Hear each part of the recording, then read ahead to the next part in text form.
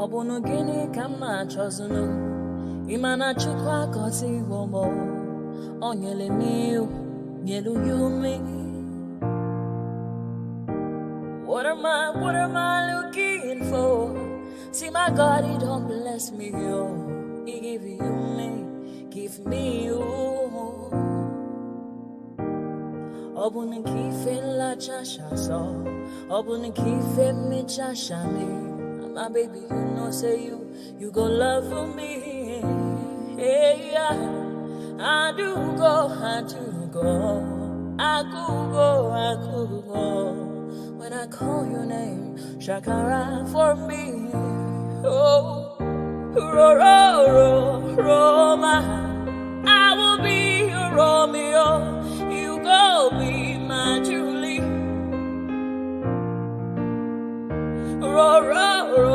Roma, I will be your Romeo. You will be my Julia. Oh, give me your love and I'll go run away. Show me your love and I'll go use you play. Carry me, I go follow you way. Follow you, they go. Maka Munagi, me and you. Okwa Munagi, my baby and me and you. Me and you, Aqua Monagi, my baby. Obuzi kife la chasha so, Obuni kife la chasha me. My baby, you know, say you go love me. I do go. I could go. When I call your name, Shakara for me. Oh, Roma, I will be your Romeo. You go be my Julie. Yeah, Roma, I will be your Romeo. You will be my Julia. Oh, Roma, I will be your Romeo. You will be my Juliet.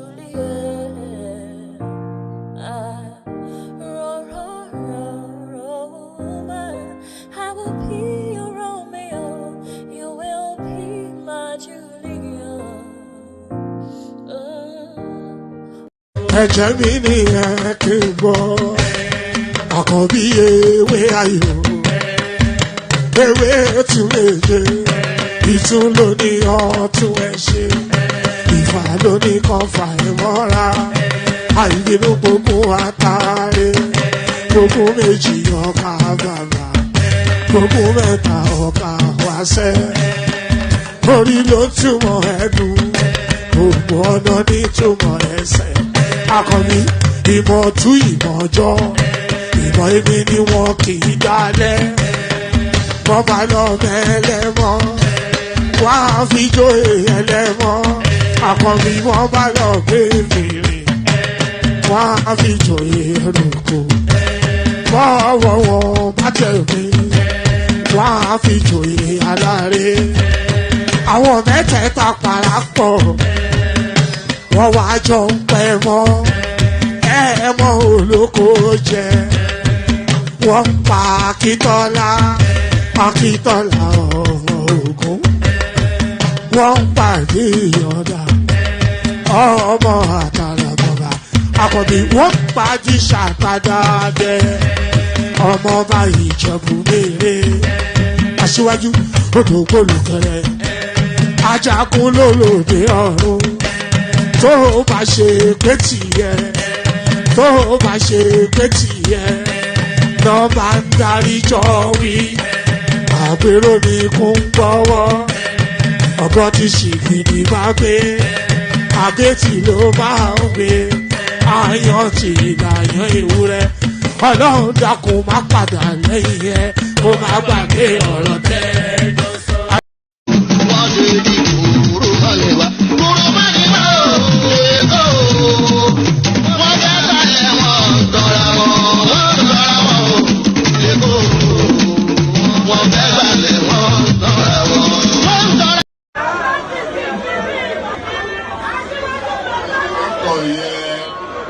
orin tí fẹ́ kọ orin àyájọ́ ni orin àyájọ́ ni wọ́n dìde wọ́n pínlẹ̀ ogun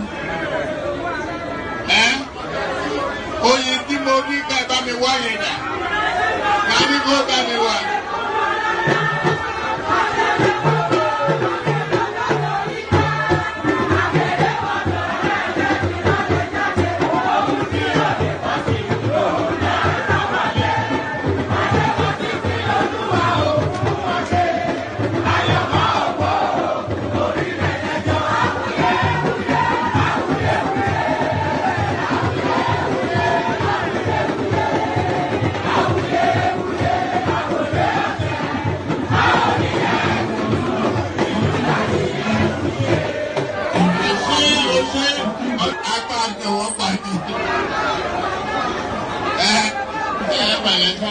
Odo don fall, Odo don fire. I don't tell Odo them. Everybody, Bola Bola, ọmọ Tinubu, ìgbàlódé yọ̀dù, ìgbàlódé yọ̀dù, báwo la bí lùdì, báwo la bí lùdì, ìgbàlódé yọ̀dù, àtẹ̀lù lùdì, àtẹ̀lù lẹ́tì, àtẹ̀lù lẹ́tà, àtẹ̀lù bẹ́ẹ̀rì, àtẹ̀lù bàrù, àtẹ̀lù bẹ́ẹ̀ta, àtẹ̀lù bẹ́ẹ̀jọ́, àtẹ̀lù bẹ́ẹ̀jọ́, àtẹ̀lù bẹ́ẹ̀sọ́, àtẹ̀lù bẹ́ẹ̀rẹ̀, lọ́la wúwúwú, ẹlẹ́yìí ò gbọ́, abẹ̀rẹ̀gbọ̀gbọ̀ ẹlẹ́yìí ò gbà, àtẹ̀lù sílẹ̀, àtúbẹ̀rù ní, àtẹ̀lù alábàárà, dábìlárù, òun bẹ́ẹ̀ ṣe yóò fún yín lọ́la, ìwà ẹ̀rù ló ń ta yín lẹ́rù, àrùnìsì wí, àrùnìsì sọ. And there it is right there. That's an old-time favorite on this platform. Ìpàdé Dọjọ́bọ̀. Igbo. It should be Igbo, not Bo. It's not Ìpàdé Dọjọ́bọ̀, but Ìpàdé de Ọjọ́ Igbo. Igbo means voting. But of course, MC Oluomo is not a real Yoruba. He's not even a real Nigerian, by the way. I think he comes from across the border. All these Tapa, Igbo people, Badagry, whatever it is. So it's not full blood, and that's reflecting that. But all of that, good to see you. So good to see you. Good to be in your company. And how are you? So good to see you. Good to be in your company. And how are you? The sessions are starting a lot later, a lot these days. It's for reasons that are inevitable reasons. But now, nevertheless, we try not to miss a session, only because we delight in your company so much. So we delight in your company, and we spend time in your company again for however long this session lasts. So charge your glasses, relax yourself into the space, and surrender yourself to whatever goes on within this space over the next however long it lasts. So do all that. But before you do any of those, I say it every single time. So some of you should be doing it routinely, but a lot of you don't do it as often as you should. Click on the like button if you haven't done that. Subscribe if you have not done that as well. And if you want to come join us on the screen, that hyperlink that says StreamYard right there, that's your ticket to ride. Somebody just sent me something. I don't know if I should share it with you or not, but it's something, it's a bit of be related. Should I share it with you? It's a bit of a silly little thing, but should I share it? Tell me in the comment section if you want me to share it with you, and I will. But until I get, if 5 people ask me to share it, then I will. But it's a bit of be related. All right, so let's get straight to it. And over the course of the last couple of our sessions and conversations, we have been talking about what constitutes an effective and an effectual opposition within the Nigerian space. So we've been talking about just what shape and form opposition should take. So we've been talking about all that. And we've been talking about that especially off the back. Yes, I see you, Seriki. If 4 more people ask me to share it, I will. And we've been talking about that off the back of the sort of opposition that the obedience space has been providing. And it is only really the obedience space that has been providing any form of opposition. All right, let me just share it and get it out of the way. If one more person says to share it, then I will. All right. So, and it is only really the obedience space that has been all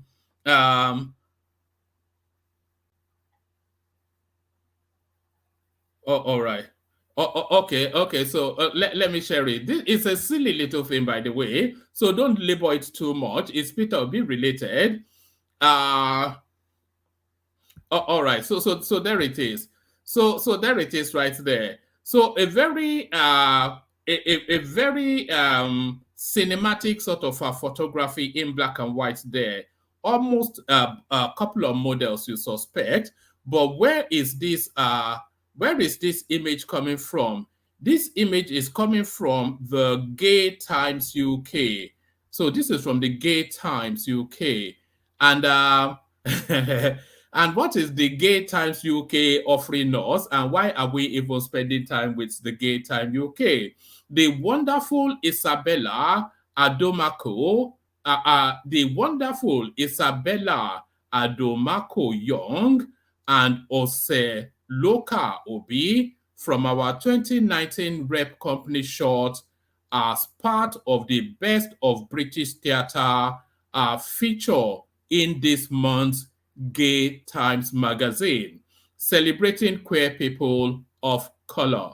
So celebrating queer people of color are the wonderful Isabella Adomoka Young and Esoloka Obi from our 2019 Rep Company, from our 2019 REP Company short, as part of the Best of British Theatre feature in this month's Gay Times magazine, celebrating queer people of color. So there it is right there. Somebody sent that in. I'm sure it was essentially to mischief make, but I told you it was a silly little thing, and it is a silly little thing. So let's go back to now, let's get back to more serious matters. So now, I was talking about what constitutes an effective and an effectual opposition, and I'm somewhat saddened by the sort of presentation that we're getting from the obedience space, because they seem to have the center ground in terms of opposition at the moment. The pump and verve, the vigor and energy of opposition is coming from that space. So the only people really are trying to go after the sitting government is the obedience space, and we do need a strong, viable opposition to go after the sitting government, just so that they don't get a free run and they can squeeze them hard so we get the best out of them. So it's only the obedience space that offers any sort of opposition at the moment, but the sort of opposition that they are offering is just some sort of dullard, amateurish sort of very, very predictable stuff.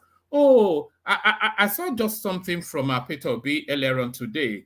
He said he was at the Nnamdi Azikiwe Airport in Abuja, and he witnessed something that he found quite saddening. And what did he witness? He witnessed a man in a wheelchair being carried by 4 people up a flight of stairs, because the elevators and the lift, or whatever, they were not working, and they've not been working for 3 months. And then he went on to say, on that same day, Tinubu flew out of the country on a private visit. So he did all of that, which is okay, but that's not really opposition. So they have the space, but they don't know how to use it. Maybe they lack the mental acuity. Maybe this is all they have to offer, but certainly this is certainly what we are getting from that space is certainly not what opposition should look like within the Nigerian space. So an example now of what opposition should look like comes from Atiku Abubakar. An example of what opposition should look like. And if you see this, I want you to listen to this piece from Atiku Abubakar and then use it as a standard to weigh against anything that you hear from the obedience space. And then you see why I say that it's quite saddening that they're just a rank amateurish manner that they present. So this is what opposition should look like. This presentation by Atiku Abubakar. Tinubu should explain NMPCL's $3.3 billion loan deal. So this is Atiku Abubakar holding the feet of the sitting government to the coal. Tinubu should explain NMPCL's $3.3 billion loan deal. This is Atiku Abubakar, but what is he talking about? The 2023 presidential candidate of the People's Democratic Party, Atiku Abubakar, has asked President Bola Tinubu to account for the Nigerian National Petroleum Company Limited's $3.3 billion emergency crude repayment loan. So that loan, it just had a bit of a minor mention within the news cycle, and then we didn't hear anything again. So that loan, it was just a flash announcement, and we never had any follow through. But Atiku now holding that space to follow through.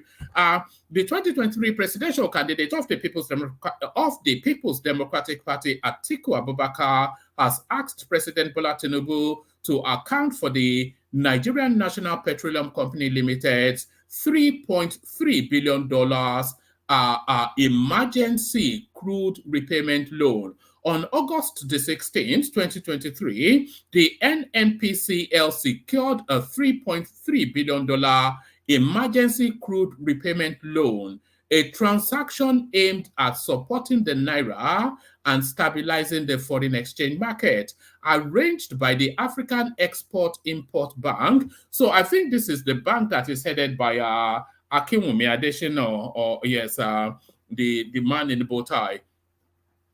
Arranged by the African Export-Import Bank, the $3.3 billion crude for cash loan was also targeted at supporting the federal government's monetary and fiscal reforms. 3 weeks ago, the federal government received $2.25 billion out of the $3.3 billion FX facility from the African Export-Import Bank. Reacting, Atiku in a statement on Thursday, is this the one I want to read, or let's see, hold on.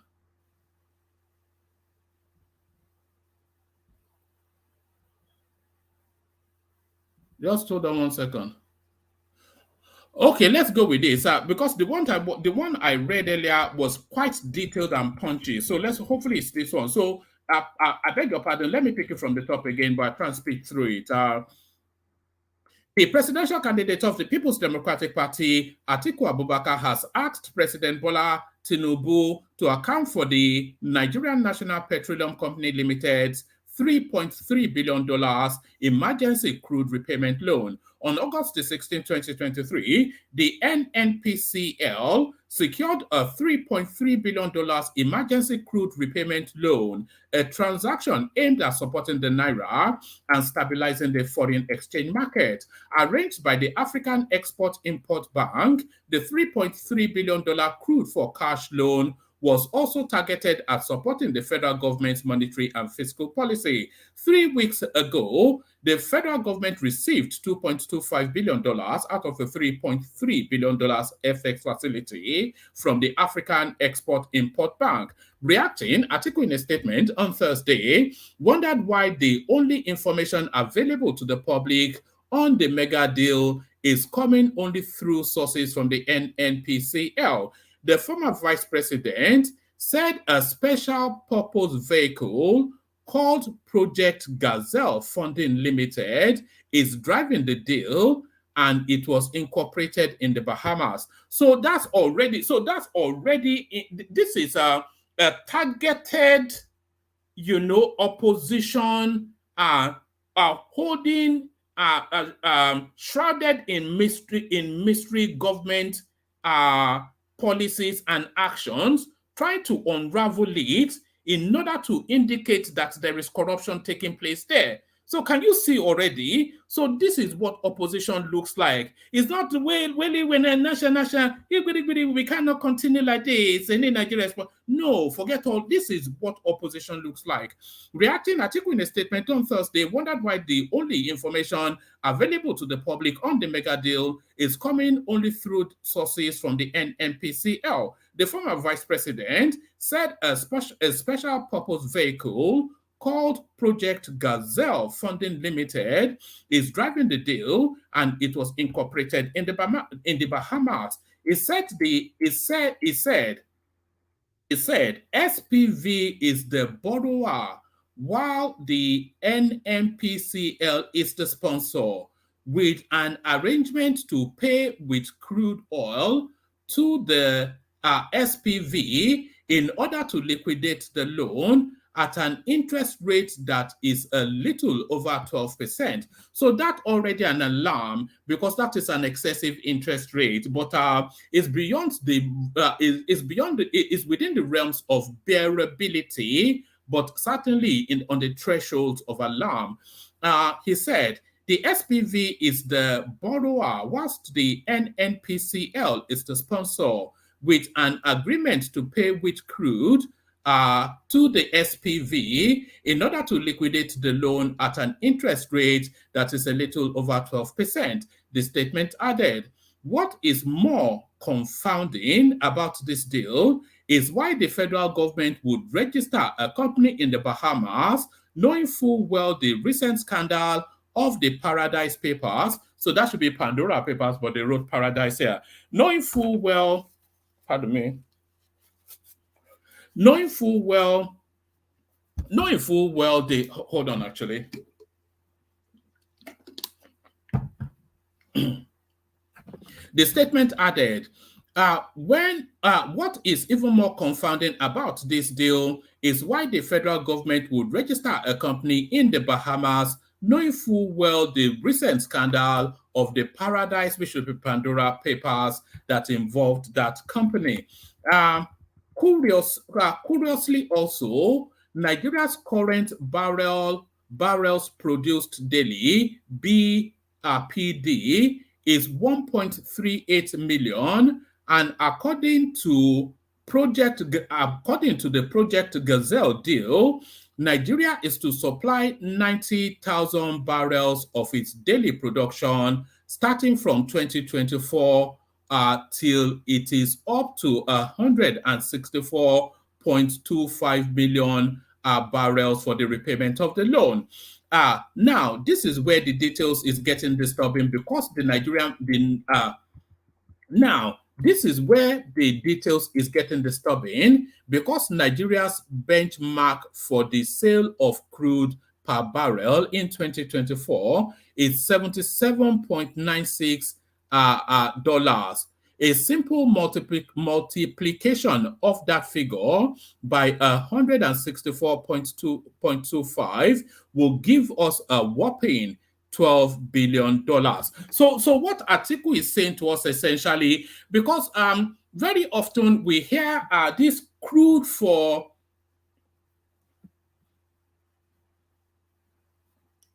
yes. Somebody say, oh no, I don't know quite what you're saying, Crown. It is very disturbing actually, because very often we hear this crude for loan deal, and because that loan is not tied to some form of financial repayment, and we feel the sense that we're getting the crude for free, then we don't really pay too much attention to it, because of course it's not tied to any financial repayment. It's a loan for goods, sort of a trade deal. And of course, we have an abundance of oil, so we don't pay attention to it. But what this deal is, they are borrowing you $3.3 billion, and you have to repay them $12 billion. Do you see? So this is the sort of deal that we have from Grace Tiaga, from the what was it, PDNI deal or something. This is the sort of it's quite alarming. Curiously also, Nigeria's current barrel produced daily SPD is 1.38 million, and according to the Gazette deal, Nigeria is to supply 90,000 barrels of its daily production starting from 2024 till it is up to 164.25 million barrels for the repayment of the loan.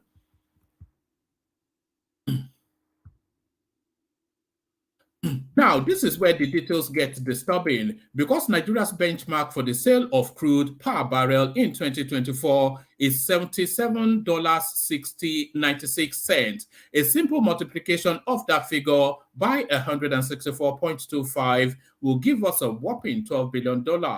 It is on this note that we're calling on the federal government to speak up on this shady deal. So under normal circumstances, if they describe it as a shady deal, you think that is opposition speak, but there is no other adjective that qualifies a deal that lends you $3 billion and you agree to pay them back $12 billion. There is no other adjective that qualifies that other than a shady deal.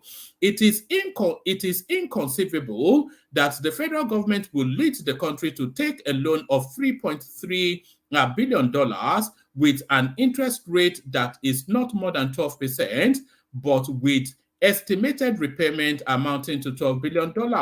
That is a humongous differential of about $7 billion between what is in the details of the deal on paper and what indeed is the reality. Atiku insisted that there are questions to be answered on the integrity of this deal and charged the federal government to talk directly on details behind the deal. He asked, has the federal government accessed the loan? Well, if I think they have accessed it, we just heard now that they got $2-point-something billion.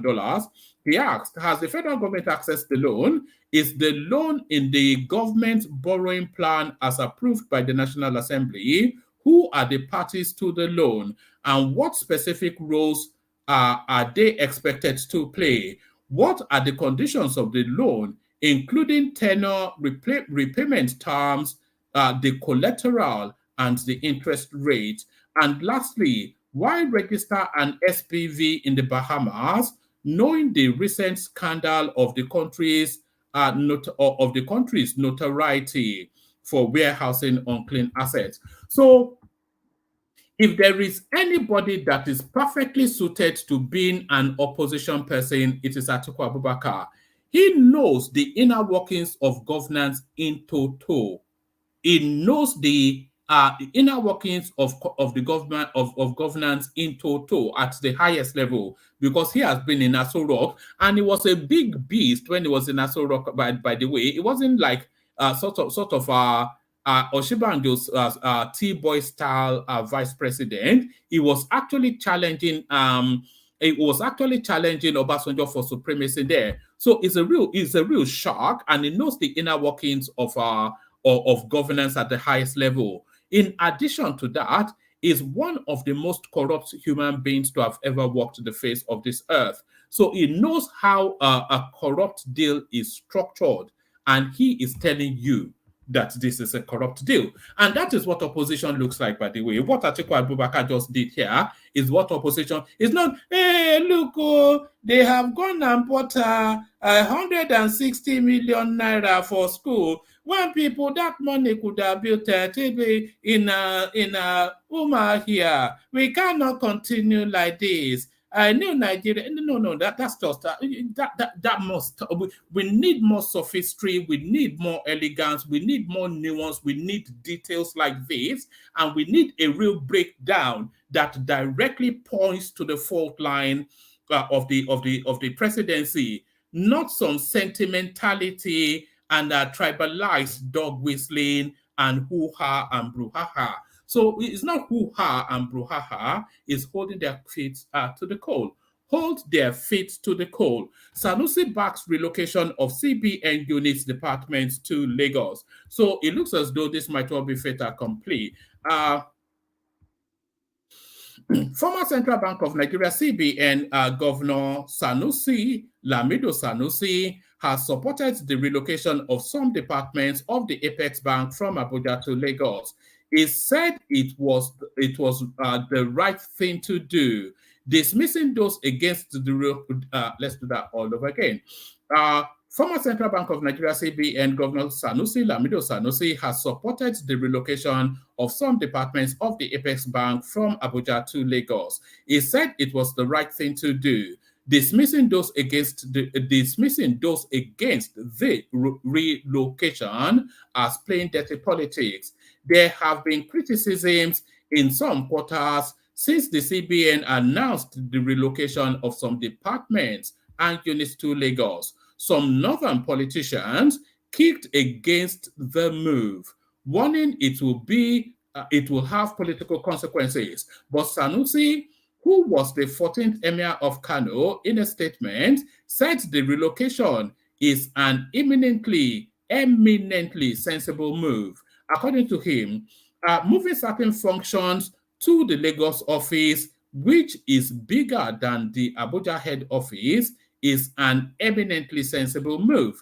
He said he had it in mind to do the same thing whilst in office, but did not have sufficient time to see it through. I think he was the governor of the CBN for 6+ years, so I'm not sure what sufficient time means.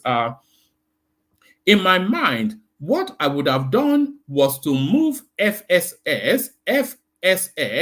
So I think that's his financial service supervision or whatever, and most of operations to Lagos, such that the two deputy governors would be largely operating out of Lagos, or even if they were more in Abuja, the bulk of their operational staff will be in Lagos. Economic policy, corporate services, and all the departments reporting to the governor directly, such as strategy, audit, risk management, governor's office, etc., would remain in Abuja. So essentially, it's the heart.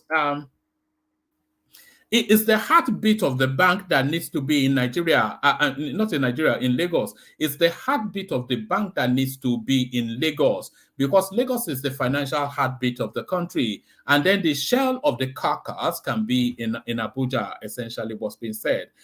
It makes imminent strategic sense, and I would have done this if I had stayed. He dismissed the opposition against the policy as absolutely unnecessary because the CBN has staff manning its branches and cash offices across the federation, Sanusi added. Moving staff to the Lagos office to streamline operations and make them more effective and reduce cost is a normal prerogative of management. The problem we have now is that many employees are, and this goes to the heart of it now, because of course, the totality of all of the blowbacks that you're hearing from the North is nothing to do with ethnicity or tribe. It is exactly to do with this now next sentence by Lamido Sanusi. So this is the heart of all of what is going on. The problem, and I think I have a clip, let me see. Hold on, actually. I think I have a clip that I may want to play to. This clip speaks to the. Did I download it? I did download it. Una momento. Yes, I have it. So yes, I'll put that there. And by the way, plenty of room in the, plenty of space in the studio. Anybody that wants to hop on, like a rabbit, hop. So like a rabbit, hop. So now this goes to the heart of everything that's going on. The problem we have now is that many employees are children of politically exposed persons, and their Abuja life and businesses are more important than the CBN. So this is the thing. And it went on to, okay, let me actually read it in full. So yes, the problem we have now is that many employees are children of politically exposed persons, and their Abuja life and businesses are more important than the CBN work. The CBN is just an address for them, and if they have to choose between their spoiled Abuja life and the job, they will gladly leave the CBN. All the more reason for the governor to put his foot down and get rid of these elements. They are dangerous for the bank's future. The question of locating functions is a strategy. The question of locating functions is a strategic and not a tactical one. A proper analysis should be done to identify which roles are best suited to Lagos and which to Abuja. Once the logic is clear, the people then follow.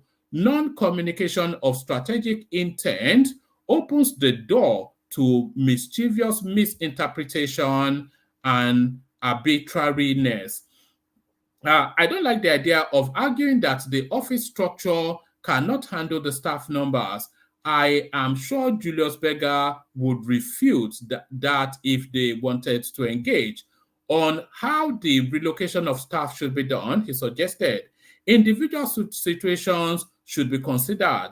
As much as possible, we should be empathetic. For example, young mothers with kids in school who do not need to move can be prioritized to stay in Abuja, or those with medical conditions, etc. He advised the CBN not to bend to political pressure, saying it must push through decisions. It must push through decisions, no matter how tough that should read. According to him, my advice to the governor is to go ahead with his policy. Once the CBN starts bending to political pressure on one thing, it will continue doing so. Northern politicians will shout that this is moving from Abuja to Lagos. Abuja is a federal capital, not a northern issue. So, this actually opens up the underbelly then of what the considerations are for Abuja. So, essentially, what we are getting from this narrative is that the northerners essentially consider Abuja their territory. And to all intents and purposes, it is. If Nigeria breaks up, we're not going to pack Abuja up and bring it back to Lagos or whatever. You leave everything that you developed there and wish them good luck. So they do have a point. Northern politicians will shout that this is moving from Abuja to Lagos. Abuja is a federal capital and not a northern issue. So long as this is a principled decision, the noise should be ignored. When I was about to license G's Bank, there was a lot of religious noise from Christian Association of Nigeria, etc.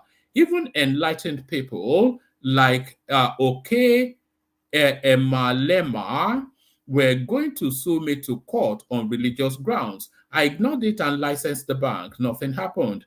A Christian governor after me licensed at least 2 more non-interest banks. No one is even noticing again. Ethnic and religious bigots will always shout. The CBN should rise above it and just do what needs to be done. It is a very unpopular and difficult job, and the governor needs to be tough. So the governor needs to be tough, but does whatever his name is, Yemi Cardoso, does he have the fortitude for the required level of toughness? So this one now, is this one in the eye for the obedience is the question. Is this one in the eye for the obedience? Full list. Lagos ranks above Dubai, Miami, emerges 17th best city in 2024. So this is I know some people will feast off this. A lot of the Jeba Jaba spaces, they will go wild over this. Lagos has been ranked as the 19th best city to visit in the world, according to Time Out, that published guides and magazines. Apart from Lagos, South Africa's Cape Town ranked 2nd, and Ghana's Accra 44th, were the only African cities that featured on the list. Time Out said it drew its conclusion from a survey of more than 20,000 city dwellers around the world, along with its network of editors. The criteria used to rate the cities include food, quality and affordability, culture, nightlife, how the city makes people feel, strong community vibes, access to green spaces, historical sites, and much more. The report encouraged global citizens to visit the city. Whether you are a staunch mainlander or from Lekki, there is something for everyone in Lagos, Africa's most populous city. Both the city and its suburbs are expanding. Just check out live work concepts like Eco Atlantic City. Just out of town, Epe, on the north side of Lekki Lagoon, is experiencing a boom. When it comes to standard of living, Lagos has a lot going for it. 90% of locals are happy. 98% will call Lagos beautiful, and the city got a 92% friendliness rating too. The report reads. The report also highlighted Victoria Island's Trefita. The report also highlighted Victoria Island's Trifita of swanky resorts, food haunts, and nightlife. Ikeja's Kuti Bistro, owned by the legendary Afrobeat family for serving up reliable, delicious food, and Oniru Beach as a relaxation spot. In 2023, the Economic Intelligence Unit said Lagos was the fourth worst city to live in the world. Lagos was ranked above Algeria, the capital of Algiers, the capital of Algeria, Tripoli, etc., etc. So there it is. They had to diminish it halfway, but there it is. Lagos better than Dubai. This is what's Time Out. Time Out, by the way, is a British magazine. So that according to Time Out, Lagos better than Dubai. I wonder if the Arabs will be running to come and visit us now. So now, relocate Katsina Air Project and risk 2027. Katsina elders want Tinubu. I'm only really bringing you this because there's now a worrying sort of a pressure line coming from the north. The Katsina Elders Forum has urged President Bola Tinubu to, as a matter of urgency, countermand the plan to relocate and refurbish airport rescue and firefighting vehicles project of the Umaru Musa Yar'Adua International Airport, Katsina, to the south, or risk 2027. So I think that is the whip that they are holding over his head now. 2027. Tinubu approves funding for second Niger Bridge, Abuja Kano, Lagos Ibadan highway projects. This is Dave Umahi, the man with the wallet. So Dave Umahi, the man with the wallet within the Nigerian space so far. All right.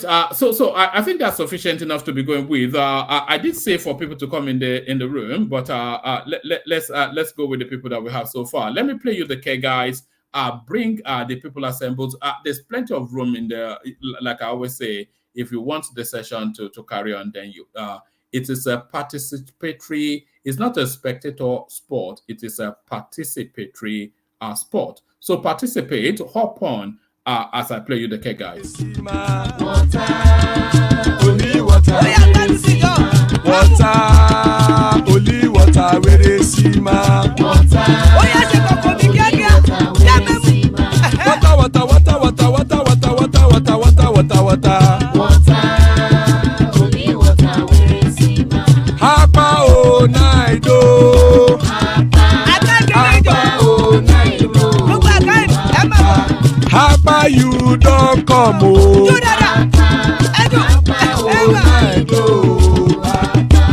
Hapa oh night oh.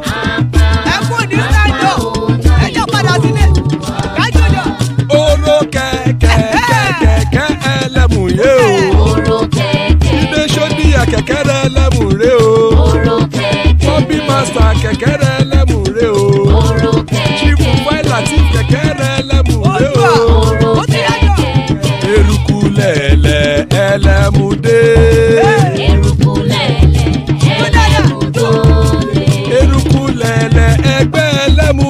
o jàre o. Eruku lẹ̀lẹ̀ Ghana ti dé ẹgbẹ́ bọ́dì o. Ọmọ ẹlẹ́yẹ ẹ̀yẹ o ó dìle o. Odúyẹ̀lá ẹ̀yẹ o ó dìle o. Petrosoname ẹ̀yẹ o ó dìle o. Petrosodunke ẹ̀yẹ rẹ̀ ó dìle o. Ẹlẹ́kọ̀ ọ̀run mú ìní o.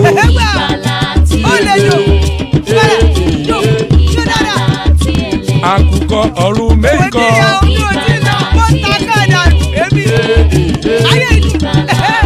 Ikú kò ní ríwà gbéṣe o.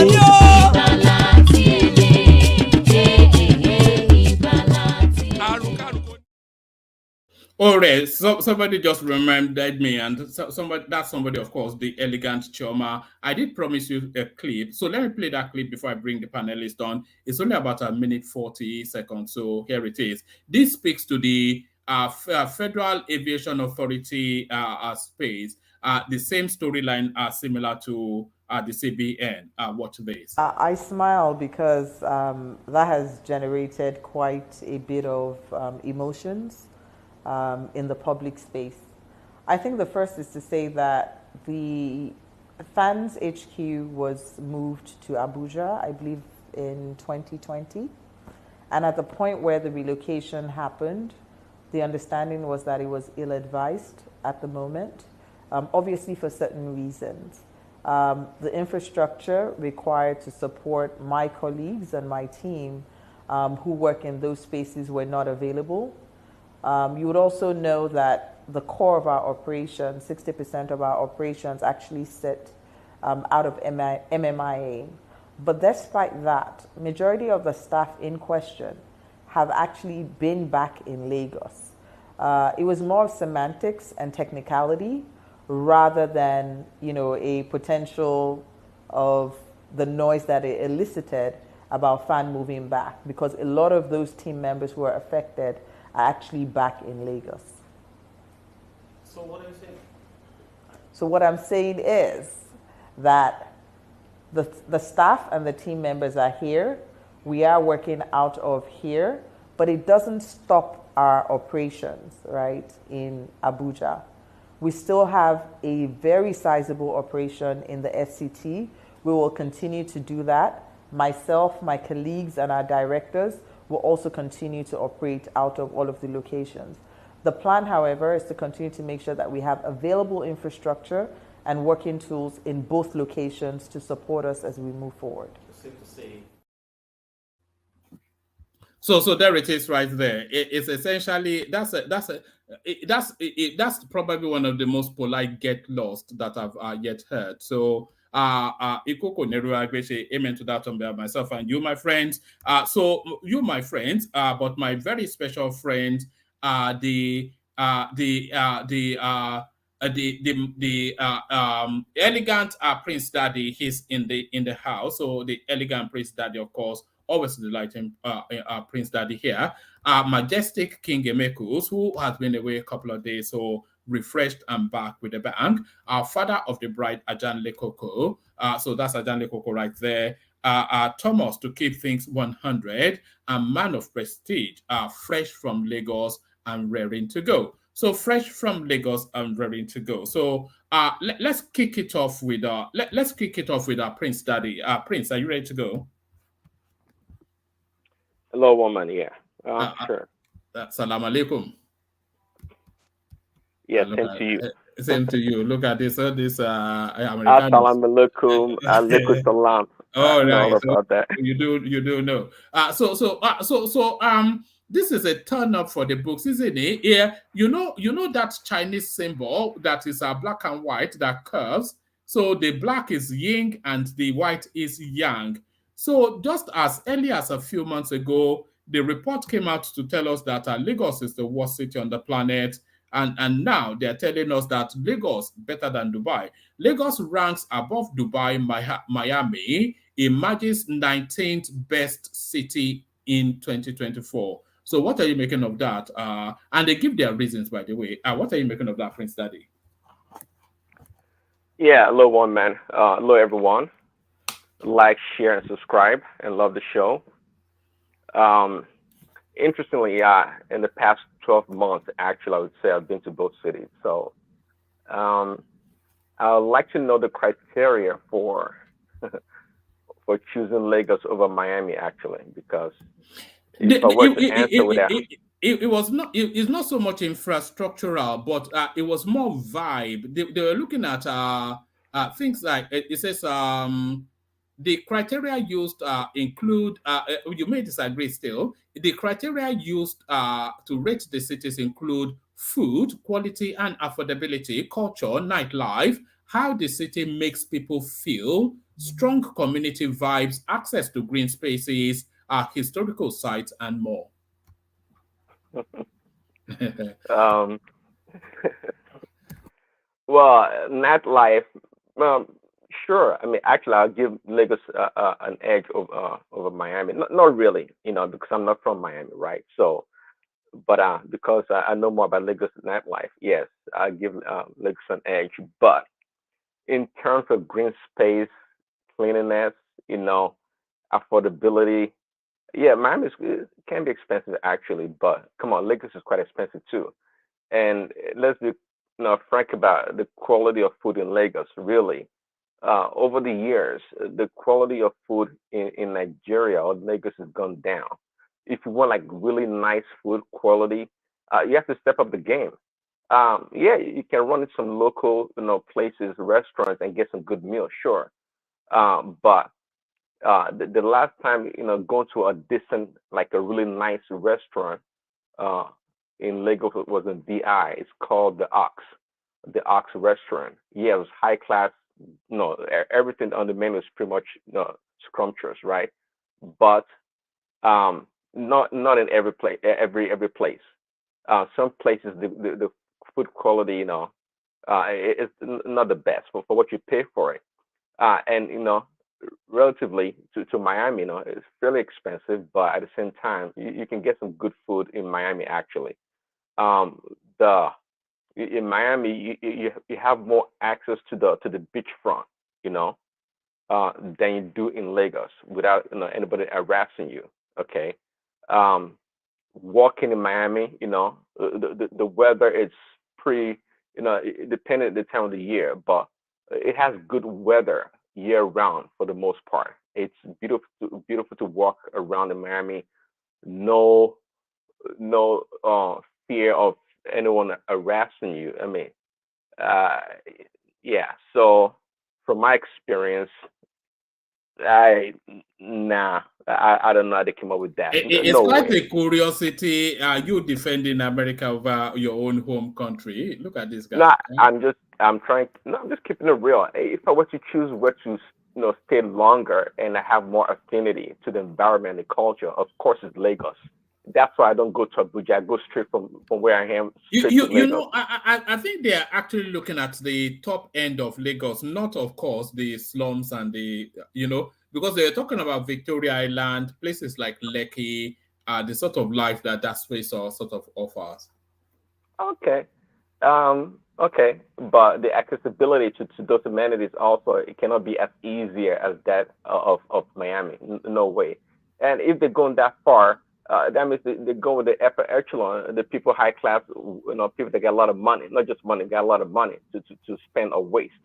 I think though Miami is expensive, it can be expensive. With a decent amount of cash or money, you can have a good time. You don't have to break the bank to have a good time in Miami. So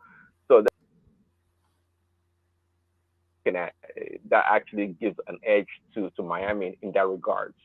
But again, everything that you want in Miami, you can absolutely get it in Lagos or the area in Lagos. You're talking about the VI or Ikoyi or Lekki. You're talking about you can get it and even more, no doubt. So to some people, maybe a toss up, but to me, for maybe an average person or someone who just want to have a good time without breaking the bank, I think Miami would do it. All right, brilliant. But Baba just pointing out that foods offered in Lagos are organic, and that's a factor. So there is that. But I will still go with that Lagos over any of this. If you if you have money, I don't think you can have a better time than you will have in Lagos. What do you want that Lagos will not offer you? You know. You know, yeah, you know, if you have money, and to quicker to Baba's point, trust me, I grew up in Lagos. I'm telling you, see, this is how you judge the quality of food. You don't have to go to the most expensive restaurant to go taste the food or eat. Try to eat food from the local places, you know, by the street corner, and taste their food. I'm telling you, the quality of food that you get on the street for the common people is going way down. Nobody can. I'm not going to settle for any argument against that. I'm not. It is organic, sure, but how really organic the food are nowadays? I don't know. I'm not sure if it's organic. The way that they preserve their food, the source of their food, and their processing, it's gone way down, way down. I'd rather go to the village. You know, when I was younger, I used to really relish eating on mama put. I don't think I Uh-huh. could I don't think I could anymore, just for all of the reasons that the quality is not even because my Yeah. mama put was quality food back in those days, Oh especially yeah. when you're at uni and you go and eat some. You know, it's not even dodgy food. It was quite decent, you know.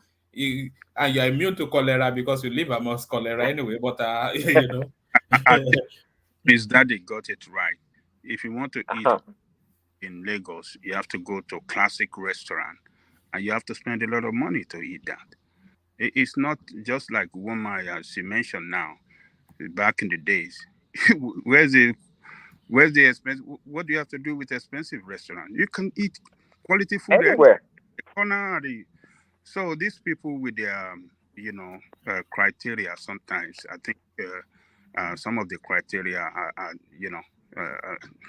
I don't get it. I don't want to I don't want to agree in totality with what they said. And even the accessibility is talking about. I don't know which part of Lagos they went. They go to. Are they in Lagos? no, they mentioned now. They mentioned places like Lekki, Banana Island, Victoria Island. You Oh, know, I mean, they just garbage, man. Who are the people? Is that where you got? it's a British magazine. Time Out. Oh, okay. So they went to rich people area and they want to use that to tell us that life in Lagos is use that to rate Lagos as one of no. You go to the other place, go to Surulere, go to Shomodu. Uh-huh. Those are the places that they use. So are they accessible? Can you easily go there? Can you go there in the night? Is it easy? Is it that safe? I mean, Yeah. overnight, travel around the city in the night. Is it that safe? Oh, come on, man. What are they talking about? Eh, Yeah. Relatively, if you spend, I'm telling you, woman, based on what you just said, you have to spend at least $1,000 or two in that area in Lagos you're talking about to get the quality, the same amount of quality you would in Miami spending $500. I'm telling you on that. I'm telling you. That's like if I don't know. I don't know about the Ox restaurant. I mean, dude, you spend $1,000 there easily, and you spend half of that in Miami and get a good meal and drinks. No, that's for super rich people you're But talking about, America man. is expensive. Oh, don't we? Some of us have been to America before. It's a killer. The prices in America. Well, if you live where Pansat lives in Los Angeles, if you live in New York, um, but well, where I live to is not like it's cheap. But I'm saying that you can go to other places. I'm saying for vacation or having a good time without breaking the bank. I take Miami over Lekki and all those places you're talking about. I'm telling you, you spend $500, you just on meal, you'll be fine with two people. Lagos there, you spend 1,000 or two. I mean, there. Oh, come on, one minute. Here you can buy a nice drink of a bottle of alcohol. I don't know, nice one for $50. Over there, you have to probably spend like $200. What are you talking about, one minute? It's expensive. Where in Lagos you're talking about there? It is expensive. All right. All right. Let me take you to the space, Prince. Sanusi backs relocation of CBN unit departments to Lagos. So he's breaking it down. And his conclusion is that, look, in fact, he said he wanted to do it when he was CBN governor himself. but he never got round to doing it. And he's just saying it makes infinite sense for certain, because Lagos, of course, the financial hub of not just Nigeria, but the whole of Africa. Why then would the regulatory body not be where the thick of the action is? And he's dismissing this as northern rebel rousing, and he's come up then with the thing that a lot of the privileged students from the north, they've been packed into CBN, and they don't want to give up their Abuja lifestyle to go and live in dusty Lagos. So what are you then making then of Sanusi leaping to the defense? Well, quite interesting. Did he actually say the latter part, that the northern elites, their children, whatever he said? Well, it's good it came from him. But at the end of the day, I think we discussed this like the other day. It's the need to keep to concentrate power. That's what they're concerned about in the north, regardless of efficiency or if it's better off for that unit to be in Lagos. They don't care about that. And I said it before. I don't blame them. Power. Who wants to lose power? Nobody does. But if they can justify and explain clearly the reason why they're doing it, but just like in your readout, it appears that they consider Abuja as part of the north, even though it's a capital city, and rightfully actually explained, if Nigeria were to break, Abuja would be part of the north. So do you consider Abuja part of the north? Do you consider Abuja, because I say Abuja as part of the north? It's close. I mean, what do you call it? North Central? It's part of the north. It is. Abuja is it's bordered by Kaduna, right? It's bordered by, I think, Nasarawa, yes, and Niger, those sort of spaces. Yeah, it's in the north. I mean, they can claim. I mean, if they can't claim, who's going to claim it? Is it the southeast or the southwest? So we give it to the north. But again, it's the psyche of the northerners, how they think more so than the physical relocation of any unit or the central bank itself. What is going on? They want to understand the power dynamic. That's what they're concerned about. Okay, if their grip on power is being lessened in one way or another, that's what they're concerned about, and rightfully so. If I were in their shoes, I'd be concerned too. You just don't lose power just like that. It has to be for a reason, and you don't go down not fighting. So the fact that they're voicing that concern, it to me is perfectly okay. Now, if the case where was reversed, and it happened to the South, and the people in the South didn't complain, didn't voice their problem, well, that's their problem. That's their concern. That's their prerogative. But in the North, the fact that they're voicing their concern, number one, is good, and number two, and I think they need to provide them a sufficient justification to the reason why they're doing it. I think it's in a democracy, right? I think it's fair, unless we're saying that such action but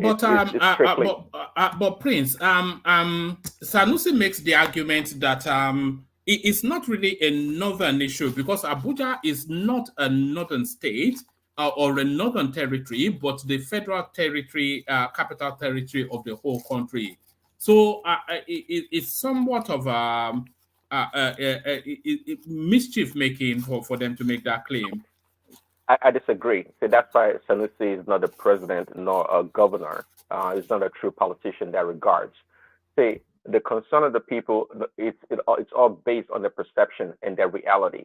If they, the Northerners, see Abuja as the North, well, there's a reason for that, and perhaps misguided, but nonetheless, it has to be explained why it's not a Northern state or why they're doing this and that.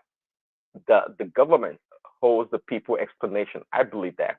And many times we spend a lot of time explaining things that we perhaps should not be doing, like perhaps in this case.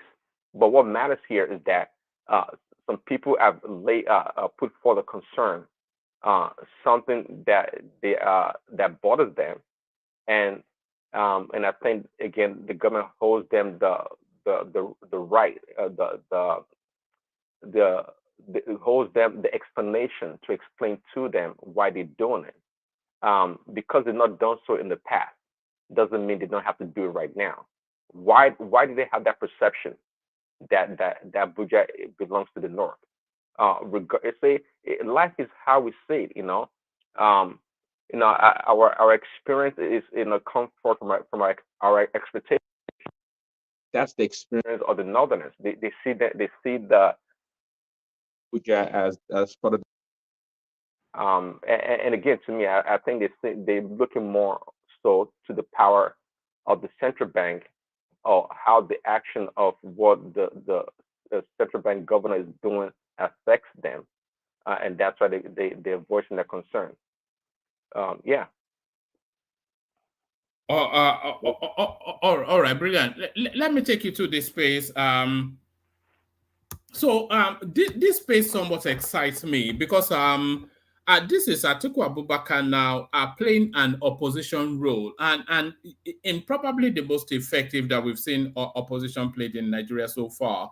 Tinubu should explain NMPCL's $3.3 billion loan deal. So this is Atiku Abubakar querying some loan deal that the government did with African Export Import Bank. So they've loaned they've borrowed $3.3 billion in crude oil exchange deal. So rather than repay the money, they'll pay it in crude oil. So now they'll be paying in crude oil 90,000 barrels per day. And to satisfy that loan, they have to pay 165 million barrels. So when Atiku did the calculation, the country ultimately then will be paying $12 billion. And the facilitation for this is a shell company registered in the Bahamas. So what are you then making then of this shady deal that has been exposed by Atiku Abubakar?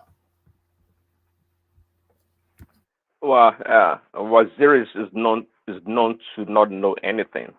So let's start with the fact of the you call it allegation, or the narrative. Is it true? Do you know if the case is true? One man. It is true that money was borrowed, but I don't know the terms of the deal as he has explained it, and it's inviting the government then to come and debunk or expand on what he's just said. But that loan, yes, it is true. They took that loan, and it was crude for loan deal. But the details of the loan of the loan now, as Ateko is fleshing it out. It sounds quite shady. Okay, so and I heard in the read I said something about something in the Bahamas. How does that work? Yes. As part of the deal, so the conduit that facilitated that deal is a company called Gazelle Projects, which is a company registered in the Bahamas, and the Bahamas is notorious as a portal for illegal shady money, sharp deals, etc. So that came into play as well. Okay, well, again, just like that, the Northerners having concern about another the CBN governor, his actions. Well, yeah, the government should explain, should come out also and explain clearly to the public the concern about this loan, which is fine. Prince Daddy, carry on the conversation amongst yourself. Give me 5 minutes. Carry on. Okay, sure. Yeah, the government should come out and explain to the people the details of this loan, but at the same time, the fact that a company, like many other Western companies, have or if you want to call it a shell company or an extension of some sort in this tax haven territories, then the fact that this company, this deal has an affiliation or connection to the Bahamas is not a sufficient justification to say there's something shady or shady um, going on with the loan. It doesn't explain much about it.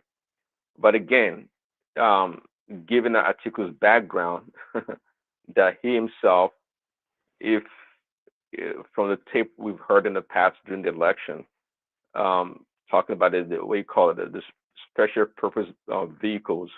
If anybody knows how to do such shady deals, that's the person talking right now, Atiku. Yeah. So I want to put it past him in the sense that he's probably been involved in such deals whereby the money just disappears or lands somewhere, and he knows all about it. So it takes a thief to catch a thief. So in this case, maybe we should listen to Atiku actually. And Prince Daddy, Prince Daddy, yeah, I think what Atiku is asking for is, you know, clarification on terms and conditions attached to that loan. You know, for us to know if actually that loan, the terms of the terms and condition attached to it, if it's actually a good one for the country, or maybe, or you know, a totally bad condition, which is not good, and which of course might have you know, mortgage the future of the country. That is what I think is asking for. He wants clarification on the condition and terms of the loan, for us to know if it was a good one for the country or bad loan for the country. So it is not the Atiku personality that we should attack this time. I think it's just playing the role of opposition, which is necessary this time. This administration must not be left alone to, you know, grab loan here and there, just as Buhari did. That you know, compromise the future of that country. You know, so what about the $16 billion call? What about that? Can you explain that? Atiku explain that also? it's in billion what? The $16 billion for the power or the electrification project. I mean, what happened? We didn't hear much about it. Was it not under his purview that money was lost? I think that's that people that are carrying out that propaganda on 16 billion, they are just mischievous. And you know, we asked them, Obasanjo particularly asked them to probe that 16 billion. Why didn't they probe for their 8 years Buhari rule? Why didn't they probe that? Why didn't they put people to trial? So they are just mischievous. They're just carrying out propaganda just to discredit PDP. That, oh, they didn't give us line, but they put 16. But I thought Obasanjo himself talked about it. Obasanjo himself talked about it. That's what I'm saying. Obasanjo challenged Buhari. Hey, investigate. If you find anything wanting, put those people to trial. He challenged him, but they didn't do anything. So, look, the issue is not to attack Atiku personally. It's the message. Let's separate the message from the messenger. So what he's saying and what he's calling for, I think it's necessary. The administration owes a responsibility to tell us how they got that loan, conditions attached to it. We want to know. So it's just playing the role of opposition, which is what we really need now. Because these politicians are not showing discipline in the way they are managing the state.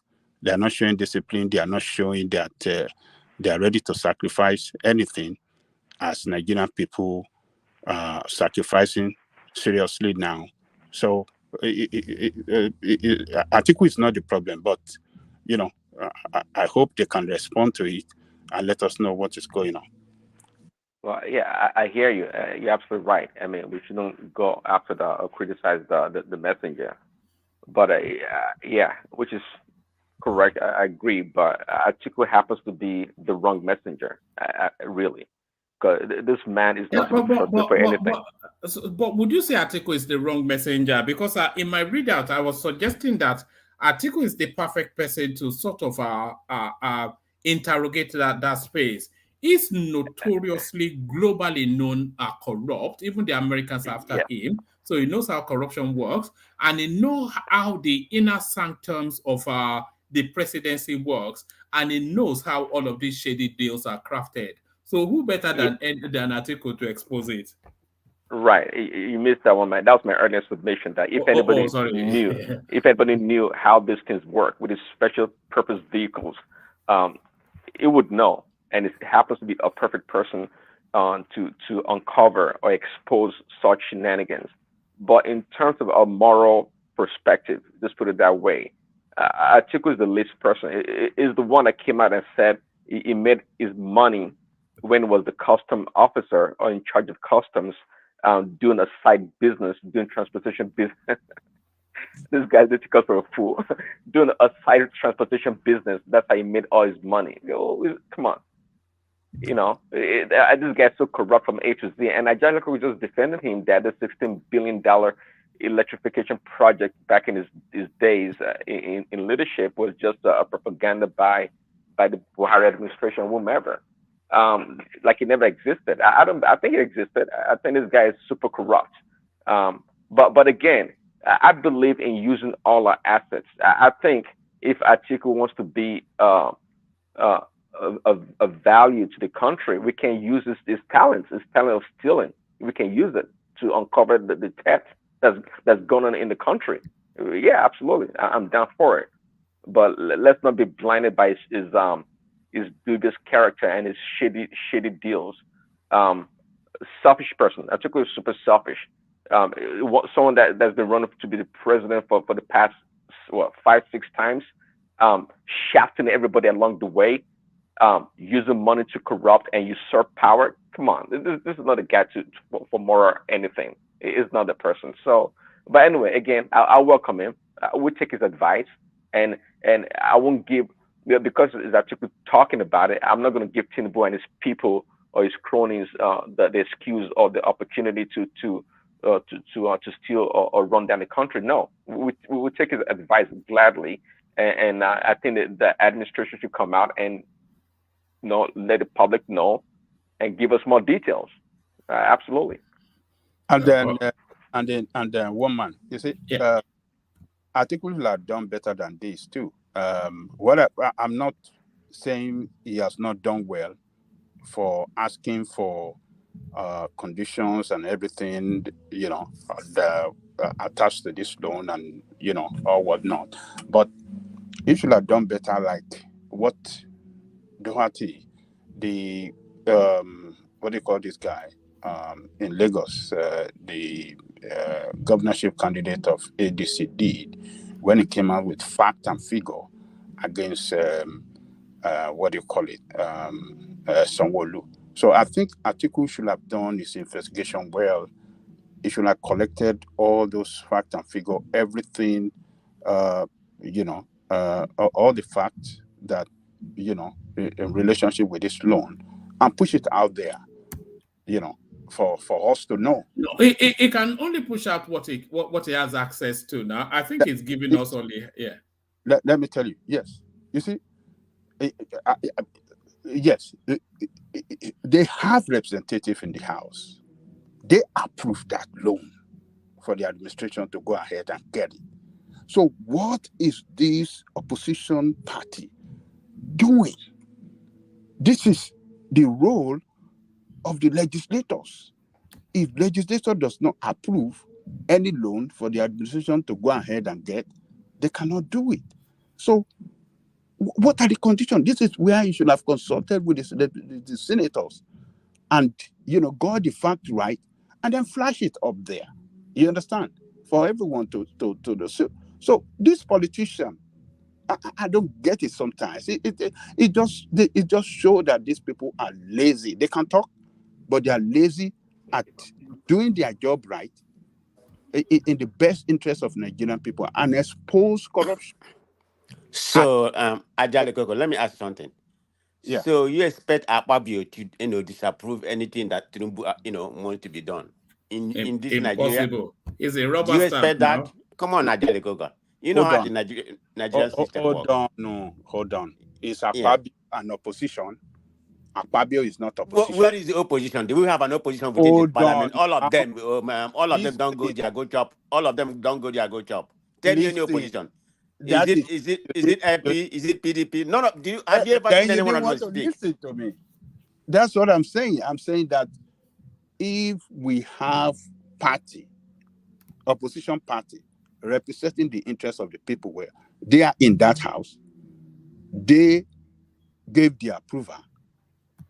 I just feel like the opposition doesn't have any mouthpiece to speak in the parliament. I mean, they're just there, That's what I'm saying. Atiku is not coming out with concrete fact of what he knows to push against these people. That look at how these people have stolen money. Look at the Baldi. To come out specifically, not these. But Ajale Koko, how can he get the fact that, like one man asked you, does he have the access to obtain those facts you're asking have for? representative in the Congress. What are you talking now?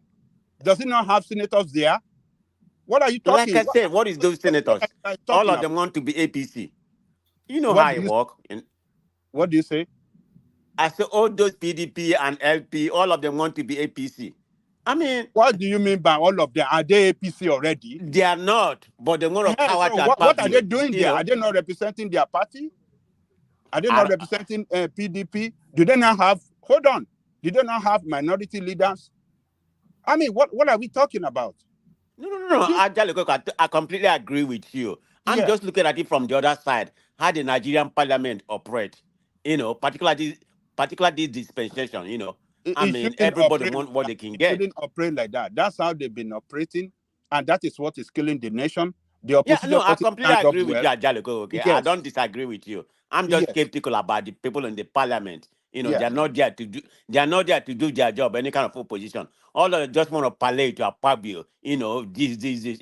So that's just what's so annoying about it. I completely agree with everything you say. I'm not opposing your commentary. So I'm just pointing to one man. Don't give these praises to Atiku. Oh, he's doing a good job. He's not doing a good job. No. But this is what opposition should look. Would you rather this that goes to a specific detail and tries to uncover what is a shady deal, or would you rather the sort of opposition that we have been getting, which is all wrapped around sentimentality and dog whistling? This is not, to me. This is not what the way opposition should play. This is, to me, I call it grandstanding. Grandstanding. Nobody can do that. To call out a shady deal. Oh, it's just grandstanding. If you want to play a role of opposition as a leader, he is a leader. Yes. He should have got his men together. If the party represents the people, you can see the difference between party that represents the people and party that does not represent the people. Those parties you have in Nigeria does not represent you. They represent themselves. When they get to that no. But talk about him. Talk about how exposing a shady deal is not good opposition. What has he exposed? He told you that he said they've used a shell company in the Bahamas, a notorious haven for shady deals globally. Is asking why they did that, given the reputation of that space. They've done this deal on a 12% interest, which is an excessively high amount of interest. And then they've crafted the deal to borrow $3 billion and pay back 12. And they've benchmarked it against $77 point something, which is the benchmark for crude. So it's gone into the details of that deal in order to expose the shadiness of it. Okay, I think for what you mentioned now, I think yes, I can give that credit to him. I didn't hear that in the beginning. No, he dug in. Did you want me to give? Let me whiz through it. Yeah. So apologies, everybody. But the 2023 presidential candidate of the People's Democratic Party, Atiku Abubakar, has asked President Bola Tinubu to account for the Nigerian National Petroleum Company Limited's $3.3 billion emergency crude repayment loan. On August 16, 2023, the NNPCL secured a $3.3 billion emergency crude repayment loan, a transaction aimed at supporting the Naira and stabilizing the foreign exchange market. Arranged by the African Export-Import Bank, the $3.3 billion crude for cash loan was also targeted at supporting the federal government's monetary and fiscal reforms.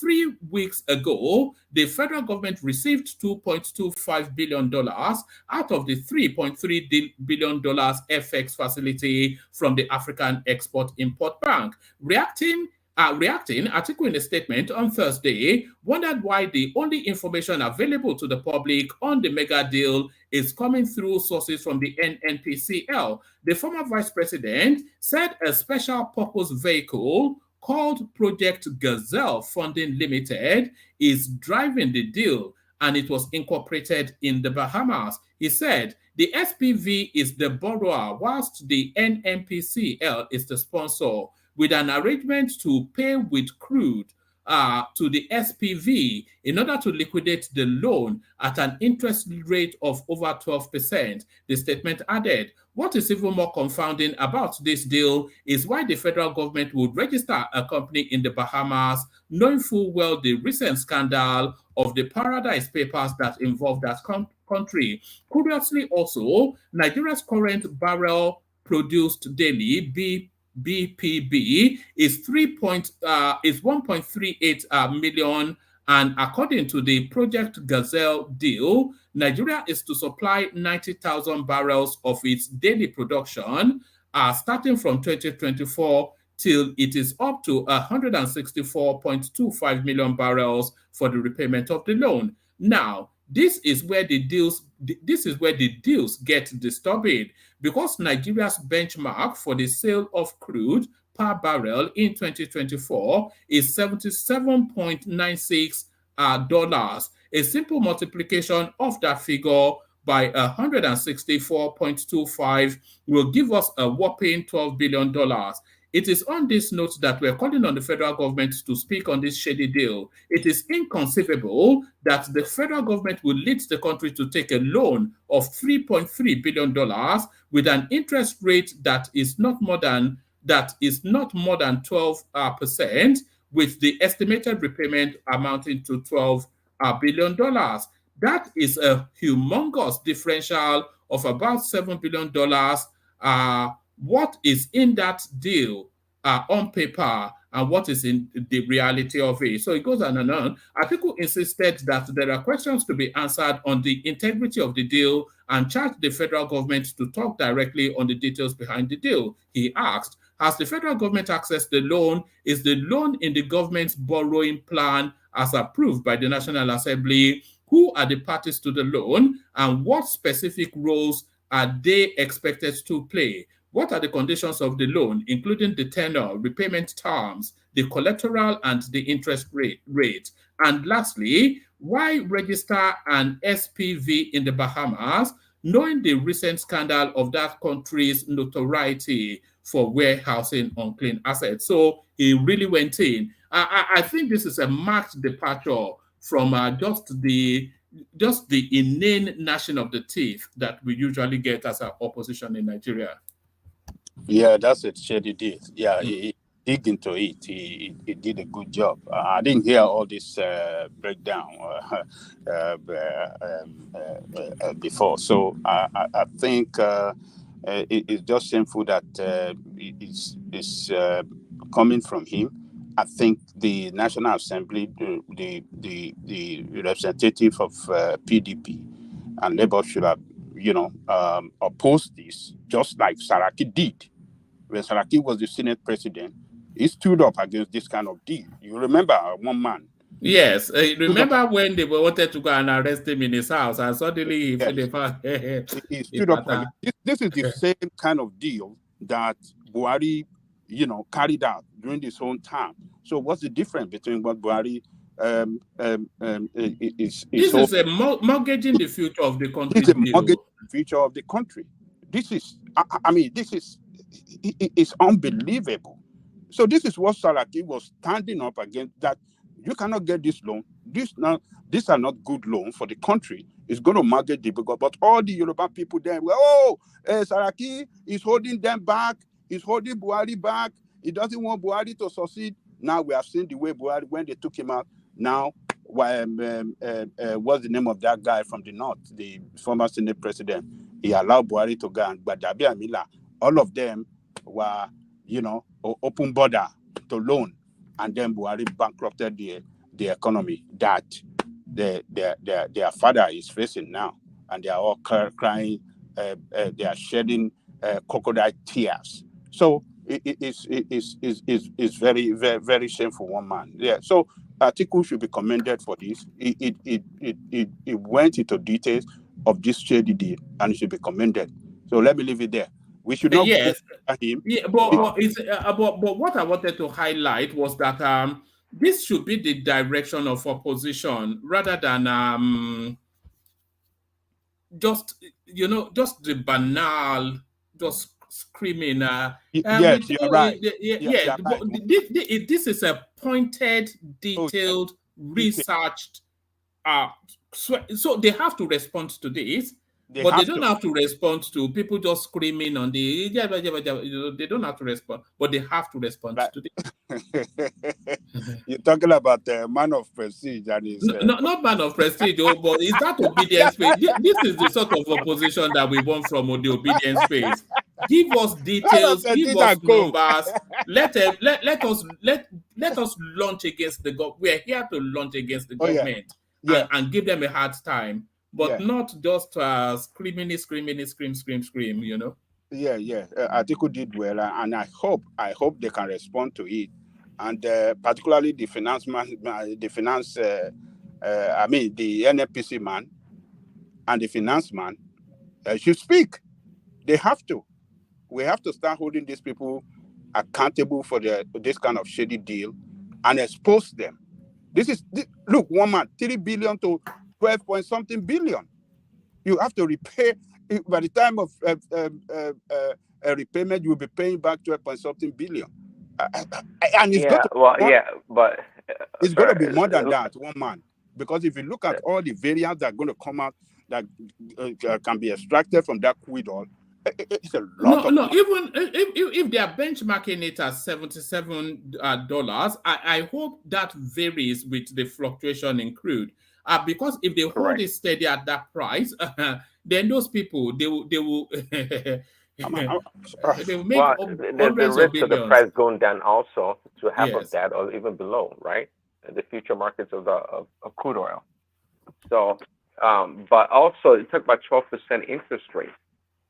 So how does that even come in? Also, the 12% interest rate they have to pay.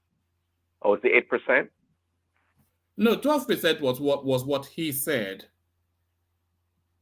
12%. If you take a loan, there's interest applied, obviously. But okay. So they pay interest rate separate on the loan. Then they pay the valuation of the crude oil over how many years? That total about the same price point. About $12 billion.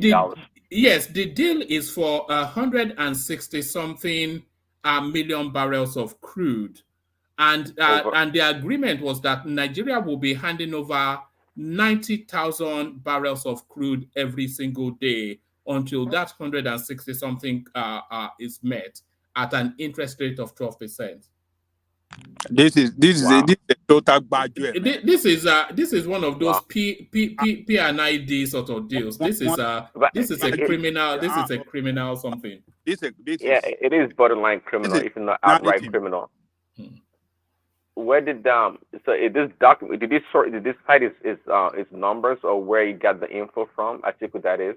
I mean, it's a public document. It didn't cite it, but it's put it out in the public space confidently. So the government has to either debunk it or explain it or justify it. So certainly cannot ignore it. And they've gotten 2-point-something billion of that 3.3 billion. And yes, they've pulled in 2.25, and we don't know what they've done with it. Look, Yeah. they can ignore it, okay? These people. One man. Hello to everybody. I'm only gonna be here like 2 minutes, and I'll join when I get home. But the point of the matter is that you're not doing what you're doing right now, telling the truth, trying to hold the government accountable. You're not doing it for the obedience. You're not doing it for anybody. Who said I was doing it for the obedience? Well, I'm you not just doing said it for anybody. I'm doing it for the country. We are doing it for that's what we've always said. Our project is Nigeria. You never listen. no, but that's what I'm. The way you sounded is like, okay, those people, they always talking nyama nyama nyama, but Yes, this is but the this is right what we want from the obedience. This sort of real punchy stuff, not right sentimentality, real from punchy stuff. from. That's what you want from you, from everybody. No, Obedience from don't the do it. opposition, yes, which the obedient space is. They're No, meant but to be the lead. You know, Atiku is just one man. It's not even the PDP's Atiku, but the obedient are a proper organization, and they right. need to be more slick and savvy, and not just raging and riding sentimentality all of the time, just screeching and squealing and just making vacuous noise. All right, let me get on camera. You're missing the point. You're making it look like it's a third party issue. Is you have Tinubu, then you have the obedience. What about you and Ajanle Kuku and everybody on this platform, right? Is what we're going through. I'm telling you, our country is finished. This is not your normal opposition stuff. We're being You attacked. see, but that's what we're going. What you are doing now, that's the obedience sort of. That's just Okay, sentimentality, isn't it? But okay. what So article is giving us listen. is something to chew on, I not know, but what not I'm saying is that emotions and sentiments. I know, but listen. That's my point. If I'm doing that, then you know how to do it better, right? You have the genuine opposition. Then you supply that. Come as you are. If you're waiting for obedience to rescue that country, maybe they won't do it to your No, satisfaction. no, they don't have the capacity to. So nobody is waiting Okay, for so that. you Yeah. help them. That's my point. Listen to my point because it's a clear point. Our country needs all hands on deck. You're criticizing the way the obedience are handling it or the way I'm handling it, but you happen to know the better way to do it. So why don't you do the right way? Do it the right way, right? So you could then supplement what the obedience are doing, because it's a false choice. But You I'm have not to here to oppose the government. I'm here to see the country succeed. right. But that's the same thing. In order for the country to succeed, you're gonna have to poke holes in what they're doing, right? That's what you're saying before I got in here. So I'm not your enemy on this point. You happen to know that these people are not doing it the right way. John Loco just stood there right now and made the points that we were telling him during the campaign. We're saying to him, this is what you're gonna get when you do get it in advance. He said, oh no, they're all the same. They're all the same. But now the shameful thing is that we in Nigeria don't even have the capacity to say, you know what, we got it wrong. Oh, these people were right. You got it wrong. No, You have no, to you admit no, that. but you say no. That's sentimental. You see, but you carry on that traction, and it's going to lead you nowhere. But let Atiku carry on his traction, and it will lead him somewhere. Because what Atiku has flashed up now is an area of concern. What you are speaking to is just whipping up sentimentality. So that works in those types of spaces, but you know it doesn't work here because we function differently. So whipping up Well, you can sit sentimentality. on a pedestal. No, listen. It's not No, you're I'm not making it a sitting on anywhere, choice. but don't whip up Wait, you sentimentality. can Talk to the you can fact figures. you're trying to give us. Hold on now. Hold on, one man. What Okay. I'm saying Oh, is yeah, that you're carry giving on. us a false choice. You're giving us a false choice. We can criticize everything they're doing. You're saying just pick the top ones according to you and criticize. We can criticize this. We could No, criticize. criticize with purpose, not with sentiment, not whipping up, not these dog whistle things that, not to you especially, but that space, No, just no, I understand that sentimentality and you incoherent gibberish most no of the time, no just no raging that's and riling and screeching and squealing and just the making test. vacuous noise. No, listen, the test one man. Let's move on. I think he has made his point. No, let him land because I think he's popping in. I was driving, so yeah, land and then we move on. The point I'll be joining you again when I get home. But I'm saying to you, one man that dismissed. All hands must be on deck. All of us should do the job. We should not just limit it to the obedient alone as opposition. All of us should be in the position of opposition. That's what he's saying, and I agree with him. I agree with him. I will join you again. I'm gonna whoop on you when I come back in. One man, I'm gonna take up on you when I get home. All right? Pansat, one man is doing the job of opposition. Right now, for him to have brought us this news, and you can see what he's saying about Atiku, and he's supporting what Atiku is doing. So one man is on board as well. Without actually supporting Atiku, of course. I don't support Atiku, but I support this move. Yes, he supports the role of opposition that Atiku is playing now. So that is what he is suggesting for Obedient to do as well. Come out with facts. Let us back them up and fight this government rascality at any time that they want to do it. We must not allow them to govern this country like this. Let me just wrap it up by saying, I hear what you're saying. One man wants to pop in once in a while and say something like that, and he wants a cookie for doing it, and then he doesn't want to take the opposition and the stance of the obedient as anything, which is bullshit, right? That's a bunch of bullshit. Atiku probably hasn't given 1/10 of what the obedience have been doing to hold this government responsible. But my first point still stands, which it doesn't matter. This is not a government. It's not a government that you could criticize and then they will do the right thing. That is pure nonsense. It's not a government. So if you think I'm going to be praising you like I just praised you for doing the right thing on the comment section, when you spoke last, you were on point. But you're not going to get a cookie from me for doing that because we told you during the campaign and you wouldn't listen. You wouldn't listen, just like now. Who would listen? Who is that? You too. You, both of you. The whole platform. What are you talking about? Everyone on this platform, when we tell you something, you want to go, oh, that's obedient. Oh, that's OB. Oh, these people. So what he wants to do now is to fall back to You know I'm not for Tinubu. You know I stood with Shore. Shore is my man. So don't attach me with pro Tinubu. That does not stop me. It's a Wayo. That does not stop me. Your support for Shore is a Wayo support. Well, that won't stop me. No, hold on. Huh? What you are expecting me to do, I'm not going to do it. You are expecting me to go after Tinubu all the time. I'm not going to do it. If Tinubu took a very good decision or right decision, I will praise him. That you would never get a chance. Let me tell you something. I want you to know something. So as I'm praising Atiku now, I never stood for Atiku, but I think Atiku is doing a good job to stand up against them. So that's me. You speak I will stand up for the right thing. You speak and you let me speak. The point I'm making is that Tinubu would never do anything that's worthy of praise. Not one thing. No, come on. And that is removing the subsidy was worthy of praise.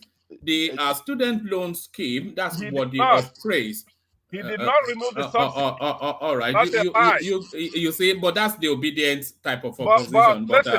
He announced it in a bad way, but he did not remove it. All right. Okay. Announced, there was no budget for the subsidy. But the way he announced it, started the markets, he did it with hubris, right? So that's what he's being criticized. Everybody was for removing the subsidy, including the Labour Party, but that's not the way to do it. You have to prepare the country for it and then have a way to ameliorate the effect of that. You understand? You see, that is where you got it wrong. When your principal was telling us that he's going to remove it, he did not tell us in details how he's going to remove it. What he campaigned on is that I will remove the oil subsidy. So after Tinubu now carry it out, and then the adverse effect on the economy, it now saying, oh, if it were me, I would have done it differently. That's a crooked guy right there. That is why your principal is just a liar, a deceitful guy, and it's not the right person for the job. But our own candidate, who is Omoyele Sowore, said he is not going to remove the oil subsidy, but fight the corruption around the oil subsidy. The subsidy is for the good of Nigerian people. That is what we stood for. But crappy, obese candidacy, and you guys were shouting, "Oh, you're going to remove subsidy," and the same thing Tinubu did, and then you started attacking him. Oh, we wouldn't have done that. That is complete stupidity. All right, I will talk to you later, but go and tell your principal to go and become a local government chairman so we could see what he could do. Let him go and run as a councillor or some kind of House of Representative, and then we'll see what he could do with power. Now you're going low. All right. Low, we go high. So keep going low.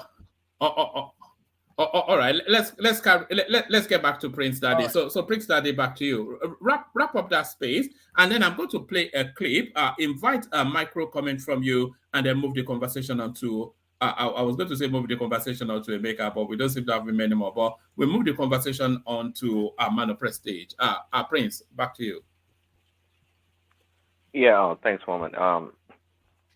But yeah, I hope the Rise News and all these other newspapers outlet they jump on it if it's true and trying to get detail of this transaction because it looks really bad. It looks really bad. But of course, I don't know the detail of how this crude for cash deal works. I mean, now the people, the shell company that's taking over the crude oil. Are they going to be selling it back in the market for the same price or less? So I mean, and there's of course they fucking up of putting up the 3.3 billion, and there's time value of money, So there's a risk involved. There's interest rate involved, and they have to recoup their money. But yeah, 12 billion in payments over or $7 billion in excess in interest or whatnot, it's a lot of money. But if you factor in if there's going to be any expense, maybe a little bit less than that. But what is important is that we should know the detail. Yeah, this one I want to employ what do you call him, Rufai Husseini to come out and use his big words to get to the bottom of it and see if the government can say something about it and we get to know more about it. Anyway, right. Yeah, one man. Can I say something? Is that you, Larry? Yeah, this is me. Yeah, good to see you, Larry. Yeah, come in. Yeah, good evening. Good evening, everybody. Good yeah, evening. So I think the major thing is just that a lot of people don't understand how some of this forward contracts works. So this particular loan was benchmarked at $65 per barrel. And with that $65 per barrel, looking at the risk and everything, because price can actually go up or down. So in a situation where price goes up, right, it's not like those guys are going to make so much money. Price going up, it's in favor of Nigeria. That means loan repayment is going to come in time. But if price goes down, it's in favor of those guys. So I think that's one thing. Probably an NPC just needs to come out. Yeah, but Larry, the loan is not tied to a monetary sum payoff. It's tied to. It's tied to it's tied to a volume of 165 million. I'm actually telling you the content of that loan. Now I'm not following Atiku or all those guys. I do most of my things based on Business Insider. This is the loan. There's a 90,000 barrel per day, right? And there's a benchmark of $65 per barrel. Do you get that? Right. There's a benchmark of $65 per barrel, which is agreed on. So in a situation where take for instance now, you're selling crude oil at 150. That excess makes the repayment faster. But when you are selling below $65 per barrel, then at that point, Nigeria is at loss. So it's not just, you are not just putting that forward based on that quantity. Is there not a commitment to 165 million barrels? Is there a commitment to that? So basically there's a 90,000 barrels, 90,000 per day. So there's a 90,000 per day. I can send you. Yes, but is there a commitment to 160 million barrels? No, so that's the key. That's the key point here. That's the key point, you isn't it? calculate, right? If you calculate the length of the And how long? How long? What's the duration of that? Yeah, the duration. So probably they just do 90,000 times the duration. That's why they are coming up with that. Duration now. What's the duration? Yeah, I think the duration is I think it's like 50 something months. I think it's like 56 or something. I think it's like 56 months. That's a lot, man. Yeah, it's like 56 months. But the basic but what Larry is saying, if the price goes, if the price goes up, then the time for repayment reduces. Is that what you're saying? Yes, exactly. So yeah, but is that standard? Is that standard though, or is that a standard boilerplate in such contracts? Because if the amount is what we're concerned about, if the amount is fixed, then it wouldn't matter if the price goes up and down. They still get to pay it all back and more. So the thing is this: nobody knows what's going to happen tomorrow, right? And both the lender and the borrower want to put something as a benchmark, and that's where the $65 comes in. So let me just read a caption from Business Insider. Probably that can actually gives a lot of explanation to this. In a simple scenario, consider, okay, let me do something. The actual repayment depends on the good deal. Is that what you are trying to tell us here, Larry? No. I'm not saying is a good deal, and I'm not saying is a very bad deal. I think it's a bad deal. It's a very bad deal. Yeah, it's a bad for me, right? The repayment. The crazy thing is just that we are desperate.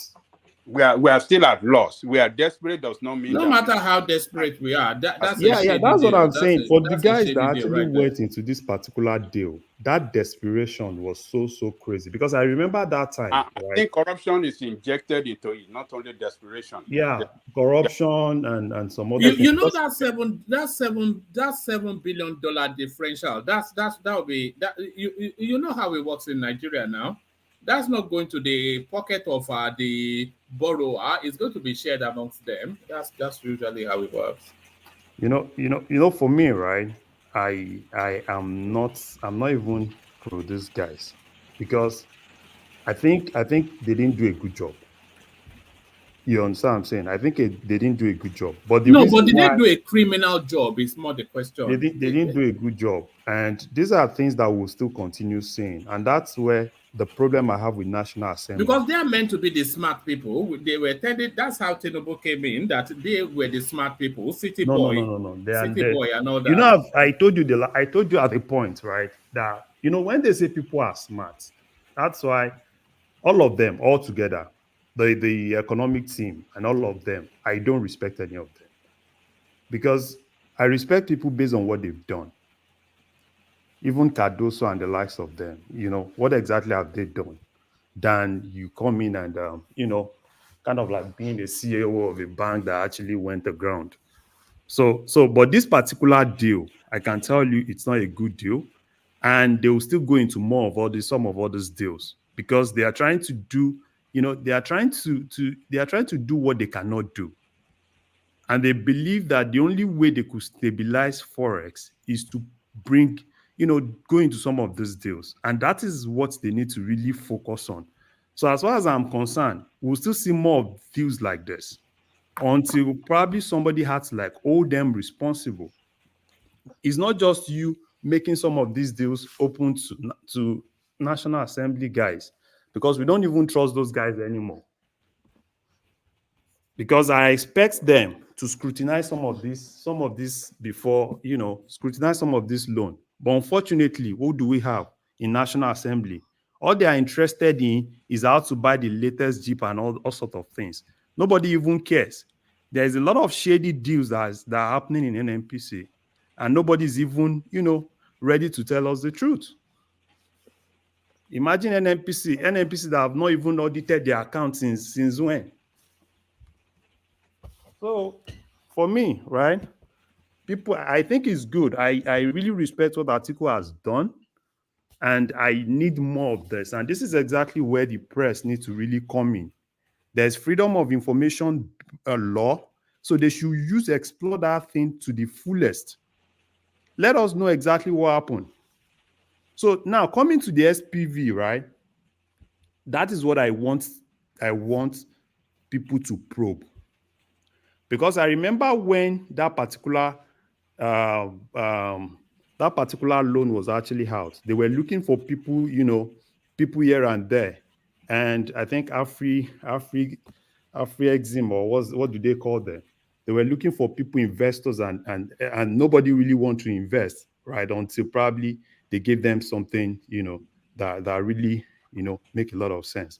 But for me, this is exactly where we need some of those guys, right? Rather than you sitting there and talking about this and that, they should do the right thing. Approach NNPC, request for it. If they don't give it to you, go to court. Compel them to give you everything. Compel them to give you everything blue, black, all the contract details. Every Nigerian needs to know what they are really going into. Because Tinubu as a president just has only 4 years. And we can't even afford these guys to be putting us into things that would take generations to pay back. This is the same thing that Buhari did that brought us to in a very serious debt. Exactly. Yes. Exactly. And this is exactly what, every day they keep saying loan and loan and loan and loan and loan. And nobody is even looking into the details of some of these loans. And we'll keep going into the same thing. And these people, all they keep telling you is everything is going to be all right. You're telling me, oh, yeah, inflation is going to go down. How is inflation going to go down? Interest rate is going to stabilize. At what cost? So as far as I'm concerned, I think I appreciate what Atiku has actually done. And now I think he has blown the whistle. Now it's now left for the media to now go in to probe further, to give us the details, because Nigeria need to know the details of every contract that these guys are really going into. NNPC, for me, I've never seen any secret society like NNPC. They are secrets. This is a secret society. It's like Illuminati. You have to be an Illuminati to be a member of NNPC. I've not seen that kind of organization anywhere in the world. They do all sorts of shady deals. Nobody even knows what they sell. Nobody even knows what they bring in. I think for me, right, I think this is the time. If people are really going to court, let opposition, if they don't get the right thing, let opposition support the media and go to court. Compel them to do the right thing. Even if National Assembly doesn't want to do the right thing, we as citizens have the right to compel them to do the right thing. So we need to put them on their feet, because at this point, I don't know what these guys are doing as far as I'm concerned. And I've said it, and I will keep saying it. The whole economic team, I don't know what they are doing, because as far as I'm concerned, they are old. They are not modern economists, because nobody does most of all those things they are doing. So, Atiku, good job. I really want to see more of that from him. Yeah, but is this the style of opposition that is useful to the country, though? Whether the facts are as factual or not, but is this not a style of opposition that is useful, rather than just that inane banality that we get? Yeah. I think this, for me, as far as I'm concerned, right, this is what I call opposition. Because at the end of the day, even if you are APC, you are PDP, you are Labour Party, you are NMP, you are CCP or anything, we are all going to pay for it. So if somebody is really helping us, is really helping us to open our eyes, to tell these guys that we are not fools.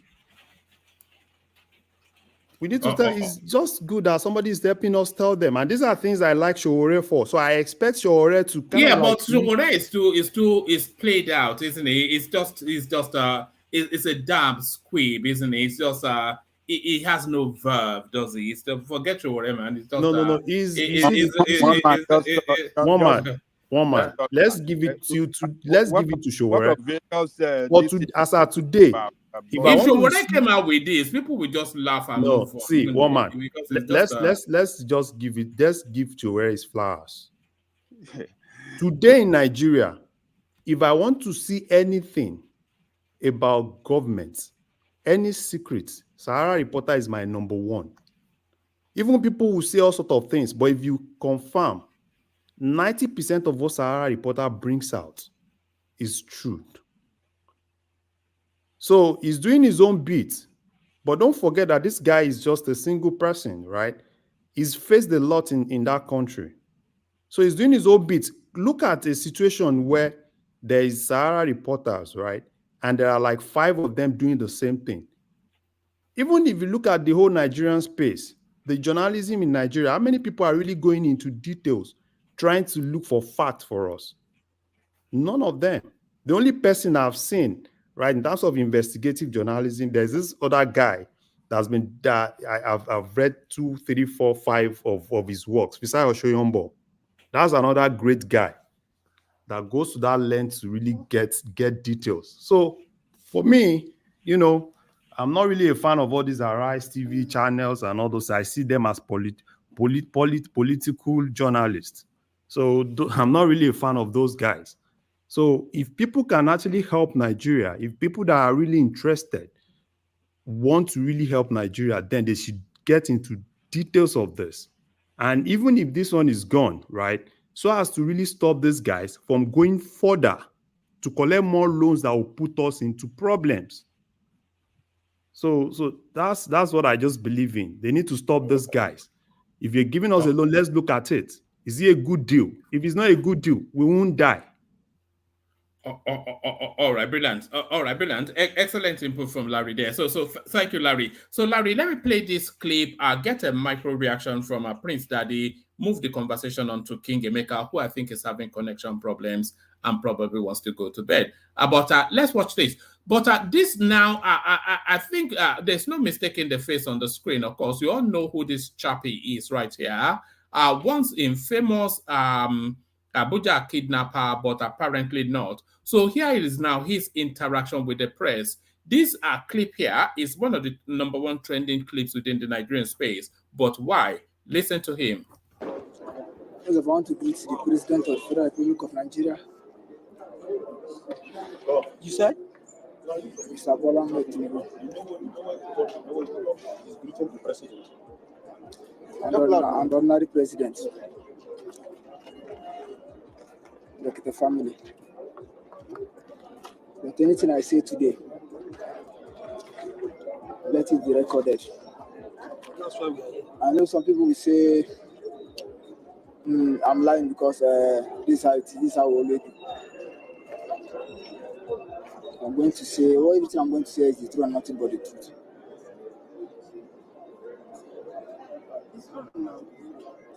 Between God and man, between God that created the heaven and the earth, I'm not a kidnapper. I repeat, I'm not a kidnapper. I've not been in this business for any long at all. Let me explain how. How many have you kidnapped? I've not kidnapped any, sir. With due respect. So what happened on that? I will explain. Why are you here? What happened on that? I will explain. I and my friend Chilobere. We went on patrol. Okay, the aim was to collect car. To collect car, to rob? Collect car, yes. To steal? Car, yes. So I'm getting to Little Lorry. Like 3 years. So my friend was the one riding the car. The owner of the car. His name is, I don't know his voice. Normally call him Yellow because I don't know him, but my friend know him very well because my friend can speak Hausa, but me I can't. So after passing that very position, the Yellow now saw that Helios and said he should turn back.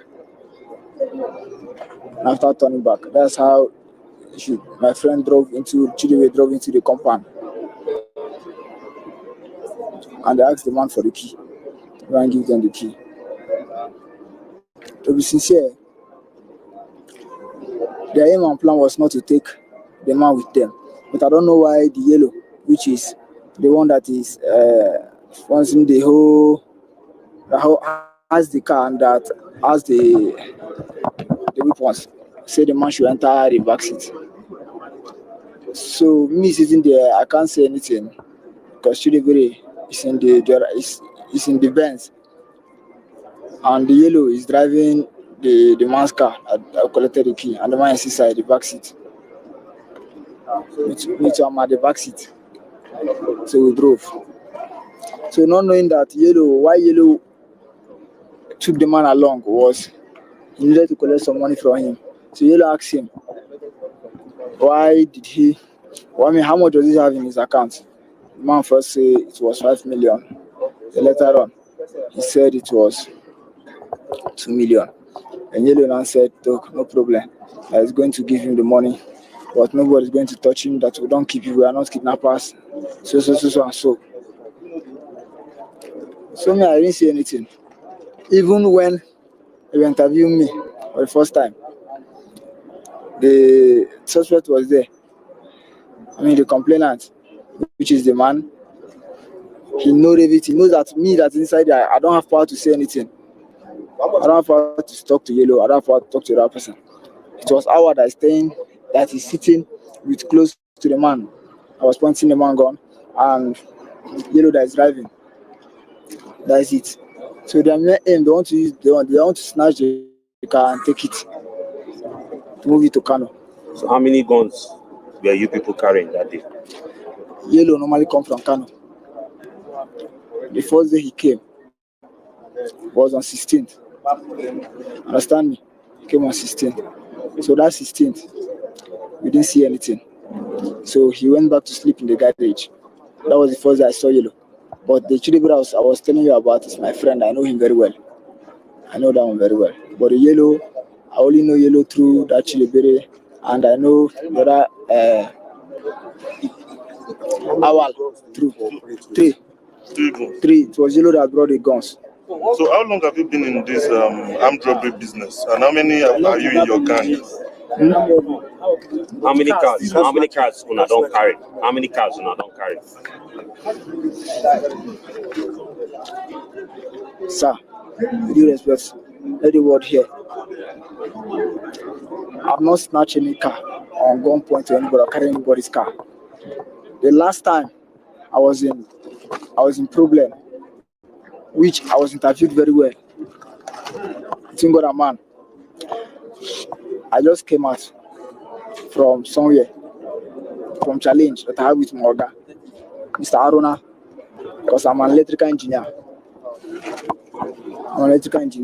So after having some issue with him, that 1 year I took his money. Mr. Morga, I normally do work for him. So after them, the whole thing. I have a car that I normally ride as taxi, used in town service. And this Chidibiri, Ahmed Chidibiri was one of my driver before. I was one of my driver in my driving. So that time, I collected that one that he was riding after I've submitted one to Morga to easy to compensate him for the money that he got issued with him. So then, I was not having anything after coming out from that case. No car, nothing to do, now no work in sight. So then we met someone called Johnson. He knows us very well as the taxi drivers. So now asked Chidibiri That's what happened to his car. Actually, say he had that accident with the police. The motor that is riding is a police officer that has.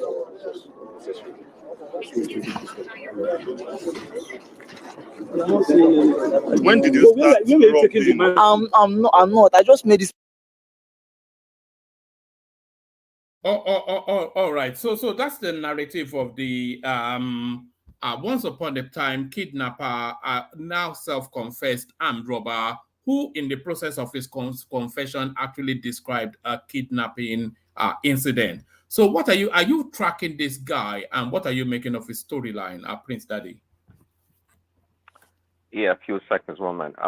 No, not tracking the story, and the guy did engage in kidnapping based on his own narrative. So maybe he's confused about what he did. He's certainly confused. Maybe he doesn't know what kidnapping is. When you go to somebody's house, you steal his car, and then you force him in the car to drive him away and sweat him for money with his ransom. That is kidnapping.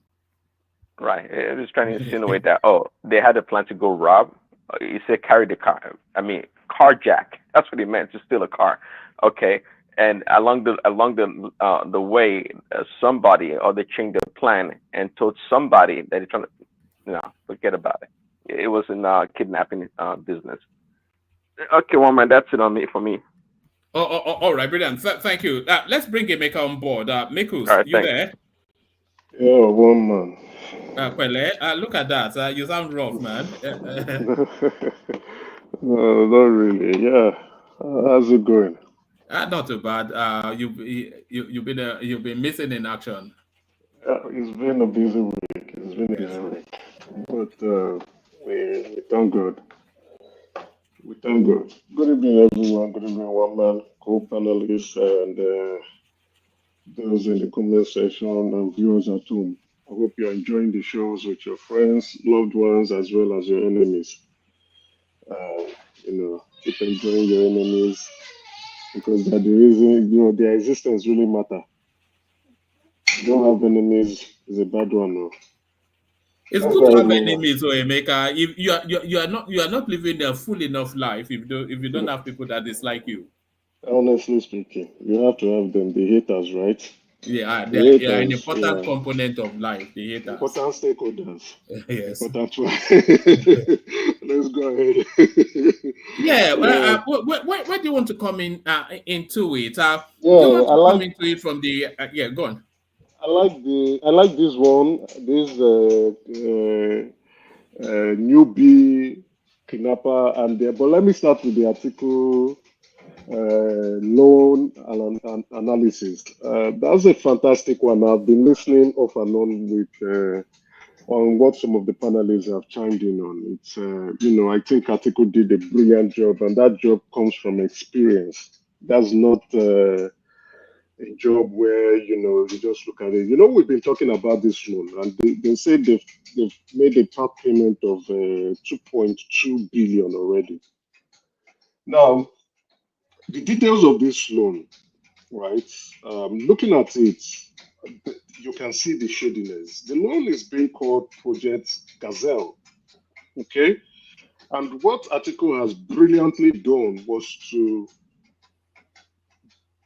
put the mirror light on this loan.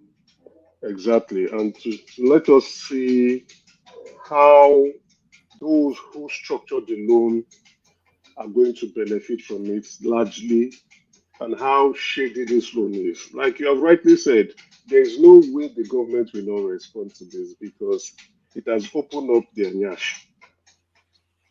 Now, this loan, it is actually the forward sale of crude oil. Who are the stakeholders in this loan or the promoters of this loan? The Africanism Bank, who is the lead arranger, Sahara Energy Group, Oando, UBA, and Vito and Governor. Okay, so we have how many? We have 6 to 7 promoters. Now it appears like NNPCL is the collateral. Are you whisking egg? Are you whisking egg? No, it's my baby boy that is excited. No, it's good. No, carry on. Okay. We like that. Carry on. Okay. So NNPCL is the collateral company. So the collateral here, the security here is crude oil. Now, if you do a simple interest calculation of this, we are paying 53% per annum. Just simple interest calculation per annum. Then on the 90,000 barrel every day, we are going to be supplying these people the special purpose vehicle who has registered in the, where did they register it again? Bahamas. For 5 years. For 5 years, we'll be supplying them 90,000 barrel for 5 years. So simple interest, that is 53%. On it alone, it is outrageous. This is a shady deal beyond Is proportion. it a desperate deal or a shady deal? It can't be a It's desperate deal. It's a shady deal. With all the experienced people, it's a shady deal. So what Atiku has done, that's why I say it comes from experience. You understand? From experience. He has looked at it and laughed and said, what are these people up to? First, why are you registering a special purpose vehicle in the Bahamas? That's number one loophole. That's number one comma. Why the Bahamas? You want to borrow funds, right? Why the Bahamas? The people who are arranging the funds are all Nigerian companies with the exception of the Afri-Exim Bank. They are all Nigerian companies operating in Nigeria. All the stakeholders involved are all Nigerians, except Nigerian entities, except the Afri-Exim Bank. So why the Bahamas? Why you putting it in a tax haven area? It gets even shade there, Oando oil, of course, Tinubu. Now, again, what is also there is that they said they are going to be paying, it's a front load loan in the sense that, in short, it is legally stealing of our crude. They are stealing it legally now. Because NNPC has said they have kept 90,000 barrels per day. So they are stealing our oil legally. They have the papers to back it up. And they are sending it to an offshore company where they can now split the loot. This is a bad deal. If you ask me, this is a shady deal. If you ask me, this is a deal that is promoting the interests of the stakeholder rather than the interests of the country. The view there is they are saying they want to support the government with the FX issues. But we have 6 billion forward contract concerns.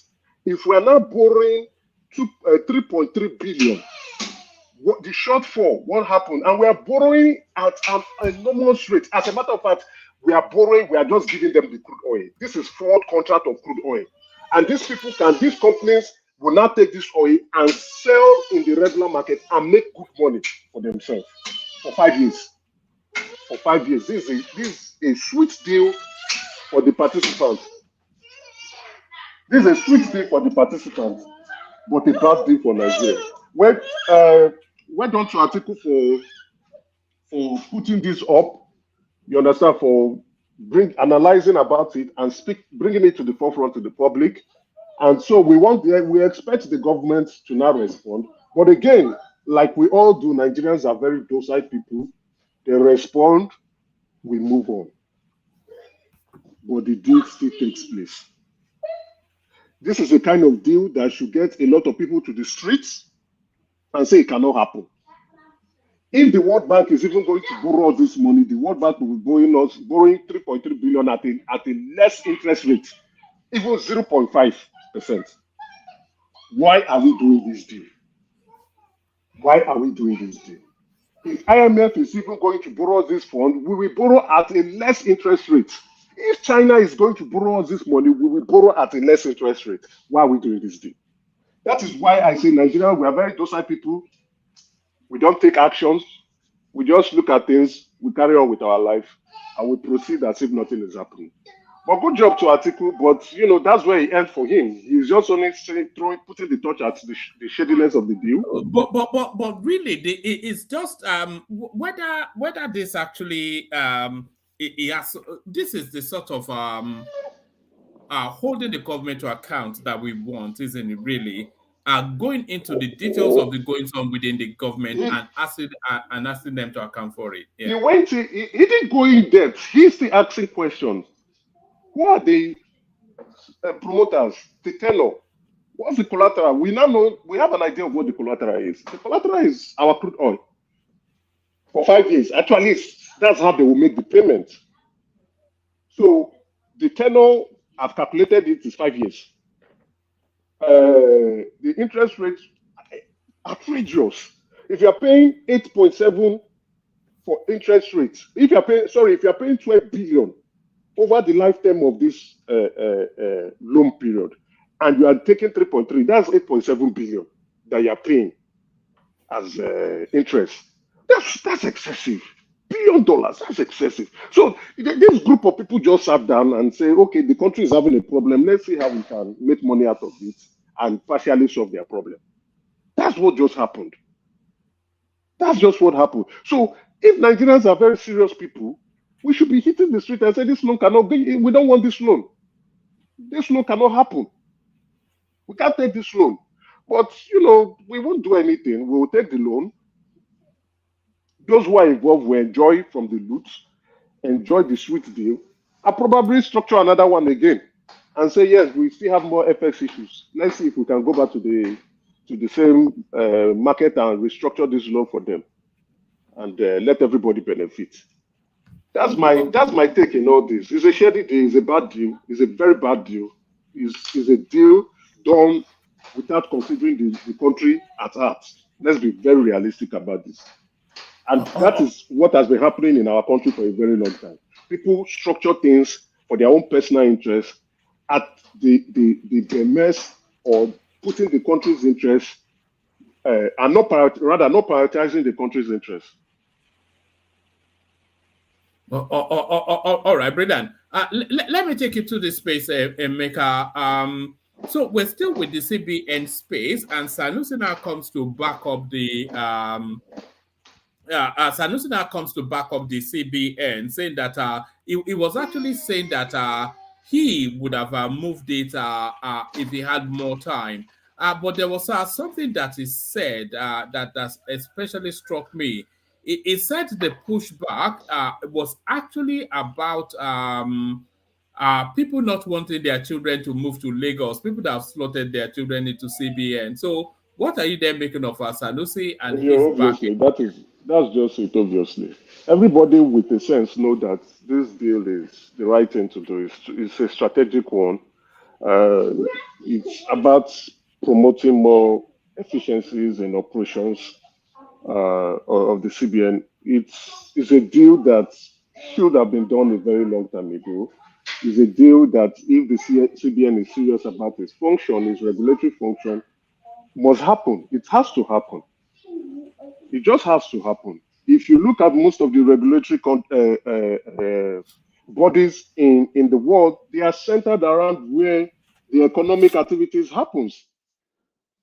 Check, go around, do your survey. So why do we have to have the CBN? For me, I don't think the CBN even needs to be in Abuja. Everybody down to Lagos. Every single goddamn person, from the governor to the cleaners, down to Lagos, even to the tea girls, down to Lagos. That is the financial hub of the country. That is where the action takes place. That is where the financial crimes are being structured. That is where the Nigerian Stock Exchange is being built. That is the economic house power of the country. If you are now saying you are a regulator, that is where you need to be. If you want to catch the thief, do you stay? If the thief is in New York, do you stay in Washington to be catching the thief? You come to New York and come and catch the thief. So all the noise that they are saying is just, people who are, trying to just protect the interests of people they've slotted in, or probably the married women. Maybe they don't want their girlfriends to go to Lagos, or maybe they don't want their wives to relocate, or their children to go because they don't want. Maybe fear can cause a lot of people to to react differently. But the solution there is, I like Sanusi has said, the CBN governor should not board. The CBN governor should not. He should insist on going. And when you do that, the noise will fizzle out. Those who would want to retain their job will relocate. Those who don't want to retain their job would leave. And those who will leave, you will find out that those are people who do not do anything in the CBN. They are just there. They've been slotted in illegally. They've been pushed through the back door, and they are there just to make a paycheck. Those who are critical to the functions of the CBN will move, and the operation activities will continue like nothing happened. The CBN governor should not budge. Implement what you want to implement. Ignore the naysayers and the naughty doers, and go ahead with your activities. After a couple of months, it's going to die down. They know what they are doing. They know the games they are playing. Like I don't know what is wrong with that man. What's his name? Sheriff Abi. What's the senator's name? He's playing a game. You know, they are trying to look for a way to coin it. That we want to the president intends to move important parastatals ministries to Lagos. Sure, they want to move Abuja to Lagos and sideline the north. Those are ignorant statements. You know that storyline is gaining a bit of traction. Let me give you 2 paragraphs and then give you about 2 minutes of a clip. This is from Sanusi. It says the problem we have now is that many employees are children of politically exposed persons, and their Abuja life and businesses are more important than the CBN work. The CBN is just an address for them, and if they have to choose between their spoiled Abuja life and the job, they will gladly leave the CBN. So that is what he's saying to that space. But that story of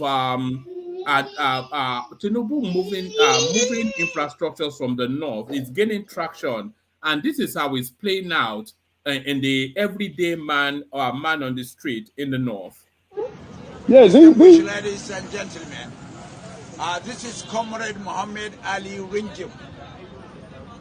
Today, Friday, 19th of January 2024, I want to seize this very opportunity to criticize the President and Commander-in-Chief of the Nigerian Armed Forces, Alhaji Bola Ahmed Tinubu,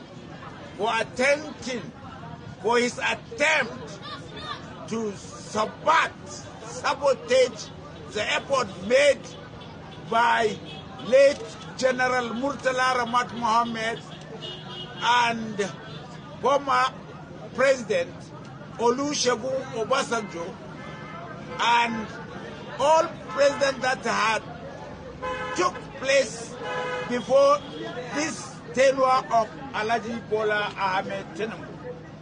More especially like General Ibrahim Badamasi Babangida and General Abdulsalam Abubakar. By transferring the Central Bank of Nigeria, also part of the Central Bank of Nigeria, to Lagos, is an attitude of sabotage toward the Federal Capital Territory, Abuja. Federal Capital Territory, Abuja was initiated by late General Murtala Ramat Mohammed and Chief Olusegun Obasanjo, and concluded by General Ibrahim Badamasi Babangida. Somewhat how that narrative is playing out with the everyday man in the north. Yeah, these are dangerous narratives, right? Unfortunately, can you just give me a minute? Can you give me just a minute? One man. Okay. One man. Yeah. This video you just played, I don't know, maybe you help refresh my memory. This individual that you just showed that clip, speaking in that video, is it not the same guy that did the video during the Mali? It's the same one. It's the same guy, right? Okay. Guy, yeah. Okay, because I was like, if my memory serves me right, I've seen that face, even the way he speaks, it kind of like depict that same person. So that's why I wanted to clarify that. Great. All right, go ahead, Emeka. Go ahead. Yes, I'm enjoying it. it's the voice of the everyday man. There are dangerous narratives, right, being pushed by those who do not consider the larger interests of the country at heart. We've seen the obedient push similar narratives. We've seen IPOP push similar narratives. We've seen Afenifeni likewise. The guys from the north, Arewas, also push some. What's these people? The guys from the east, what's their name again? The social cultural group. They push their dangerous narratives. So these are dangerous narratives that we keep experiencing in the country. But we all know that these are narratives that exude fear, but are not the true picture of things. These are people who, out of their selfish interests, are trying to gain something for themselves, but ignore the larger part of the collective good of the country. It is a sad one. It is not the true picture of things. I think what those who are working with the president are trying to do is to align the functions of their commissions or their ministries or their parastatals to be more effective. And some parastatals should not be in Abuja. Like the Niger Delta, the Ministry of Niger Delta should not be in Abuja. Most ministries do not belong in Abuja. So it is even ridiculous that they are there in the first place. They should be where the operational activities are. So if they want to keep pushing the narrative, it is dangerous. But again, now it is now something I think the communication team for the president should look at head on and control the narrative of these lies. So what this depicts is a weakness which we keep highlighting. We have said it multiple times. We have discussed this. We have highlighted this. We have analyzed this. We have even called for the head of Ajuri because he is not communicating effectively. Communication should be effective. Communication should be understood. Communication should be well prepared. And it should be landed in the format that which people can consume more. So if Ajuri, who is the chief spokesman for the president, cannot sit down with his team and begin to see and handle this narrative, strategize on how to dispel this falsehood, then get rid of him. But Emeka, can I interject briefly? Yeah, go ahead. Yes, you can't really put the blame at the doorstep of the spokesperson. The reason being is that this issue should have generated an uproar in the first place. It was politicized by the politician because when the idea came, when it was put in the media to the public, it was just an idea, and the central bank is trying to do that, right? But because now it's been politicized, a jury now will now start to address the public. But in the first place, it shouldn't have made the news, or it shouldn't have been, attract the popular backlash like this, or the public backlash like this. So I wouldn't blame a jury for not sitting down in front of camera addressing the mundane issues like this. Because let's take, for example, NNPC as subsidiary, even when it was firmly under the control of the federal government, has subsidiaries that have offices across the country. I'll give you an example. A family member of mine works with a subsidiary of NNPC called NIPEM. I believe that's NIPEM. And their office there was in Lagos. He worked there for years until he was now sent back to the NNPC, the headquarters. And he had to relocate temporarily back to Abuja while his family were in Lagos, right? And it's been like that in other government agencies and parastatals, having to serve or department being relocated temporarily one way or the other for one reason or the other.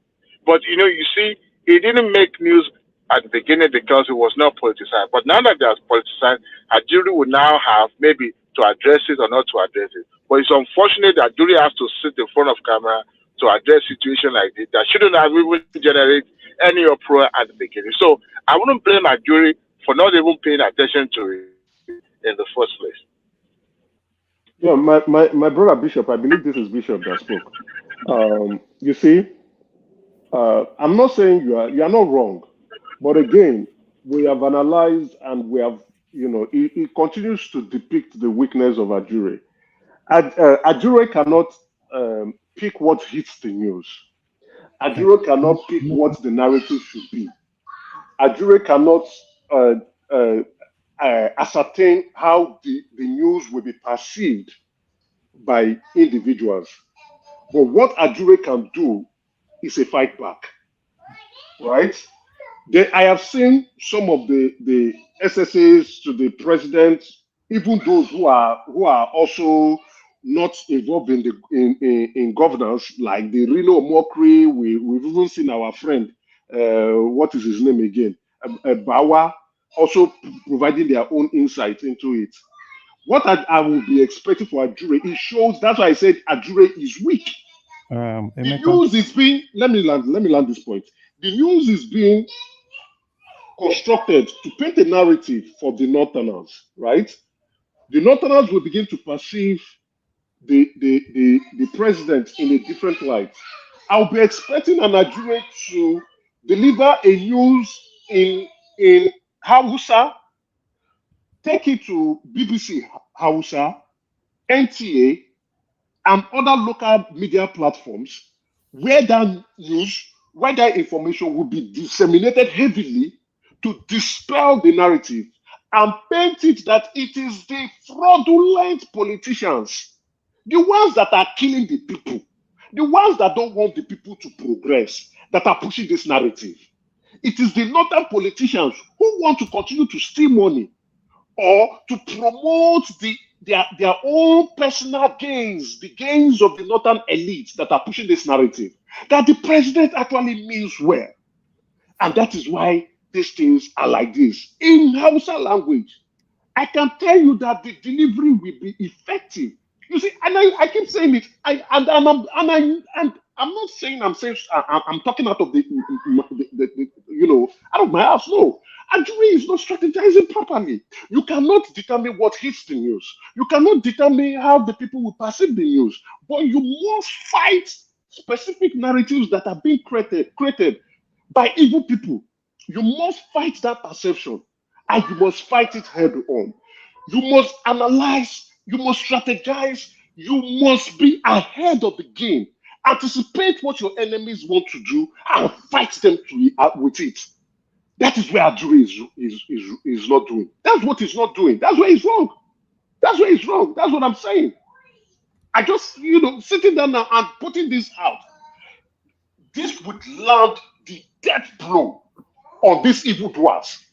You paint the narrative.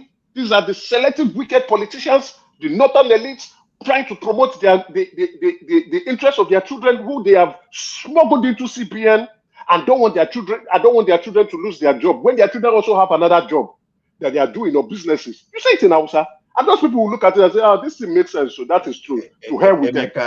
Emeka, see, you are underrating the power of all these manipulative politicians. No, sir. Sorry to cut you short. Sorry.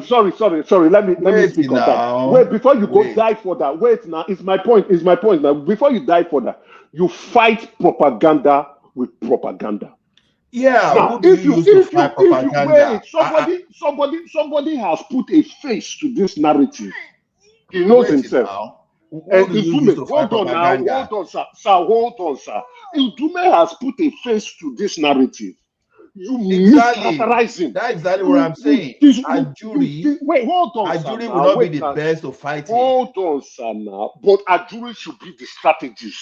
He's the chief spokesman. I'm not saying Ajuri should be the one to go and sit in front of TV. Ajuri should have the strategic plan. You are coming in, and this is not his first gig. Ajure must know that there will be enemies of the government. Ajure must know that there will be promoters of false narratives. Ajure must know that there are people who will come with deceptive tactics. Ajure must understand that people will want to exploit weakness, and Ajure must have a plan for all these devious behaviors. And when he comes, and that is how you look and you say, it makes others think twice before they want to make an attempt. It makes them to think twice. That when you go, since Utomi has taken the face to push this bad narrative, all you need to do is to go and destroy him. Go and destroy him. That Utomi will come and explain himself properly. That is the view. That is the fight. Emeka, this goes beyond the like of Ajuri or whatever.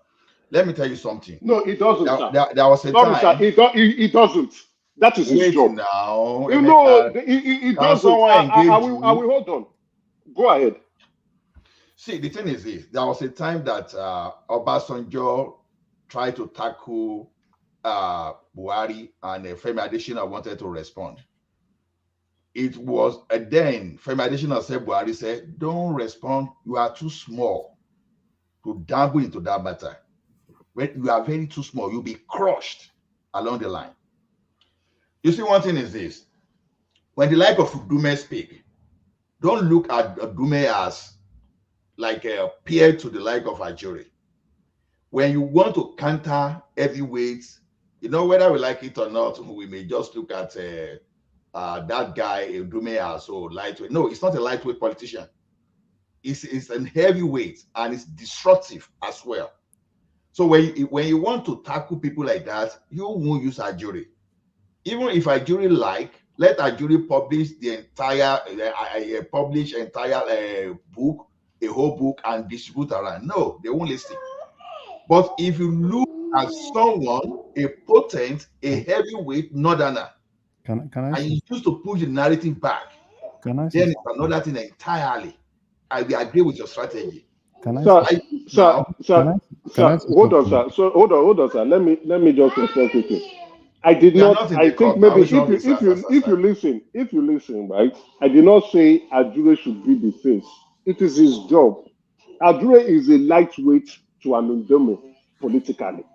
Ajure is a small boy politically. But you bring an equal standing. That is the strategy. His role is not a lightweight. His role is big. It's a big role. It is a very big role. It is a very big role. Hold on, sir. You will come now. Let me don't lose my train of thought, sir. Sorry. It is a very big role, right? But when you see who you are fighting, you will look for an equal standing. That is the strategy. If you don't have a plan or a strategy in place, you keep being weak. And I will say this now, which I will draw our attention to again, to the weakness of Ajure. You will see, we are going to see it replaying itself multiple times over the course of the Tinubu administration. We will see this, and I will still bring it to our attention that Ajure is weak for that position. Ajure is not doing this job effectively. We will see this. I will remind us again and again. This is not the first time we have discussed about Ajure. This is not and it will never be the last. We will discuss about it multiple times when we see the failures in the communication strategy in place for the president. Thank you. Yeah, sir, you can go ahead. Yeah, Emeka, can I say something? I disagree with you blaming Nigeria for this. And I think what they did is actually the right thing. Ndume said that thing he said. The following day, the presidency released a statement. The following day, immediately after Ndume said that, the following day, Bayon Onuga released a statement from the presidency outlining what they intend to do. I don't know if you actually saw that. I saw all the statements, all of them. So after I saw all of them. That, I agree with the other person that said, for you to tackle that, do you think Sanusi is just talking? Sanusi is talking because Sanusi is the person that can talk to the North. And that is why, I was expecting Sanusi to talk the following day, and he did the same thing. Because The North, the way you say it, right, in terms of people they respect, Sanusi is one of those people in the North that has a voice. And I agree. He's coming out to talk against them. Look at tomorrow. From tomorrow, next tomorrow, you start seeing more northern people coming out. And even the middle belt came out again and told them categorically, there's this senator from Kogi, told them categorically that Ndume is not speaking for the North. So I think that's, if you really want to tackle some of these guys, you see, this Ajure you're saying, you just want to put Ajure into problem. And even Tinubu will not even allow Ajure to face it. So it's better, let the president, what they did, the presidency made an official statement and they recruited some northern guys that has their voice. And this is exactly what Sanusi just did, right? Told them straight that he supports this. The government is doing the right thing. And every person that is even close to the CBN, I have friends in CBN. One of my friends in CBN, he lives in Abuja. If they have supervision to do in Lagos, all they do is you resume in the Abuja office in the morning. By 10, you take a flight to Lagos. By 4 p.m., you take another flight back to Abuja. So this is basically what most of them do, and they make a lot of money. So what they are actually doing now, I think it's better they are really recruiting the likes of Sanusi, the likes of northern elites that can speak to those guys. If you see the followership that Sanusi has in the north, that's why if you look at when we're having this Niger issue, right? Even when the likes of the likes of Sultan of Sokoto went to Niger, they weren't really, really giving that audience until Sanusi went there. So I think they're really doing the right thing, recruiting the likes of Sanusi, recruiting the likes of all those key elites in the north that can really speak to them and tell them that this is the right thing. So for me, it's not an Ajure thing. It's not like Ajure doesn't know what he does. He can. I don't expect any statement. I have. Sorry, sir. I have one question for you, sir. Yeah. What platform did Ndome speak from? What platform did he use to push that narrative? Yeah, it was on channels. What platform did Sanusi use to say his own response? Yeah, I think Sanusi used this, and I think he had something on BBC also. No, newspaper. No, he did this. There's something on BBC Hausa. Okay, I will check. Maybe I didn't check that. But if it's BBC Hausa, fantastic. So, which means the strategy, they developed a good strategy. So, the narrative, they are painting a narrative. Are you suggesting that Sanusi's response was orchestrated by the government? Exactly. That's the question I wanted to ask them. Yes. Exactly. That's the thing. Yes. That would be very clever if it was. That would be a clever. That's the strategy. But that's why I asked the question: what platform did Sanusi use? But if it was BBC, sorry, sir. Let me not lose. Let me not lose my train of thought, sir. Don't worry. I will give this space. I wanted to speak to what you are saying. Okay, if it was BBC Hausa, then that is a slam dunk, right? To kill that narrative immediately, because that news is not for us, the Southerners. No, the news has no impact on us. If you are writing on the cover pages of newspaper, it's not effective. Use the platform, use the medium that is the most effective, that the news will filter properly and it will be consumed in the right way and for the right target audience. That is what I'm saying. If it was BBC Hausa, then I retract my statement, which I will go and check. But why did I speak this way? Is because I felt the strategy was weak. The people it was meant for, the audience, the targeted audience, I felt it was not delivered to them in the right format. So you must counter that narrative and kill it instantly. And not just only doing that, also mischaracterize the individual. No. Not Ajure doing it. Ajure didn't come out to do it. Mischaracterize it so that others will think twice when they want to come out to push a narrative. Emeka, can I just chip in with what you're saying? We are looking at the one aspect of this narrative. We should look at it broadly. If the likes of Ndumi and the Hariba Constitutive Forum's people could come out to give credence or backing to something that shouldn't have even make news like this. And we have the likes of Ndume, who has been in government since almost the inception of this democracy. And here is a man coming to the public space to say the moves by the Lagos boys, that means he's not in a good relationship with the likes of Bajabi Amila and the rest. For him to have come to the public platform to say that shows the dangerous mindset of people that were entrusted with our public governance. Because these are the people that can do and undo something that shouldn't have even been noticed in a way is now making a big news. To me, it's the most dangerous thing that I think the big fish that the government has in their hand. People like Ndume shouldn't, as I want to believe is an intelligentsia person, right? I want to believe that for him to have even represented his people shows that he has the capacity as a leader to inform his people that he represents.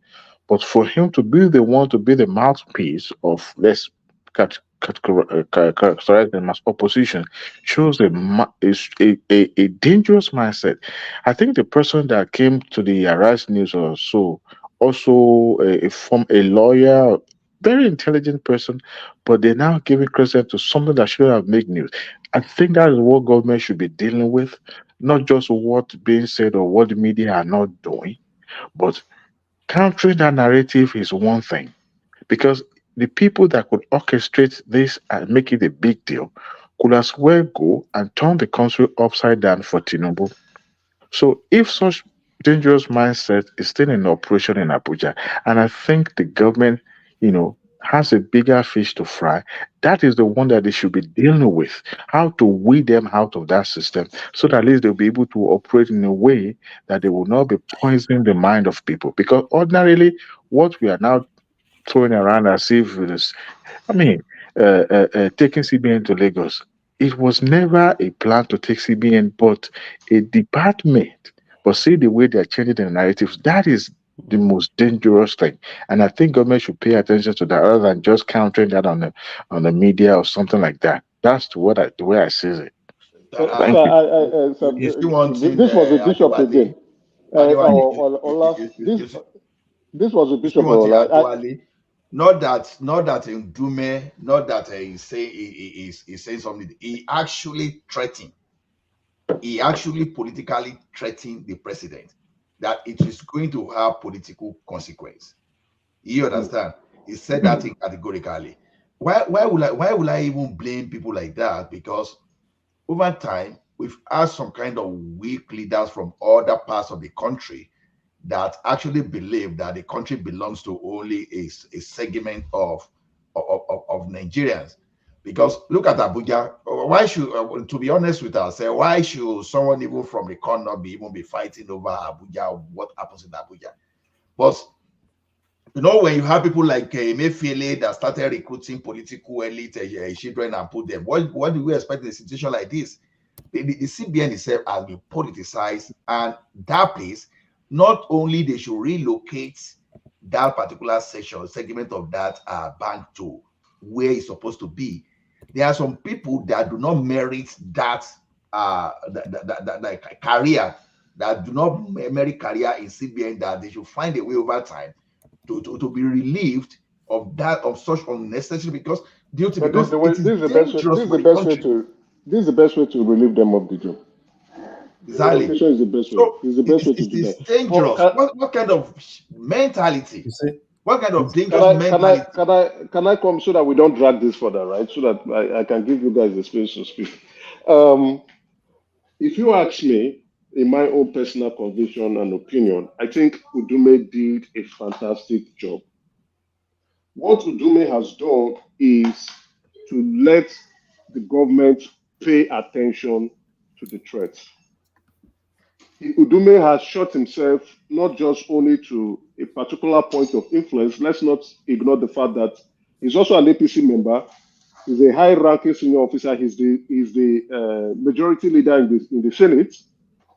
He's a former governor and has been in the Senate for a very long time. He's a very powerful voice. So he has brought that to the point that if any ministry is trying to even want to relocate out of Abuja, they'll be thinking twice now. They have to think twice. What he has done, he knows this thing. Yes, the CBN will move. He has curtailed any further decision. He has brought it to the forefront, and to the present burner. So that is what I am putting out. It is that positioning, that narrative they are building, that the president with his team must look at and say, this is, like we have all agreed, it is dangerous. But he has shot himself to prominence, to the point the president will have to invite him and say, oh God, what is wrong with you? Why are you acting like this? So he delivered exceptionally as a politician, as a northern politician, 5-star deliverance. That's a great performance to do, to go with. And if I were in his position, I will do the same. So this is politics. Honestly, he has not done anything. What he did is wrong. Let me move Emeka away from that place when he lands here. This is politics, and he has played it, very well, effectively, that they are responding and they're trying to kill the narrative. They are trying to do, but now what is the next move? Because now, if any ministry intends to relocate, whether it's Lagos or whether it's somewhere else, they will think about what will the northern elite say. They must also consider it. And they must begin to think, okay, what do we do? How do we, is it effective? Is it necessary? Is this move necessary? Is it really necessary? It has to be very necessary for them to move. So that's just my 2 cents into this. Yeah. All right, Emeka, let me move you to this space. Very, very brief thoughts on this, and then we go on to Man of Prestige, hopefully still there. This one now is a bit of yin and yang. Lagos ranks above Dubai, Miami, emerges 19th best city in 2024. So I said yin and yang because not that long ago, in 2023, they told us that Lagos was the 4th worst city in the world. So now it's the 19th best city in the world. So what are you then making of this turnaround? I listened to Prince Daddy, and I think Prince Daddy did a good job describing this, because I don't know the opinions of the individuals who collected the result and how did they poll the results, right?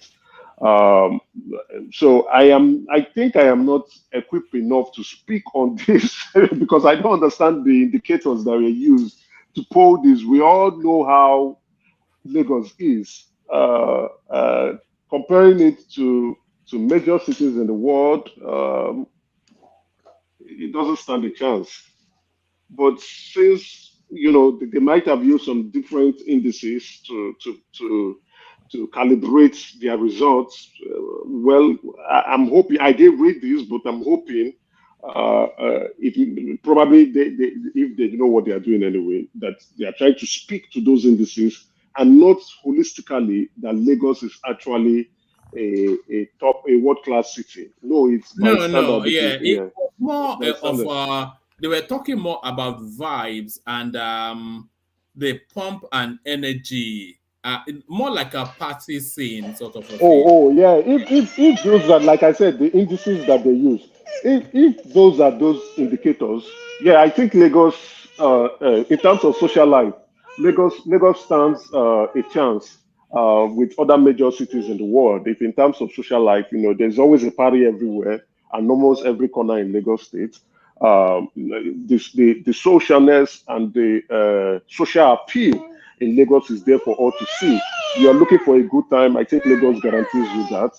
You are looking to have a swell time. Like what they say, there's never a party like a Lagos party. If you're a party guy or you're a party girl, you really will enjoy that social scenery in Lagos. I would agree with that. I would agree with that. Emeka, if I had to live my life again, I think I would have lived a life of more debauchery. I lived too much of a sheltered life. So sometimes a lot of these things they passed me by, Yeah, that's why, this life, like they keep saying, it's all about your experiencing. Your experiences really matter, right? If you have lived a social exclusive life, like you're all by yourself, you're being an introvert, what is there? Why are you not living? That's not living, right? You are just passing through. You have to experience what the life has to offer. And one place that is guaranteed, yeah, Miami is okay. Lagos is a place, if you're looking at the African continent, guarantees you that experience. You have to take life at what life gives to you. Like you have to live and experience it. So you only enjoy the memories you create. And if the memories you create are boring, then you're not living life. Unfortunately, you're not living life. So let me quickly speak about this kidnapper and then round up with you. Yes. Yeah. Is the I think I'm not sure if it's the number one trending clip, but it's one of the top most trending clip within the Nigerian No, space. exactly. When this news came out, which we analyzed, I think we analyzed this passionately, deeply. We were very expressive with our language, and I did mention that the police were trying to push a narrative. I think someone was trying to say, "Oh, is it?" No, I said, "No, it's not that because he's from the east." I looked at this. You are labeling this individual as a kingpin, kidnapping, and apparently it appears not to be the case, which we all know. Some were looking at it from an ethnic sentiment view. I wasn't looking at it from an ethnic sentiment view. I was looking at it like, I think the police did a very stupid and shoddy job. Yes, I'm not talking about what he did.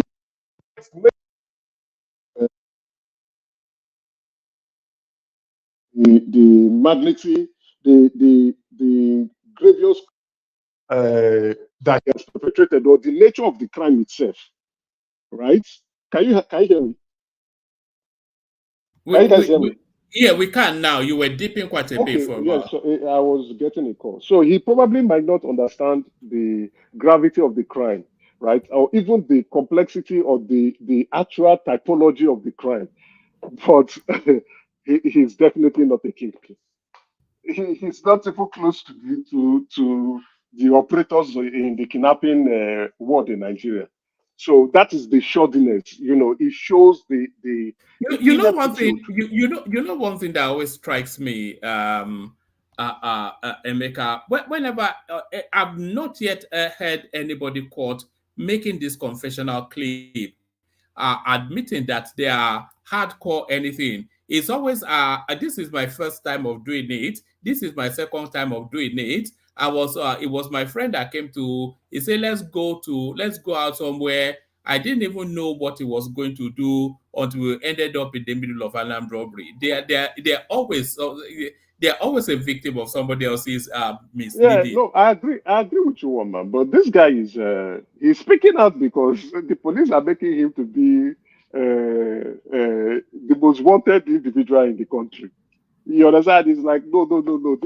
This cross is too much for me. Do you think the I am police not were just equal to the desperate task. for a? Do you think they were just Yes, they desperate were for desperate to say a they wanted to success save story? face.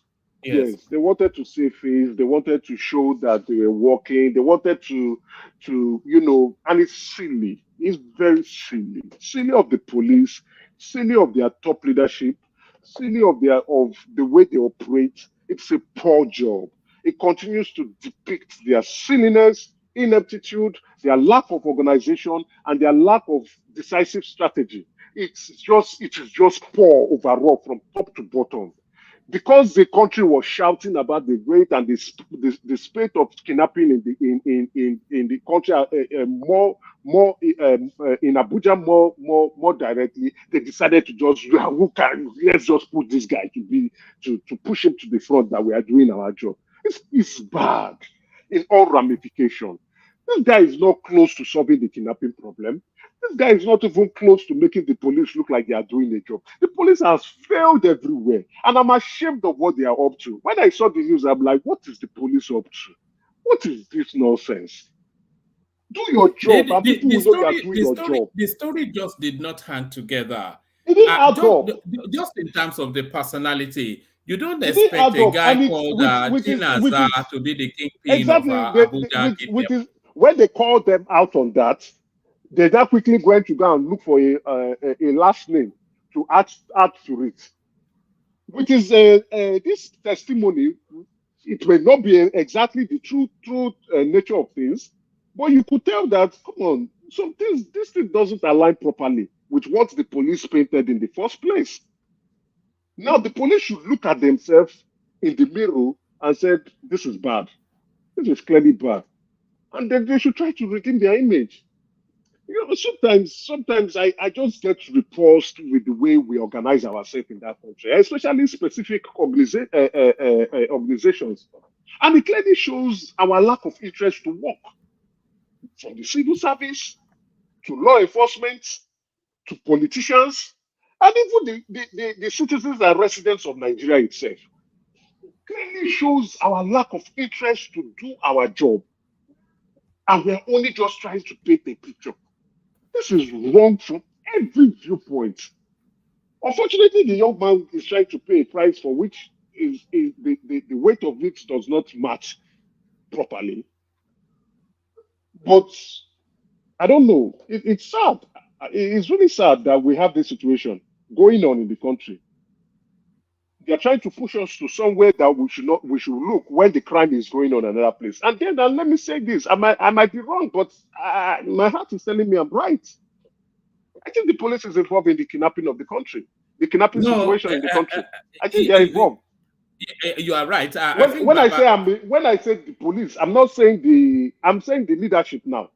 I don't mean the constables, the young ranking guys. I'm not saying I'm saying it to the leadership. I think the leadership they are involved. They are highly involved in the kidnapping of the country of people in the country.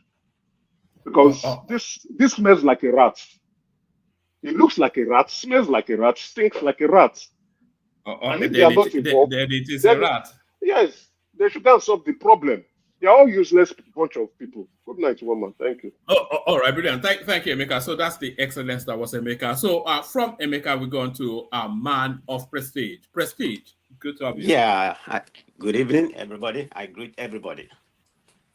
All right. I would like to start. I know we have been talking something serious. Let me start with something more humorous. Free flow, by the way, and to everyone as well. You don't have to talk to the talking points. Anything you want to talk about, just talk about it. Yeah. I'm going to talk to more fun part of it, comparing Miami that Lagos is ranked, ahead of Miami. Okay. I mean, what are the metrics they use to come up with this, and who is the paper?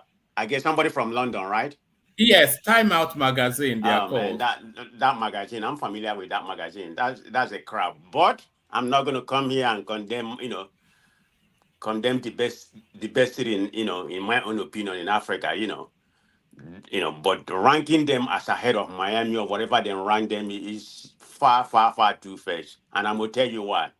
In terms of in terms of restaurant or whatever, eating or whatever, I don't know. Do you know the criteria? Do you know the indices they used? What are they? Okay. Yeah, let me just give you. It says the criteria used to rate the cities include food, quality and affordability, culture, nightlife, how the city makes people feel, strong community vibes, access to green spaces, historical sites, and much more. So that's how they came about Lagos being better than that's Miami. the criteria. I think that paper is just trying to make Nigeria feel good. There's nothing bad. Lagos is good. I mean, of course, it's the best city, best food and everything. But in terms of comparison, like food affordability, there's a little bit of caveat in this, because if you go to Nigeria, the most expensive place in Nigeria is called House Cafe. Do you know how much that is? The food there, I guess. How do you spell that? How do you spell that? Let's see if we can show it. No, House Cafe. House Cafe. House. House. Right, cafe is the number one, the most expensive restaurant. But what happened was the whole menu from breakfast to everything, to dinner is included. And guess what the price is? The price is about 2,500 to up to 15,000. Yes, it is very expensive. So when he's comparing, I mean, some other places are good. I mean, I never eat there, but I'm familiar with there because I went there, but I have to work hard. I mean, even at all, I have the money. I'm not going to waste my money to that. I mean, the bungalow is good. The bungalow is good. It's like about maybe about $30 to $100. That's reasonable. Reasonable. That one, most of them are in Victoria Island. You have the Ocean Is Passage. this where you were eating when you were in Nigeria? This No, is I the never place, eat at isn't the it? house House. cafe. And I, This is I, I it, by didn't the tell way, you I House eat at the Cafe. house cafe, but I've been there. It's expensive. I didn't lodge there. A lot of people lodge there. So you eat that amount. No, I've been there, but I didn't eat there. I've never stayed there, but I'm just telling you the amount. I mean, I'm not. How can I spend 2,500, to eat food? That's too much. I mean, I've eaten a bungalow. That's reasonable. That's like about $30 to $100. Of course they take dollar. Which may transfer to about 6,500. But tell me, a common Nigerian person that will go there, spend that kind of money. But in Miami, the comparison you're giving, I mean, Miami is probably most expensive because the most expensive place they have is like I think it's called North or whatever, and it's about 1,000.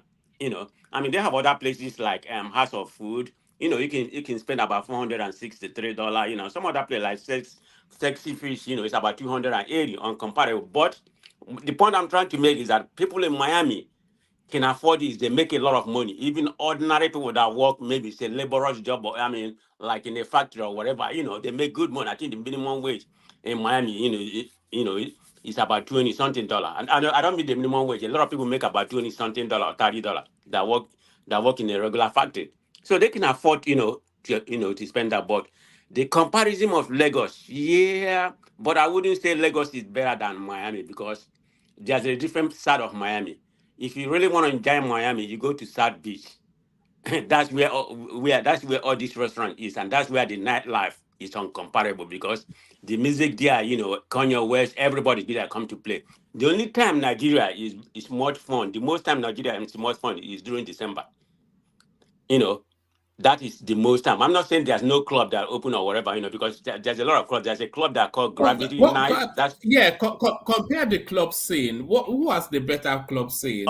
Lagos or Miami? It depends on what kind of music because they play a lot of Afrobeat in Miami. No, Miami, no doubt. Miami, no, but increase but if I can't just use that 1 month or a month and something to compare to Miami. Miami is all year round. Where would you like? Where would you rather spend Christmas, Lagos or Miami? No, Lagos. Yeah, I mean, because if I have to go once a year, I'd rather stay in Lagos. I can go to Miami anytime. So that's if I rather stay in Lagos because I want to eat the food that I miss when I'm here. And they was talking about organic. I don't know, a lot of Nigerian food are kind of processed right now. I don't know how. Maybe I go to the by the side and get mama and papa food. Maybe that's a little bit more organic. So I don't know about the organic, but most of Nigerian food, you can say they are more fresh and in overall, organic wise. Yeah, it's better. Of course, you can get organic food here.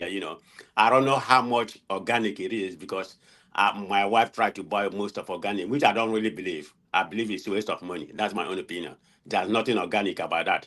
I mean, you can buy a kind of something that is about $1, but organic is say $5. In my own opinion, it's waste of money. I don't know what's so organic about it. You just have to know how to eat moderate or whatever. Organic is not going to make you live longer. It's not going to. I don't believe in that organic something, but organic in Nigerian space, yeah, I believe it because everything is natural. Most of the things are natural. So that's the decision. But I don't really believe in that. I don't really believe in that narrative that what's it say, that Lagos rank above Miami. So it depends on how you're looking at it or what metric you are using to judge them. In terms of world rank city. I mean, there's no city in Africa that's even ranked in the 100. No, I think Morocco and Egypt, that's who they put in the, top 100, I mean, so, but like you said, it depends on the metric that was used. The metric you just showed me is a little bit different, but encompasses with some of the metric, they use, the Forbes magazine used to judge the best city. Of course, the best city, everybody knows is Paris, Dubai is right there, number 2, New York and some other places, so That's my opinion on that, but I just thought it was fun. Rate Paris? Would you rate Paris above New York? No, go and look at the Forbes magazine, which is the benchmark for the ranking of for anything you want to do, in terms of money wise. Yeah, Paris is always number one. I don't know if New York has overtaken it, which I don't really know. But from recently that I view the ranking, Paris, Paris has always been number one. Dubai used to be number 5 before, but right now they have gone to number 2, and I think Madrid, Spain is right up there to number 3. Turkey is right up there. Amsterdam, Berlin, Rome. New York is like about number 7 or 8 right now. New York is in the top 10, and Barcelona is there. London, of course, London is right up there. So I think the only city ranked in the top 10 in US is New York, and I think London rank. I didn't even think that London was going to rank that high. But hey, that's that for you, one man. You people will live for big part of London. So. London has been a great city for centuries. London is in the top 10.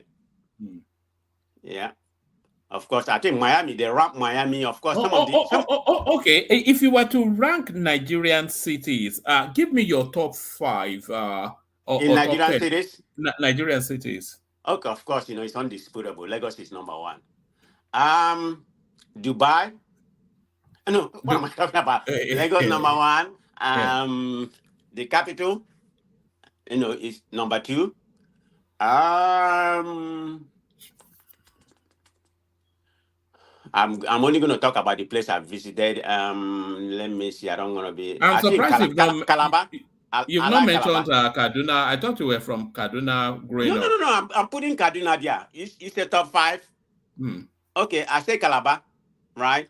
Then that's 3 that I've mentioned. Then I'm going to put Kaduna, because I've been to Kaduna several times. Of course, I'm going to put my hometown, Owerri. People will dispute that. Owerri is my number 5 in terms of nightlife, everything. That's my ranking. I may be biased, but that's my ranking. They have electricity in Owerri. We actually have more electricity in Owerri than Lagos. They don't take light they don't take as much light as they do. Yeah. Of course, there's generator or whatever, if you want, Yeah. There's electricity in Owerri. Owerri is very fun. All this kidnapping and something like that, I don't like Hope who's talking about, but Owerri has already been good before he came in. He messed it up during all this mess, but he's getting better. So that's my ranking. Do you have a presence there? Do you have a house there? Tell me any Igbo man when no get house. Any Igbo man when no get house is, it gotta be a fool or some, gotta be a, gotta be a, what am I trying to do? And I don't want to make it. I would love to visit the East one of these days. Any Igbo man when no get house for gotta be a brain bed, when no get house for in place. Yeah, of course. But it depends on where I know. But I don't get house for village, so. Although we are not from the village, but my grandma, my mom, from a village near there. But me, I don't get house for village, go. So, but if I'm from the village, any part of the village, where my mom is from, I for build house, yeah. So your parents live in Owerri as well, are they? We are from Owerri, but my mom is from one of the villages. Have you been to village before? Huh? What you say, Coca? Oh, you don't know village, Seth. Have you been to village? What do you mean I don't know village? I don't go village now. What I'm saying, my mom is from a particular village. California man, no village. Waiting the talk. What are you talking about, Jali Coca? You know Sabi village now. We all know you don't know village now. No, I do know village. I've been to village because let me tell you, during this Christmas. Are you referring to Surulere, where you grew up as your village, or what are you talking about? Since I they go home, they go village. What are you talking about? My mom is from one of the I can't call it. It used to be a village, but it's not more a village again. It's one of the area close to Nazi. Like if they go for airport, I think it's called Obibieze. That's my mind, but it's not a village anymore. Because everything has developed. So, but it used to be a village, but right now it has developed. Because it's close to Owerri town. But I'm just saying, I am from the Owerri itself. So, but at the go village, Yeah, I go village this time that I came, and I went to one place called Abreba. I don't know if you know Abreba, the little London. Have you heard about it? Oh, is it that place? Oh yeah, Yes, in Abribana. Ekene is always talking about it. Yeah, So. it's In oh Abriba. man, yeah. I went to that place, because I'm a cousin of mine, Is that your Lekki in Southeast? Yes, it is my brother. I'm not from there now, and it's not from my state. It's an Abia state. It's called Abreba. I Yeah, mean, I don't know how they're making money. Okay, I don't know whether I should reach you or I've whatever. been I'm there sorry, I before didn't in mean the to say that. 80s.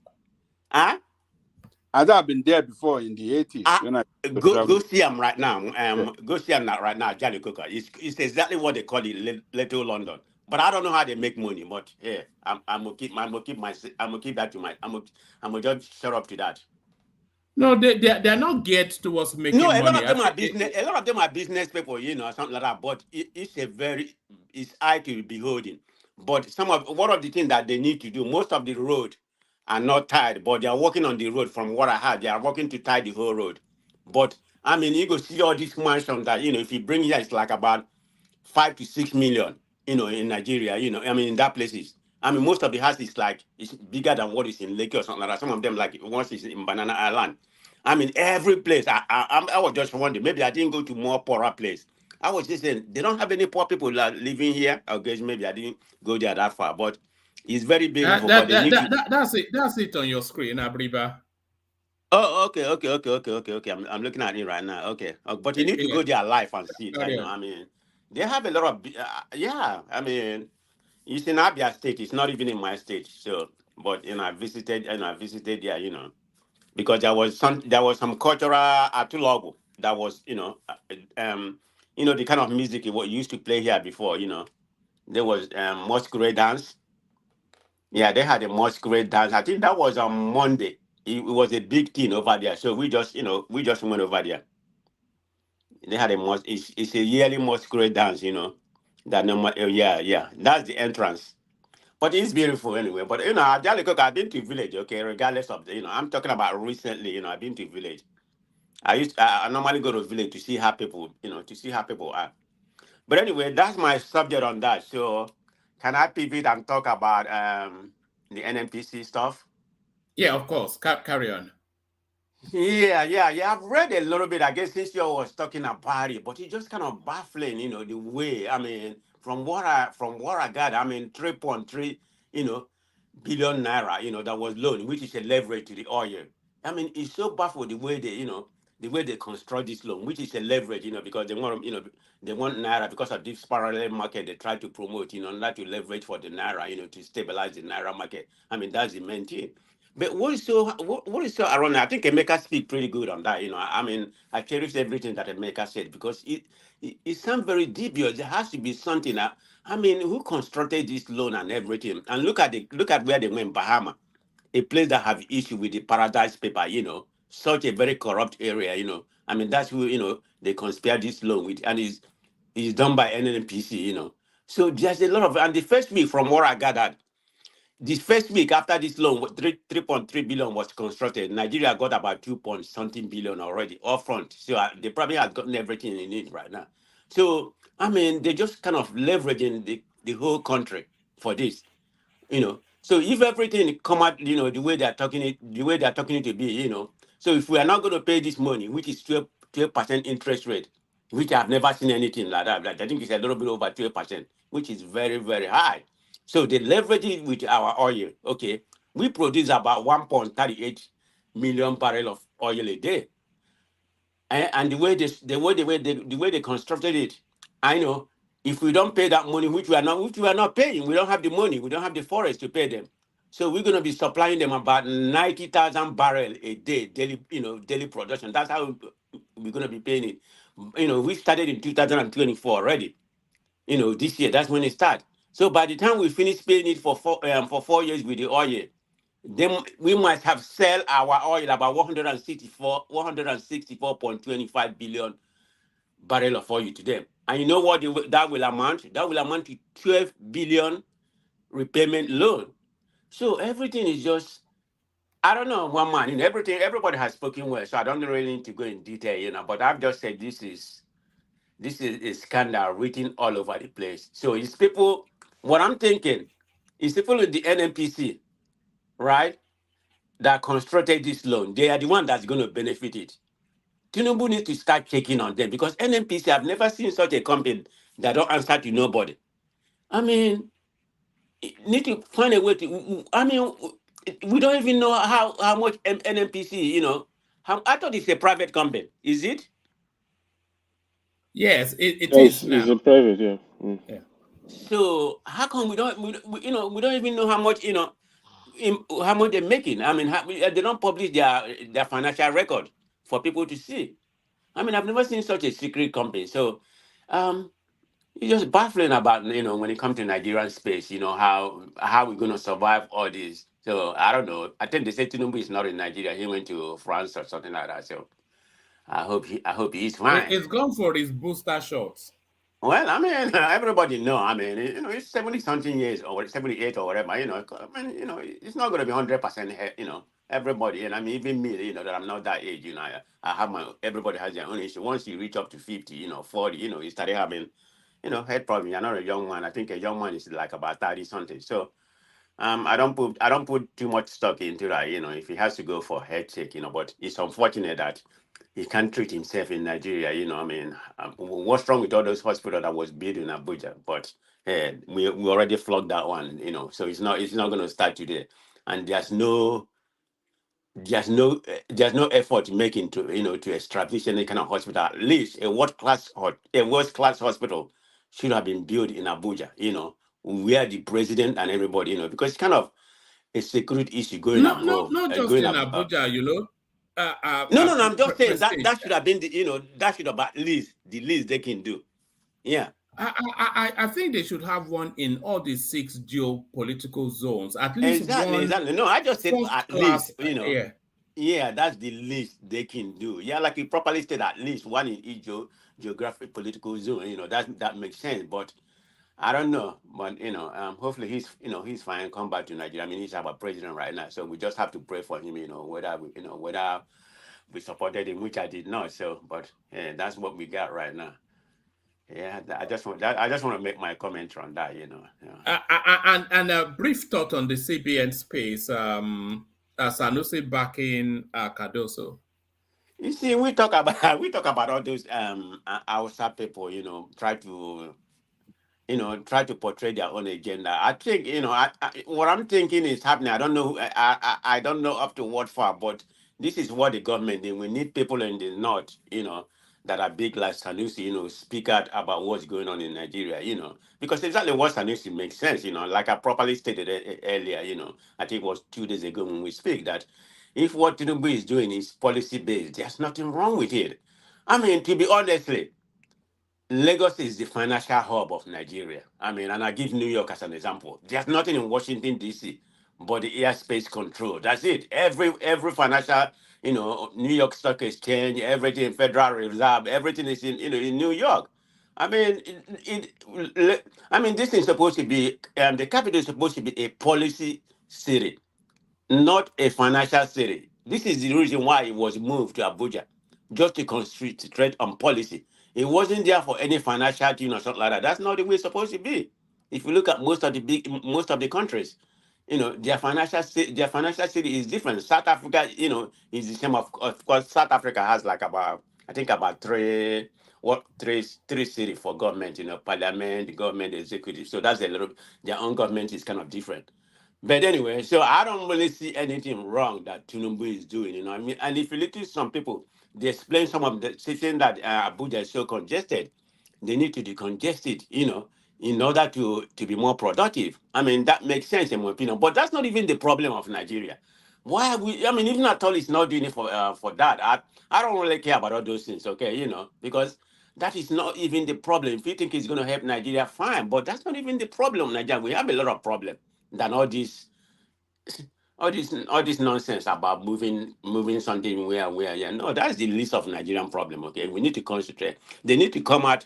The Northerners need to come out and march if they want a revolution. March and say the government need to do it. Then the South will support them. I mean, I'm talking about peaceful protests, but they're not going to do that. But they always come and do something to cover for their own side.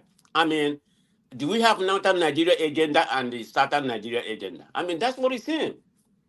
So everything they do, Sanusi is doing a good job, but I don't know. I don't know what kind of weight does he, does he have in the north. So I don't know. I mean, it's good for him to speak out, for some people to speak out, but to me, if you ask me, they know this is not going to amount to anything. I mean, they can cry till tomorrow, but I'm thinking this is an agenda. If there's something, if there's people backing them, but for that guy to come out and speak, it gotta be some some cabal in the north backing him up and everything. So they're speaking for the future in case, because they're gonna be president in the next, I don't know, 8 years, 4 years, or whatever. They're gonna have their own presidency. Then they're gonna try to move everything, not just in Abuja. They're gonna want to move it in Kanu. So that's what I'm thinking. They are laying the foundation right now. So when that happens, they don't cry, which is nonsense to me. So, but that's Nigeria, sectional, motivation, which doesn't make sense to me. Yeah, one man. All right, brilliant. Is there anything else you saw in the news cycle before we move? Yeah. Remember we talked about that I forgot when the subject first came out about that Chinaza or whatever. I think what's his name, Chinaza Philip or something like that. Like I Yes. was saying, that name Chinaza Philip, it came out like 2019. I think it was a lady that said defrauded the bank in Lagos, and that was the name the police came up with. That's why I said when we was talking about this, I said this is not this guy's name. I don't know why they put that name first. I'm not saying he's not a kidnapper, because like what he just said, I watched what he just said, carjacking and everything. Yeah, that's part of kidnapping. But for them to call him a kingpin or something like that, like they have solved most of the problem, that's where I have an issue. I think they're just trying to make people see like they are doing the job. That's the area I'm coming from. I mean, I mean, what he did or whatever, what he planning to do or whatever. Yeah, that's essentially kidnapping. It may not be to the top level we're talking about, but that's exactly If you ask me, I mean, I kind of authenticate whether what he said is true or not. But I would tend to believe him, because the way the police handle everything, they just want us to believe like they have solved the problem.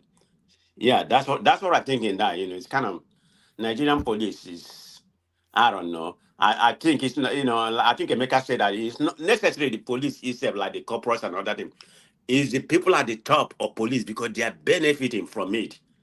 They are the people perpetuating all this. The Nigerian military, the top police people, they are the one benefiting from all this. So they just say, go, go and get that guy. Let's say, because they have not been able to arrest the real people. So that's what is really going on. But I mean, if he's a thief, he's a thief. But to make people believe that the problem has been solved, we have caught a kingpin. That is where I have an issue. Yeah, that's all. That's all. One man. All right, brilliant. Thank you, Prestige. So that's man of All right. Prestige. How do you, are you settling back in from your trip? How does it feel being back? Well, actually, I was. Yeah, my vacation was Because you actually were a away month. for 6 weeks, weren't you? Yeah, it was 60. My vacation was actually for about a month. Then I was working from there. You're self-employed, aren't you? No, I'm not retired from my job. No, but I have businesses. Because my job, I are you work from home. Huh? Oh, yeah, okay. I was Yeah, wondering if you were my job is pretty easy. self-employed. I work from home. I work whenever I want to work. I didn't mean to say that now, so but my job is like, man, I love my job. That's all I'm gonna say. No, But no, that's brilliant. You know this new culture now of working from home. Yeah. It's here to stay, and it's the way of the future. Oh yeah, definitely, And they get more definitely. productivity out of you, by the way, when you are working from home. Yeah, Because when you go it's to more the office, productive. It's just like yeah, when you do. you gossip, you drink tea, and you just wait to go home. That's Exactly. just Just what like they when do you at the survey office. people, right? Even I thought they've been making, 6 figure and other, they're gonna say they don't love their job or whatever. But I be honestly, I love my job. I mean, regardless of the money, but I love my job. Yeah. Everybody loves it when it's well paid, isn't it? And you don't look like you're starved Yeah, of but even fun. some people where they said it's well paid, they will say they don't love it. Maybe I don't know what they do or something like that. But when you combine those two and the easy of doing it and whatever, you have the freedom to do your own job, to wake up anytime you want and work till anytime you want. Up to right now, I mean, I'm working. I mean, I wake up in the morning. Sometimes I go to the gym or something. I may start working like about 11, 10 or whatever. So that's the. I don't have a limit time where I have to start working. and I don't have, I don't have a minimum time. I mean, I can't work till midnight anyway because it's still early over here where I'm right now. It's like about 7:14 p.m. So it's still early right now in Do California. you go to the gym every day? How often do you go No, to no, the no. gym in a week? I In go a to week? gym on Monday, Wednesday, Friday, and Saturday, 4 times a day. And Four how times a long do you week. spend? How long do you spend in there? And it depends on what I'm doing. If I am, sometimes I do there just to lift small weight. Too old right now to lift all those big pounds. Sometimes I lift weight. Sometimes I do stretching. I got on the treadmill, ride bike, and all that kind of stuff. Yeah, I spend an average. I think that's your question. I spend an average at about 2 hours. I mean, sometimes it's less than that, but on average, 2 hours.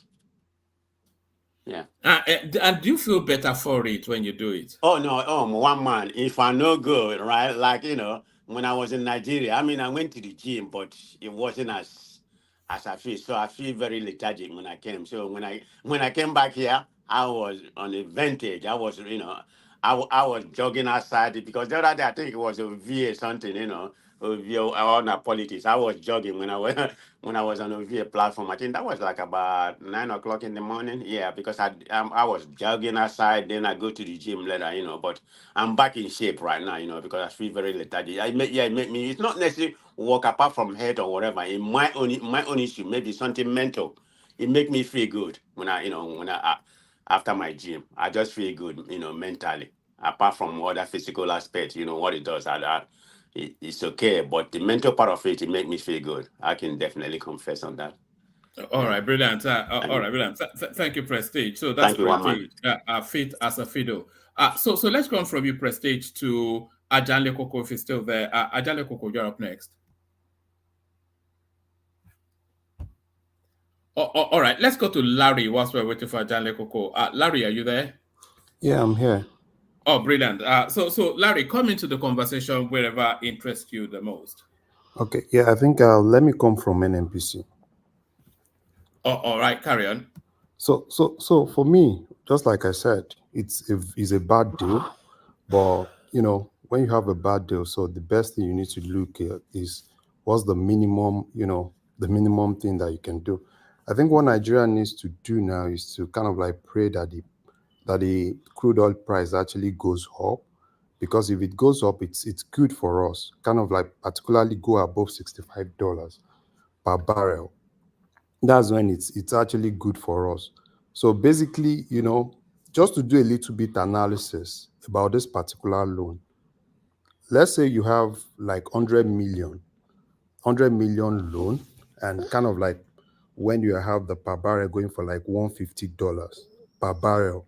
So in that kind of situation, the advantage is just that at the end of the day, when you repay the loan of 100 million, so the extra 50 million will definitely go back to an NPC. So that's why I said it's better. We just need to pray that the price, kind of like something happened and the price increase, and probably we can quickly get out of this. But for me, I think, like I said earlier, Atiku has done a very good job, because if he had not done this, it will still be normal thing, right? And that secret court called NNPC, I don't know how Tinubu is going to do it, right? He needs to break those guys. I've Are never you seen. surprised? Are you surprised that he still retained Milik and they renewed his contract as well, Milik Yari? Does that surprise you?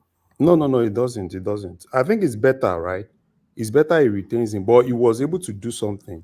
You retain the main guy, but the other people behind the guy, you take them out, and that was what he did. Yes, he put his former boss from Mobile Oil as the chairman of Yeah. Even the other ones too, the directors and everything, he changed all of them. So I expect him to now start asking them. Number one, we need to start seeing audited accounts, which I am not sure we've seen for years. I think it's almost 20 years now that we've not really seen a detailed audit account coming from NNPC. So now I think we need to start looking at audited accounts from NNPC for everybody to know what is really happening in that NNPC.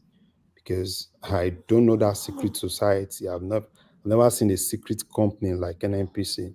So, but we need to really start looking in depth to know exactly what is happening in NNPC.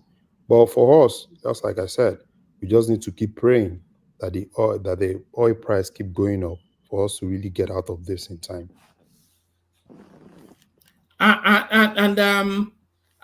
So just sort of what Article has done now, is this what we're looking for the future?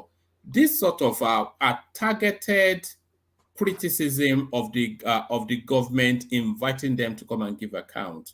Is this because this is for the greater national good, is it not? Yeah, exactly. I hope he continues doing this, right? And he continues doing this and opening them up.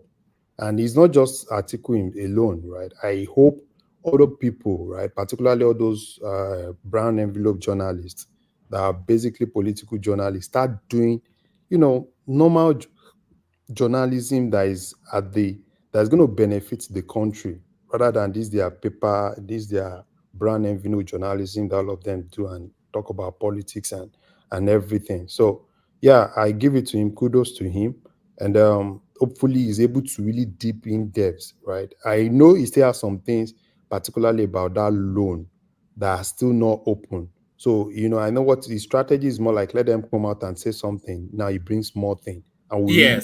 Yes, I was thinking that as well. Yeah. So that's what I'm expecting. Let them talk, and he brings more thing. It turns to a scandal, just like Edu scandal, and everybody start running it as skater. So that's what I'm expecting. All right, and from this, are we to if to extrapolate and project that article is still in play in terms of politics? Is this signaling that is still, and if it's still in play, then that means it's in play for 2027. So No, is no, no, this no, signaling no, no, you're not reaching that far? no. Article is out of I for 2027. No, I don't see article beating a Tinubu in 2027. Yeah, but do you see him throwing his hat in the ring though?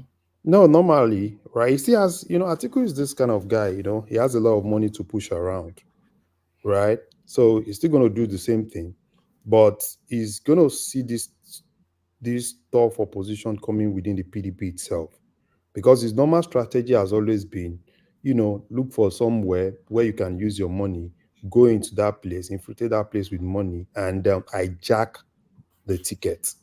And that's all he has always been doing, right? If you look at everything he's been doing, the only place he was not able to hijack the tickets was basically against Buhari, and he was not able to do that because they moved that primary to Lagos and Tinubu played the normal politics for him. So aside that, so that's always been his way, right? And I expect him to still come back in 2027, bring some Dubai money, bring some Dubai money and kind of like, but he's going to face that tough opposition, because if not for the likes of Tambua, Atiku wouldn't have gotten that ticket. But Tambua was just the guy that played the whole game. So, and I don't see anybody playing that game for him. So I don't see Atiku going anywhere. But he will still bring the money normal way. All right. Take us to the CBN space. Lamido Sanusi coming to say that it says is eminently sensible was the term that he used. That and there is no really fault in the logic. That certain operations of banking should be in Lagos, which is the heartland of it. But what are you there making of the northern pushback and Sanusi riding to the rescue? You see, a lot of people don't know where the north is really coming from. It's not all about this. You see, there's something before this, and it's all about the 2024 budget. And that's they are just using this to kind of like part of why they're angry. It's all about 2024 budgets, and their problem is this: in Senate, prior to this time, the Northerners they've always been the chairman Senate Committee on Appropriation. And this is kind of like for several years, right? When we're having a Southerner as the chairman Senate Committee on Appropriation. And obviously, things would definitely, things are now beginning to, it's not all about not. They played the same game during Jonathan. Jonathan was like, oh, all in the name of trying to please the North. I want to kind of like please them. You don't please them. Just do the normal thing. Let everything flow around the country. It's not all about the north. During Buhari, it was so easy, right? Chairman Senate Committee on Appropriation was a northerner. So they were doing all sorts of things. But this particular one, do you know when they were like, okay, fine, the 2024 budget, right? It's kind of like, it's more towards the south than the north. It's a lie. And that is exactly the genesis of all those things. Even this Ndume talking, right? Ndume is just an hypocrite.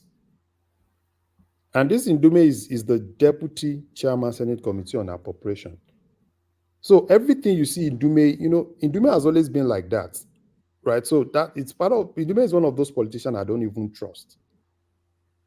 Do you remember this same Ndume played the same game? He was playing one game during Saraki's period when they had to like remove him from this being a Senate leader. This same Ndume, if you see the game he presently plays with Akpabio, if not Akpabio is a little bit kind of like putting some maturity. This Ndume is the same person that will go out there, say some sort of things where he's more experienced than the Senate president and all those things. I don't even know. For me, I don't respect. Ndume is not part of those people I respect from the north. And everything is doing, Well, was he not in contention for Senate president once upon a time? And Yeah. He has always been, even during Saraki's period, he wanted to be, couldn't get it. The same thing during Lawan, and the same thing during this period. So, and I like what the presidency is actually doing, recruiting likes of Sanusi. Sanusi is a key voice, particularly in the north. One of the sects, right, in terms of Islamic sects that is most popular, in the north is the Tijaniya, and this guy is their matron. So you know that Tijaniya is the Khalifa of the Tijaniyas. Exactly. And that Tijaniya, it cuts right through into the Sahels. Exactly. He actually has is more or less a king still, because that Khalifa is a religious sort of kingship. Yeah. The guy is very powerful, though. No, it's very powerful, not just in Nigeria, in Niger, in Mali, it's well respected. And that's why, during the Niger issue, right, the presidency had to like, use him to please go to Niger and talk to them. And you can see the reception they actually gave him, the same reception that they didn't give to the southern of Sokoto and the likes of them. So I think it's good. It's good that people like this are now coming out. And that's part of the issues they had with him then, because he was always telling them the truth. It's not all about you. There are a lot of things that the northerners need to really look into. They need to look into security and some other things. But I don't know why they are fixated on CBN and all those things and passing and taking all this propaganda and all those things. They need to. I know personally. I know what is really the problem. It's all about that budget. And they've not seen anything. They are going to see more. Because at this point, right, it's not all about the north. It's all about Nigeria. And if anything is coming out, it has to go around the whole country, not something concentrated to the north, all in the name of, doing the same thing. Every other president has always been, let's do things to please the north. At this point, I'm more interested in things to please Nigeria. They will come out and say, oh, we had the vote and all those things. Fuck their vote. I don't even care about their vote. The basic thing is, if Tinubu really likes Nigeria, this is the point where it leaves politics and face governance and do things that would definitely be good for Nigeria, not in all about 2027 or some northerners coming and saying they have the vote. Which votes do they have? They don't have the vote. Yeah, but the thing is, you have to appease the north in Nigeria's politics. Because if you go by the experience of people like Goodluck Jonathan, yeah, they can launch all manner. They can plot a coup against you. They can launch insurgency against you. They can. One man. Tinubu is good at that game. Do you know what has actually happened in the army the last 2 months? See, if you want to play with these guys and they know who they are playing with, everywhere they can use to destabilize your government, dismantle it, and that's what Tinubu has been doing. What about insurgency? That was how they Yeah, did that. insurgency. You see, they will bring that, right? They will bring that, and they will always see fire for fire. The more of those, that's their normal tactics. Bring insurgency, bring propaganda, blackmail the government, and at the end of the day, right? The same thing they did for Jonathan. Jonathan did everything to please them. Jonathan he was building Almanjiri mosque, Almanjiri school everywhere and all that. Did they even go to that Almanjiri school? So at this point, anybody that really likes Nigeria should focus on governance and leave all this issue of we want to make the North happy. We want to make the North happy at the detriment of any other person. Look at during Buhari, Amechi was busy doing everything all in the name of making the North happy, taking everything to the North, even bringing this issue of doing rail to Niger. For what? So at this point, if Tinubu is ready for governance, he should just focus on that governance and leave all this, all these northern Arewa and all the likes of them.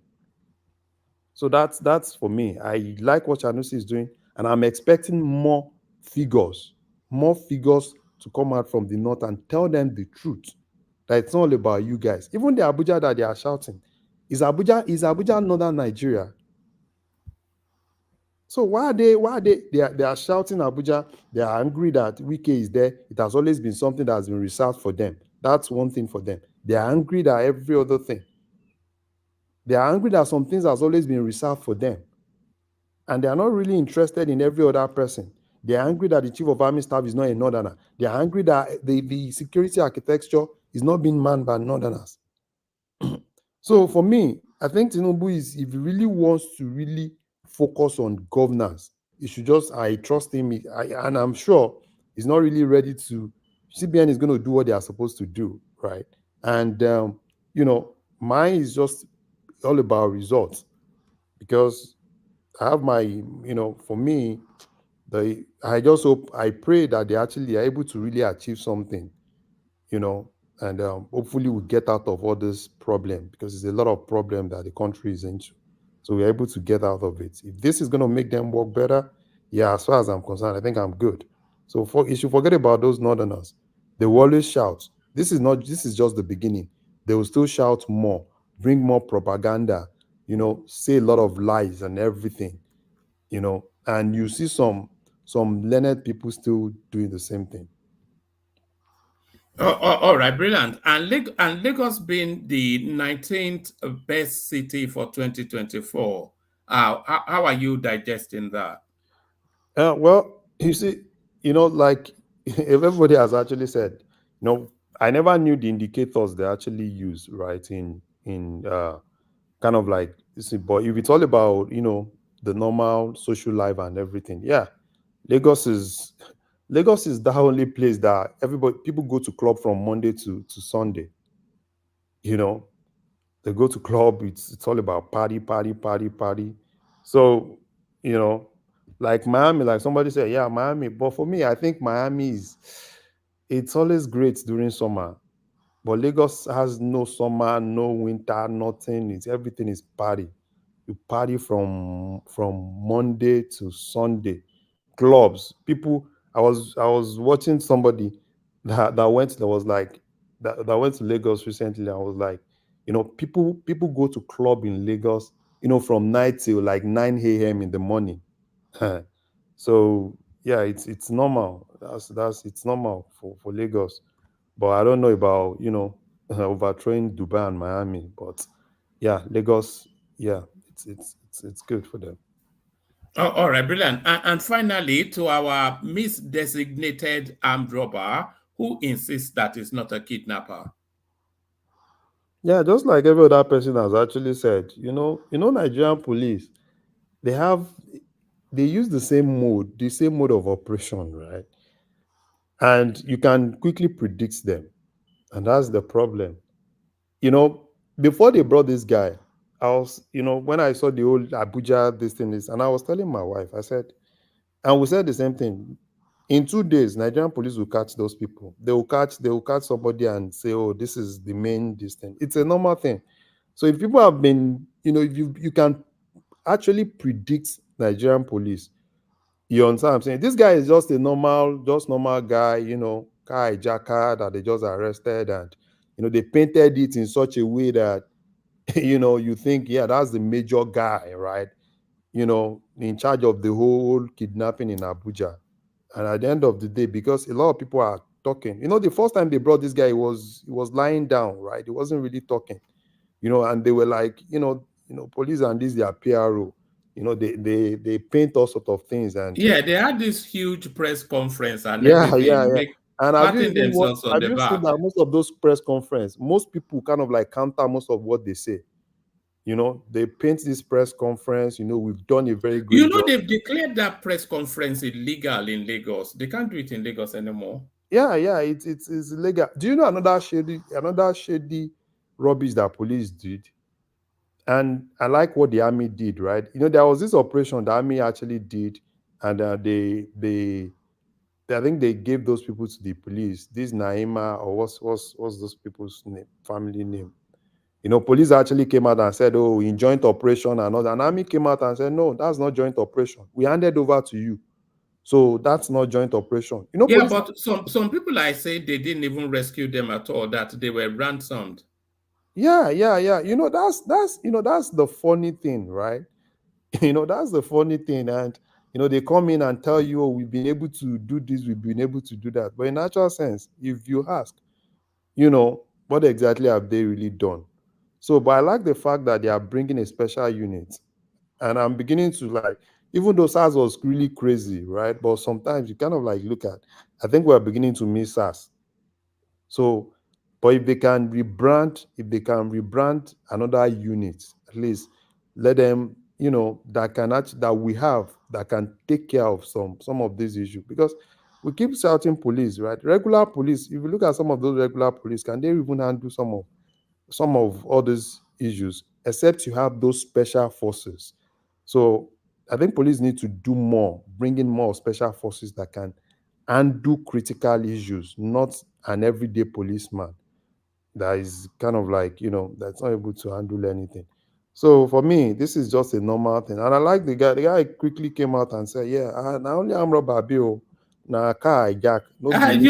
It's the way that he said only armed robber, as though that was No, no, because the guy knew, what, police was painting it as if, oh, the main guy that is in charge of the whole everything in Abuja, we've done a very good job. If we've not caught this guy, this and that. And, like people said, police is in Nigeria is kind of like so funny. They're kind of like so funny. And this is exactly where we need to ask them, right? I think at this point, we need accountability. There's a lot of money going into security in Nigeria. And if you ask me, what have they achieved? So at this point, I think the police, the army, the navy, and all of them, so they need to be given tough orders like, let us see what you've achieved. And so this is the point where they need to now, give us value for money. Because as far as I'm concerned, there's no value for money with all the money we've spent. Someone was saying, I think it was some ex-army person or the other. He was saying that the system is like instructions without consequences. So you instruct them to go and do something, but then if they can't do it, if they have not done it, then you don't consequence that. So if it's not consequenced, then what motivates them to do it? Yeah, the problem is we've not really, outside Obasanjo, we've not really had presidents that can tell them, give them straight orders, right? And that's where things are really, that's where we are really missing it.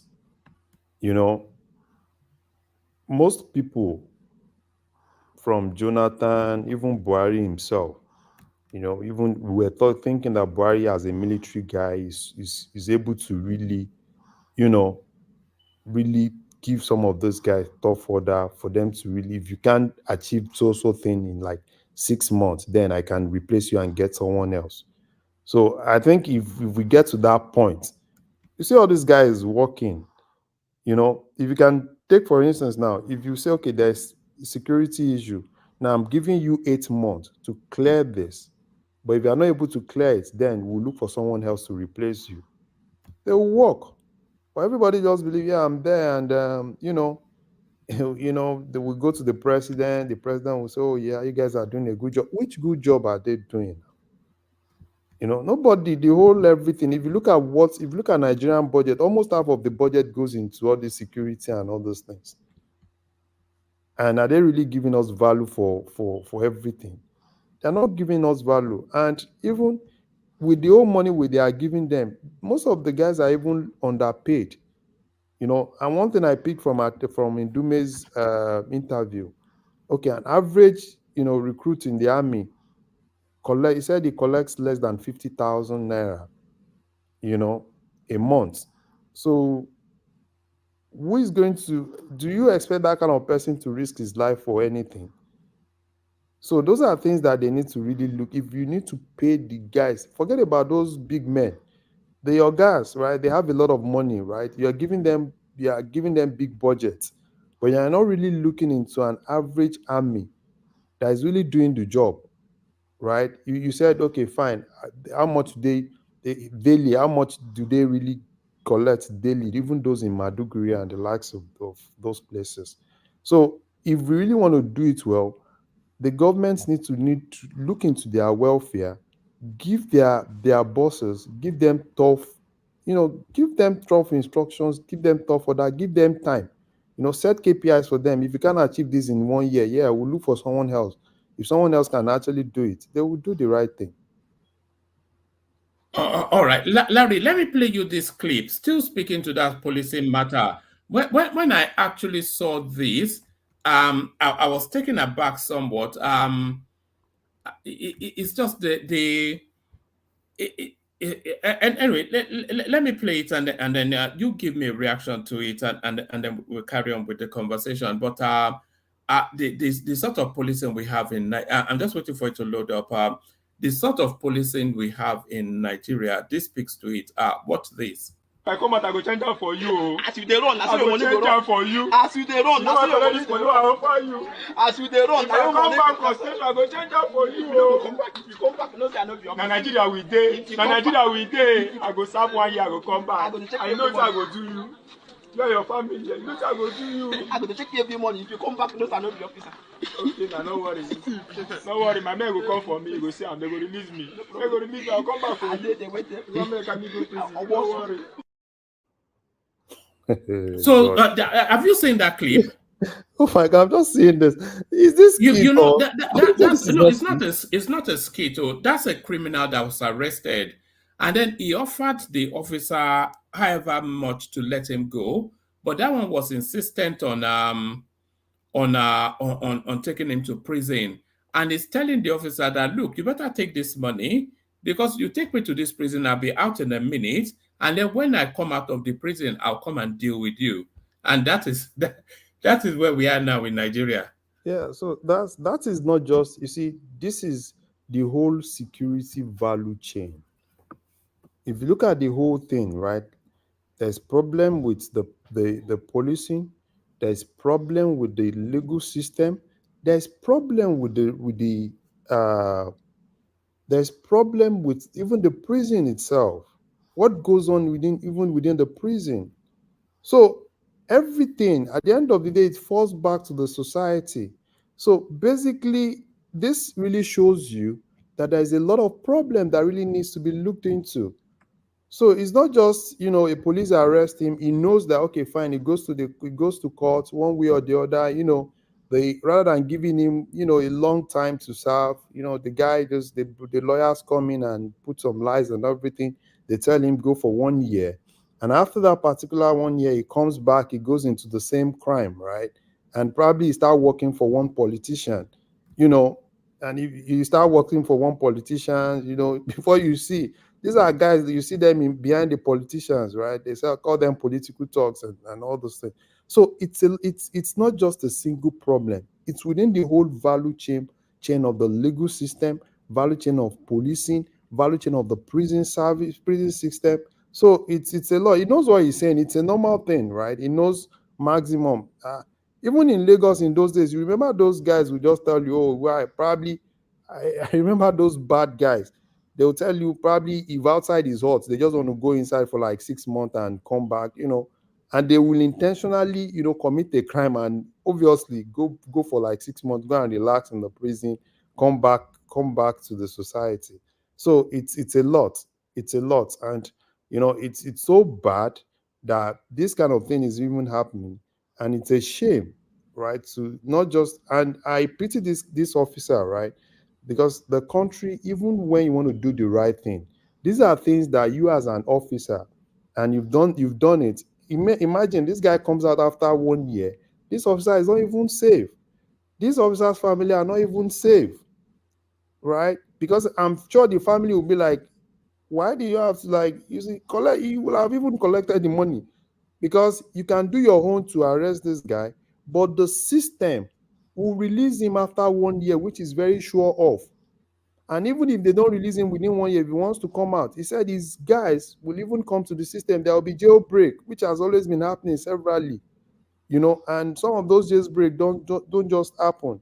So ask the prison guys. They know about all those things. So it's a lot of things going on all along within the whole value chain. So, but I hope the government is able to ensure the security of this guy's family, because for this to be out, this criminal, I'm sure he has one or two, he has one or two gang members. And you can see that he's even threatening the guy's family, right? I hope the government is able to give his family the right security, if any, so that they can actually, protect the policeman. But that's the system that we actually find ourselves in. It's so unfortunate, but I hope one day, we'll have, system that will be able to flush all the crazy thing out. Oh, all right, brilliant, excellent. Thank you, Larry. Larry, let's go on from you to, let's try Ajanle Koko again, see if it's ready for us. Okay. Ajanle Koko. Thank you. Unless there's anything else you want to speak on, I think we have Ajanle Koko. So, yes, Ajanle Koko, there you are. I came to you earlier. Oh yeah, I was away from the phone. In the middle. Yeah. Look at that, Larry. I think you have a fan. They say, "Who is this guy speaking? So knowledgeable." Look at that. They are describing you as knowledgeable, Larry. So there it is. Yes, it's just the conversation. You were speaking to that article space, but do you want to speak to the Sanusi space, or do you want to kick it off with Lagos being a top city according to Time Out? Thank you, Woman. Greetings to our listeners around the world. Click on the like button, share, and subscribe if you haven't done so. Let me start with Sanusi. What did Sanusi say? No, Sanusi was essentially backing the move to move a certain department to Lagos, and he was arguing then that it just makes infinite sense for that to be the case. Pardon me, but what really struck me in what he says the problem we have now is that many employees are children of politically exposed persons, and their Abuja life and businesses are more important than the CBN work. The CBN is just an address to them, and if they have to choose between their spoiled Abuja life and the job, they will gladly leave CBN. So what Sanusi is painting essentially is not even a regional interest, but a selfish self-interest. So he leaps to the defense of the move to Lagos. What says you, Sanusi's contribution? Well, I'm not surprised that he's speaking in support of that move by the central bank. He was once a central bank governor, and I believe he knows better than any other person out there. He knows how the central bank works, and he knows that those departments that are moving to Lagos are definitely supposed to be in Lagos. So I'm not surprised, but the information that he hinted us that the children of the rich and the wealthy are the one that dominated the staff of central bank is alarming. Alarming in the sense that every good position in that country are reserved by the politician and their cronies for their children. So, what is there for the children of the common man? Nothing. No opportunity. Civil defense. Ajali Koko, civil defense. Civil defense and Agbero. I mean, it's unfortunate, but I like him. I like this guy that, when it comes to critical issues. Do you think people can still meritoriously work their way to the top in Nigeria? It's not possible, one man. It got to be, I mean, to the top. Man, oh man. you have to, it's either you are related to them, strongly related, it's either you have served them, it's said, I mean, you must be a confidant, sort of. It's either you are their confidant, it's either you are their children, it's either, it's not supposed to. What kind of country does that when opportunity are not there for everybody, but only for the children of the best out there, only for the children of the rich? It's not supposed to be though. That's not the way to build a nation. But Sanusi, I think we have to commend him, even though it's sometimes it can be very controversial. But he has demonstrated to us all the time on some critical issue that, look, I will speak, I will say my own, I won't be left behind. That is the way that people of that country should speak. Everybody must not be a layback. We mustn't be a layback person. And, and that's why I have respect for Obasanjo as well. Obasanjo, when it's time to speak, he will speak. The same with this Sanusi. He speak. And most of the time, they speak against their own people. The shenanigans of their own people. They speak against them. These two guys, Obasanjo and Sanusi, when they speak in a Nigerian manner, standing for Nigerian interests, that does not stand with the tribal interest of their people, you will see them flaring up and talking all sort of nonsense. For what he has spoken now, I believe some of the Northerners will not be happy with him. They say, hey, where we go, this stupid guy. And it was this same sort of loose speak that got him kicked out of his throne, wasn't it? Of his marriage. That guy. When you have people, it's just their nature. You can't take it away. Look, there's no way you can shut them. You can shut them up. No, they will speak. They may, sometimes take some time. I mean, sometimes reluctant and just. It's almost turning into an event when Sanusi speaks when now. Yes. So it's. I think I like what he did by hinting us that, look, the rich, children of the rich are the one dominated that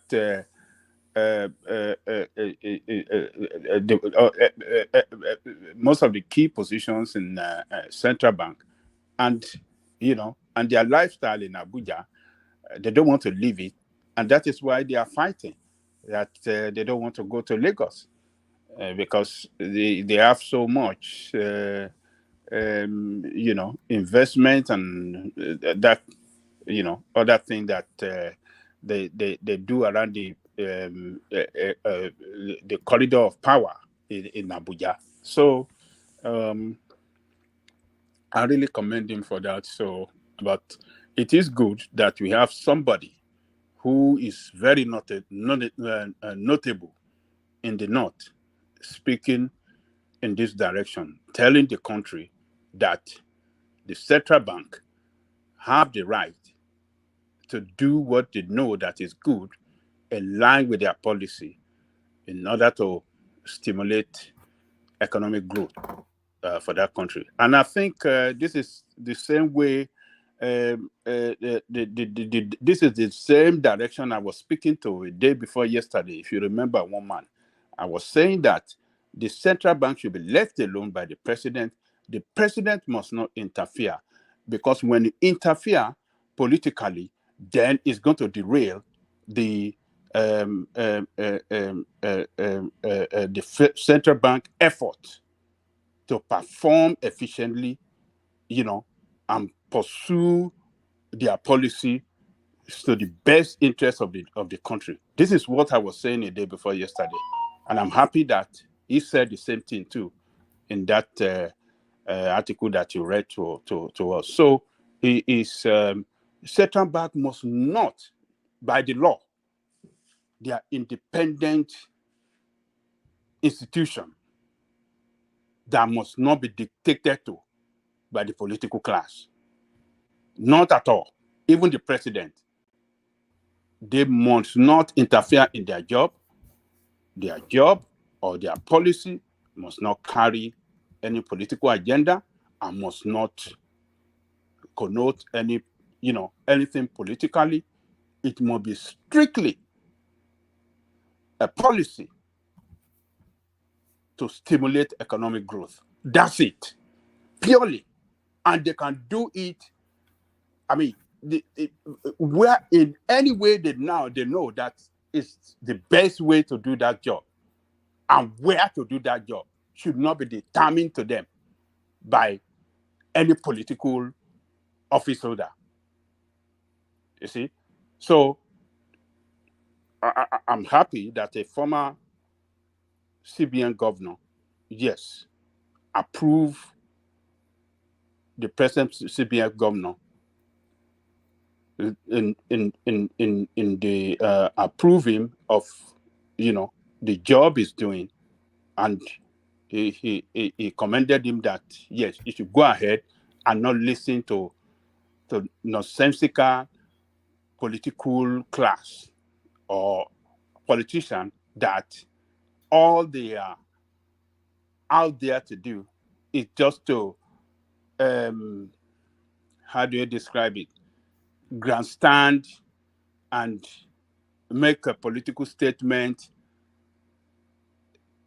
tribalize every issue so that they are... Sorry, Ajanle Koko. Prestige, are you still there? Prestige? Yes, I'm here. Oh, I left you a message in the private chat. Sorry, carry on, Ajanle Koko. I just wanted to catch him before he drifts off. Carry on, Ajanle Koko. Yeah. Thank you. Tribalize every issue so that they are zombies that follow them and vote for them. Whether they are killing them, they will still vote for them, so that they continue to manipulate them and continue to use them for their own political benefit. So we should commend what's the name? The former governor of Central Bank for speaking out. So I really commend him. No, this guy has lived a very prestige life off the back of the Nigerian state. He's been the CBN governor, and then he went from there to become the Emir of Kano, and then he went from there to become the Khalifa of the Tijaniya movement. Goodness me.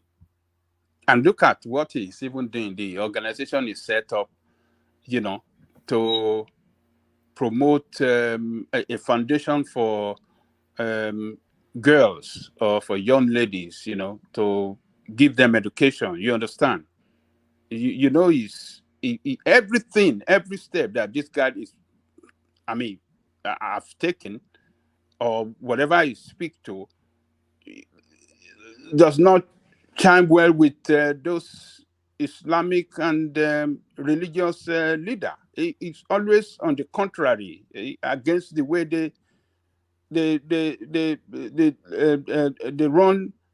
They uses their people up there in the north, and that was why Ganduje kicked him out of that place, because he was always speaking against misgovernance, misrule of Ganduje.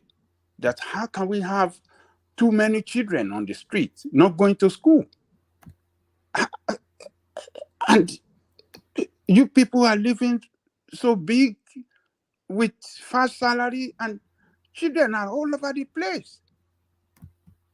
During Almajiri, he said, and he was quoting the Quran, that there's no scripture in Quran that specifically mention about this Almajiri, that people should be leaving children, should be left alone on the street to go and beg for money. No. That why can't they give them education? Why can't they invest on education for these children to go to school? You know, for the amount of wealth that is concentrated in that Kano, the situation shouldn't be. Sanusi alone, he must be what, $3-5 billion. Dangote richer than Khashoggi. And Rabiu, I mean, what is that? Yeah, I mean, and they just hoard all this money to themselves. I mean, and they have the largest population of out-of-school children. And they all speak all this highfalutin language, and the place smells. Kano, it's just a awful cesspit of iniquity. You want to eat in an open place, before you know it, you see all those Almajiri children will round you up, waiting for you to leave their food. I mean, the little you leave, they rush it and take it. Or they're looking at your face to give them money. Well, I mean, how can people that call themselves leaders be comfortable to see their, children, little kids, wandering in the street, carrying plastic, begging for alms? How do they feel? It's unforgivable, actually. Oh, God. Because what future awaits those children? I mean, you can already see, just from the age of 10, you can see the trajectory of life for them, and very few of them escape it, if any. How do they feel in their own car, looking at those driving, and they have their own children at home, sleeping in a very well-furnished room, eat good food, and they see the children. How do they feel? I don't get it. And this Sanusi, he has this, I think he sees himself like a sort of like an English aristocrat, because he likes to roll around the streets of Kano in a vintage Rolls Royce and speaking affected English upper class, in the midst of abject poverty. In the midst of abject poverty. So it doesn't. So it was always speaking against the bad rule of Ganduje, and Ganduje was not comfortable with that. Took him out. His emirate, it broke it up into 4, just to. You see what politician does in that country. An emirate that have been existing for centuries, it broken it up into pieces,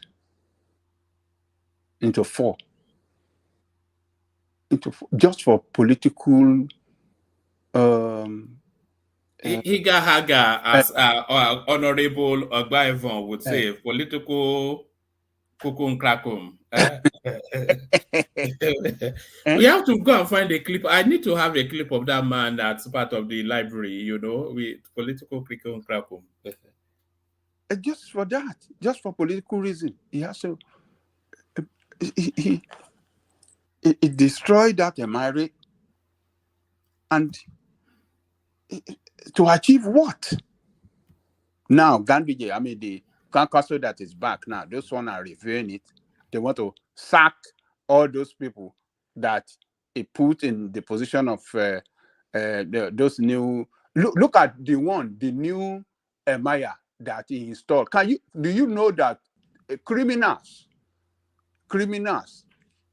always, there is no way you can have a criminal as a leader that you will any appointment. It is criminal like himself that will put in that position. The one that replaced this Sanusi is the one that gave that thief, that accountant general that stole our 120 billion. He is the one, he banned him. One man. Can you believe that? Somebody that been criminalized. Somebody that out of the money he stole, out of 109 billion that he stole, he returned 45 billion. That's an indictment. Somebody already been indicted. This man banned him. He banned criminal. A person that is so open that is a criminal, that he stole the money of this country and is going through trial. He banned him. It's just shameful. So this guy, I think he will always stand up for the right thing. I think sometimes I don't agree with him on some of his economic policy. Sometimes I don't agree with, but most of the time I think I agree with what it stands for. So on this one, I think I agree with him, and it's good that he spoke in the direction that look, central bank governor, don't listen to Jack. Just go ahead and do what you know is right in. You have been given responsibility. It's all about the nationhood. It's not political. Go ahead and do what you got to do. So I think I give him credit for that. So what else? All right. Let me take you to Lagos State then. Imagine as the 19th best city for 2024. Better than Dubai, according to Time Out magazine. Oh, man. Well, there are some of these countries. I'm on you so bad now. How can we argue? The white people that say so. What if I go here? What if Muleko? Well, look, it's unfortunate that our country is what it is today, that we have bad people in the position of authority that doesn't know how to turn around the economy of their state, doesn't know how to transform their country, doesn't know how to put in place better infrastructure, and doesn't know how to carry out economic policy that we, create job and attract investors and do things. We will have been one of the greatest country in the world, and obviously maybe the greatest place to visit in the world if we have not had insecurity problem, if we have not had,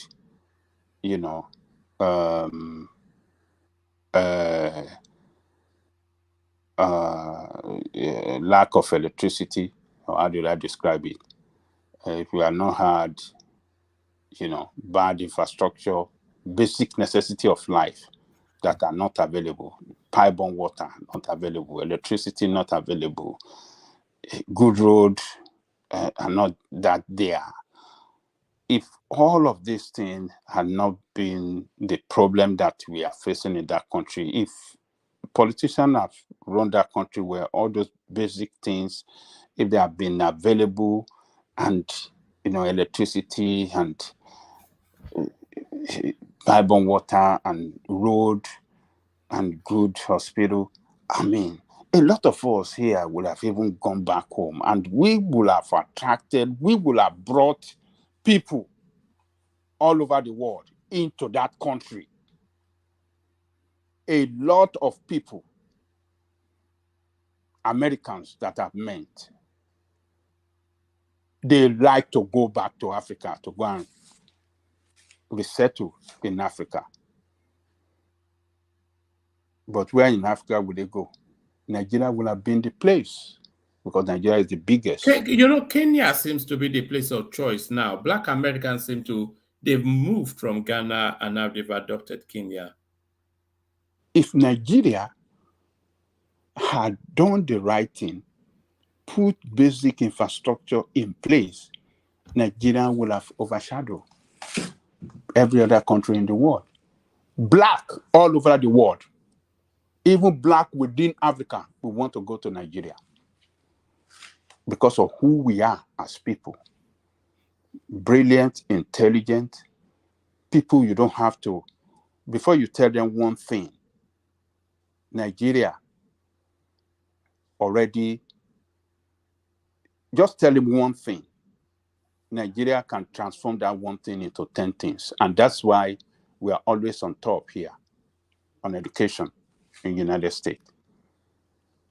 The most educated immigrant in the United States, Nigeria. Hey, Ajali Koka, can I buttress just a minute? Yeah, Can I buttress what you're just saying? I mean, you are perfectly right. I mean, people are talking about Kenya. One man just said something about Kenya, like Nairobi. I mean, the weather is good because they have sometimes cool weather. One man, did you know that Czech is still in Nairobi up to today? He has been he has been in Nairobi more than he has been in any country. Almost about 2 months right now.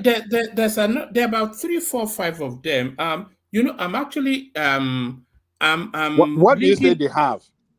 No, I said their weather. They have a good weather. Their weather is better than ours in terms of temperature. It's not just the weather. Cool. They have infrastructure. Yeah. I've seen a lot of them because I've been watching Czech in Nairobi. He's been there for almost about 2 months right now. Czech. He was here. No, I listened to him when he was on your platform. Yeah. I listened to the playback. There's another guy, Austin Herleman. He also is a Kenyan. Is one of these Americans that's moving to Kenya. And then there's another travel city. They're all the Black Americans. But I was just going to buttress what Ajali Koko was saying. I mean, all this they are striving right now. But like Ajali Koko was saying, if Nigeria has security and everything, I mean, the whole of Africa, even our standard right now, they're still envy of Nigeria. Go and listen to their platform, to their podcast. They have Nigeria at a higher level, regardless of what kind of predicament we are right now. Ajali Koko. Nigeria is still Nigeria. I mean, I'm not. That's just a fact. If Nigeria, like you were saying, you think we're still there that day, Abby? Yes, they held Nigeria to a higher level. Their women, their men, everybody. They do.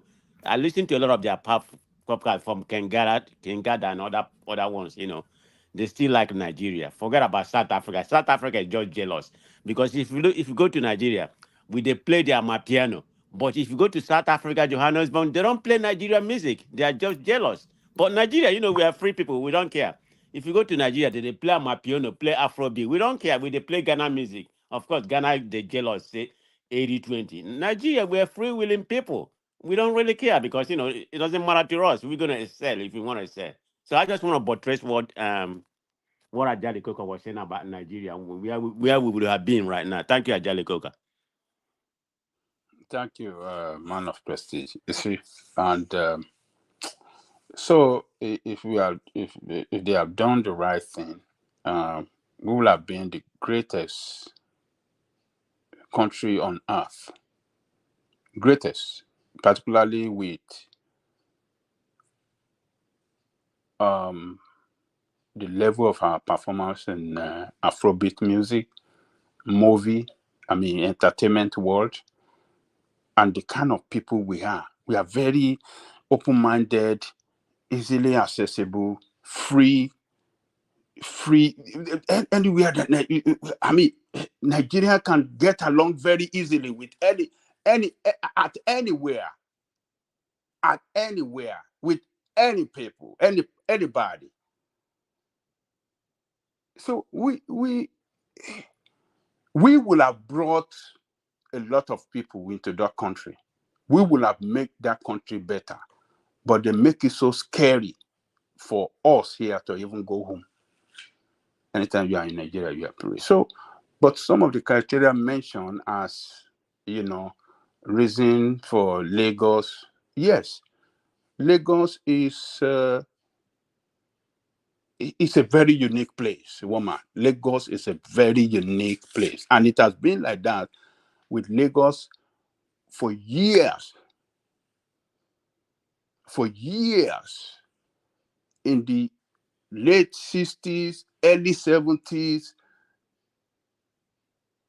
I mean, Nigeria hosted, in 1977, we hosted all blacks around the world, Festac 77. And we housed everybody. Nigeria fed them. That is the power that we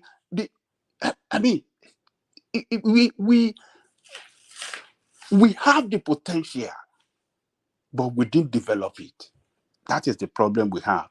But Lagos, being what it is, being a place where you see concentration of people, international Nigerians, Lagos being the place they concentrated, Igbo man, Hausa, Yoruba, everybody, even Ghanaians, everybody concentrated in Lagos there. So you can, there's no way you go and you visit Lagos and you go around and where you can have that fun that you will not really enjoy yourself. You will really, really enjoy yourself. You see, food, we are blessed with food. Is it plenty sort of Yoruba food? Is it Igbo food or Calabar food? What is that? So the food itself and the fun, the drinks, everything. If you go to the island, whoever created Edika Ikon is the winner in Nigerian food. Edika Ikon. Look, so the only problem is it's expensive to enjoy life there. That is just for ordinary Nigerians, people that are really enjoying, people that can go out in the weekend, go to a club and have fun, go to the riverside and lagoon and take some boats up and down from island to Ekwe or somewhere like that. You see, you rent a yacht. It's just you must have that bread. It costs a lot of money. It's not available for poor man, or even if you are a middle class get category in Nigeria. If you are low middle class, you can't really enjoy yourself. So it's just that majority of the people cannot really enjoy life in that state, and that is the problem. But foreigner with dollars, yes, there's no way you will come to Lagos that you will not have fun. You will enjoy your life. And I'm not surprised that they are giving us, and they concentrated their movement within Lagos Island and Lekki. Come on, man, that is where you see the best of the best houses, the best of the best hotel, the best of the best restaurant, the best of the best fun. So I'm not surprised. So we have to look at it from that angle, because their movement is within that Lekki and Lagos Island. So that is the best place. You can have the best of the best fun. And you look at the buildings, particularly Lagos Island, Victoria Land, rather. Victoria Land. You look at those buildings there in Ikoyi, and it's just like you're in London now. You don't think that anybody that visited Nigeria and it just within Lekki Victoria Land. When he go back, he will say, man, Nigeria is a very good place. Go and take him to Mushi now, or take him to Shomolu, or I think that was how that magazine came to their conclusions. They that's just why. went to Because they are within the area of the rich and the richest people. So they they they they, they were like, wow, this is Nigeria. This is the best place, man. We don't care about Dubai or London. Forget about those places. Black man place. and Nigerians know how to do rich very well. They know how to do Oh rich very well. God. Yeah. Oh God, one man. Nigerians are very good when to entertain people, to give you that comfort and let you feel the best. They give you the best of the best treatment. What do you music? One man, If you want to listen to music when you go to Nigeria, go around Victoria Island, go to a place called Gravity Night. It's not like a club. It's outside music. They play music on Friday night. Then OB House is on Monday night. It's party outside. You can relax with your wife or your girlfriend. Everybody has their own chair. So they have it. The Gravity Night. They play every kind of Afro music, Amapiano, everything you like. But you can relax on one place. All the big top people. Then they come there. Gravity Night on Friday. Then you have OB House on Monday night. Yeah. those are the places that those guys went now, and they just say we don't need any other investigate. Look, this Nigeria, this Lagos is the best in the world. That's But Hard Rock Cafe now. it's Man of Prestige, where you're talking, Obi night on Monday. That's Hard Rock Yeah. Cafe. Yeah. I know. Yeah. That it is. so. But I mean, it's a good news. It's a good report, a positive one for Nigeria. So Lagos got it for us. We have to celebrate it no matter what. Uh, and these are the thing. This is why our leaders have to try this time around. I mean, to begin to work for the people. It doesn't cost anything. It just need to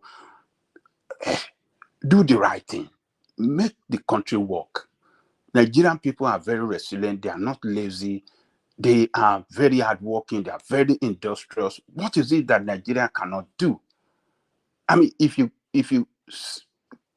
go to that Lagos and you see what people manufacture, what they make. I went to one place, just one small shop like this. The guy was making shoe. I look at the shoe, I said, why they selling shoe here? The guy said, no, I'm making it. Money, what do you mean? You're the one that make this shoe? Fantastic. Real leather, the sole, the everything was fantastic. I was like how? In just a small place like this? If this guy is empowered, if they give this kind of loan to improve, to get equipment, this guy will turn that country to a productive country. And we have millions of them like that. If you go to some places, I went to some places and I see what people manufactured with their own little effort. I said, man, this country is losing, man. This country is losing billions. They have assets, but they refuse to make use of that asset and use that asset to, elevate this country to be one of the to be the greatest country on earth. It can be very painful sometimes when you see the way some people are putting effort in that country, but the government policy government economic policy draw them back or draw them down, flatten them on the floor. It can be very painful. So, but I'm not surprised. It's a good news. We have to celebrate it. I'm happy about it. At least we have something that we can celebrate. This is not Boko Haram carry person or this thing. This is a good news. But I'm very sure that because they concentrated their effort. You know, Ajale Koko, in many ways, the world is waiting for Nigeria, They hear all of these things about Nigeria, especially all the contacts that all the Nigerians in their community, the way they live, their confidence. Everybody wants to see what Nigeria can make of itself, Even Nigerians are waiting for Nigeria. It's just really the thing. We are where we are, and we are advanced, but the country is backwards. The people are advanced people. One of the best citizens of this world. If you want to look at, people that are in this world that are ranked among the top most intelligent, in terms of professionalism. Yeah, but people want to see where we come from. Is what I'm saying. They want to see it. They want Nigeria to be part of the scene. And they want Lagos to. It should be London, Lagos, Paris. New York. That should be the language. Oh yes. Oh yes. Oh yes. But when we have people like somebody like Buhari as the president of you and I, can you imagine that? You have somebody like myself, somebody like yourself, being led by somebody like Buhari. Can you imagine that? It's just shameful of us as people that we allow this politician to continue. We have to stand up against them. We have to carry out. Look, dirty politics. We have to throw it apart. If these people continue like this, I've said it several times here. Tinubu must not fail. If Tinubu fails, that's the end of Nigeria. Yeah, it's almost like the last window. I think Tinubu may well be our last window. It's our last window. It is the person that can be the savior of that country. If it should fail, that's the end. Forget about it. We are gone. Because from Tinubu, it goes to another Aboki, and then if he doesn't get it right, not only should he get it right, he should also get the Aboki that he hands over to right. If we hands over to a character like Buhari or somebody, just some low wits. Don't even mention the name of it. We cannot have that man, that kind of man again as a leader in that country again. Person like Buhari, like. We can't go back to such a person to lead us again.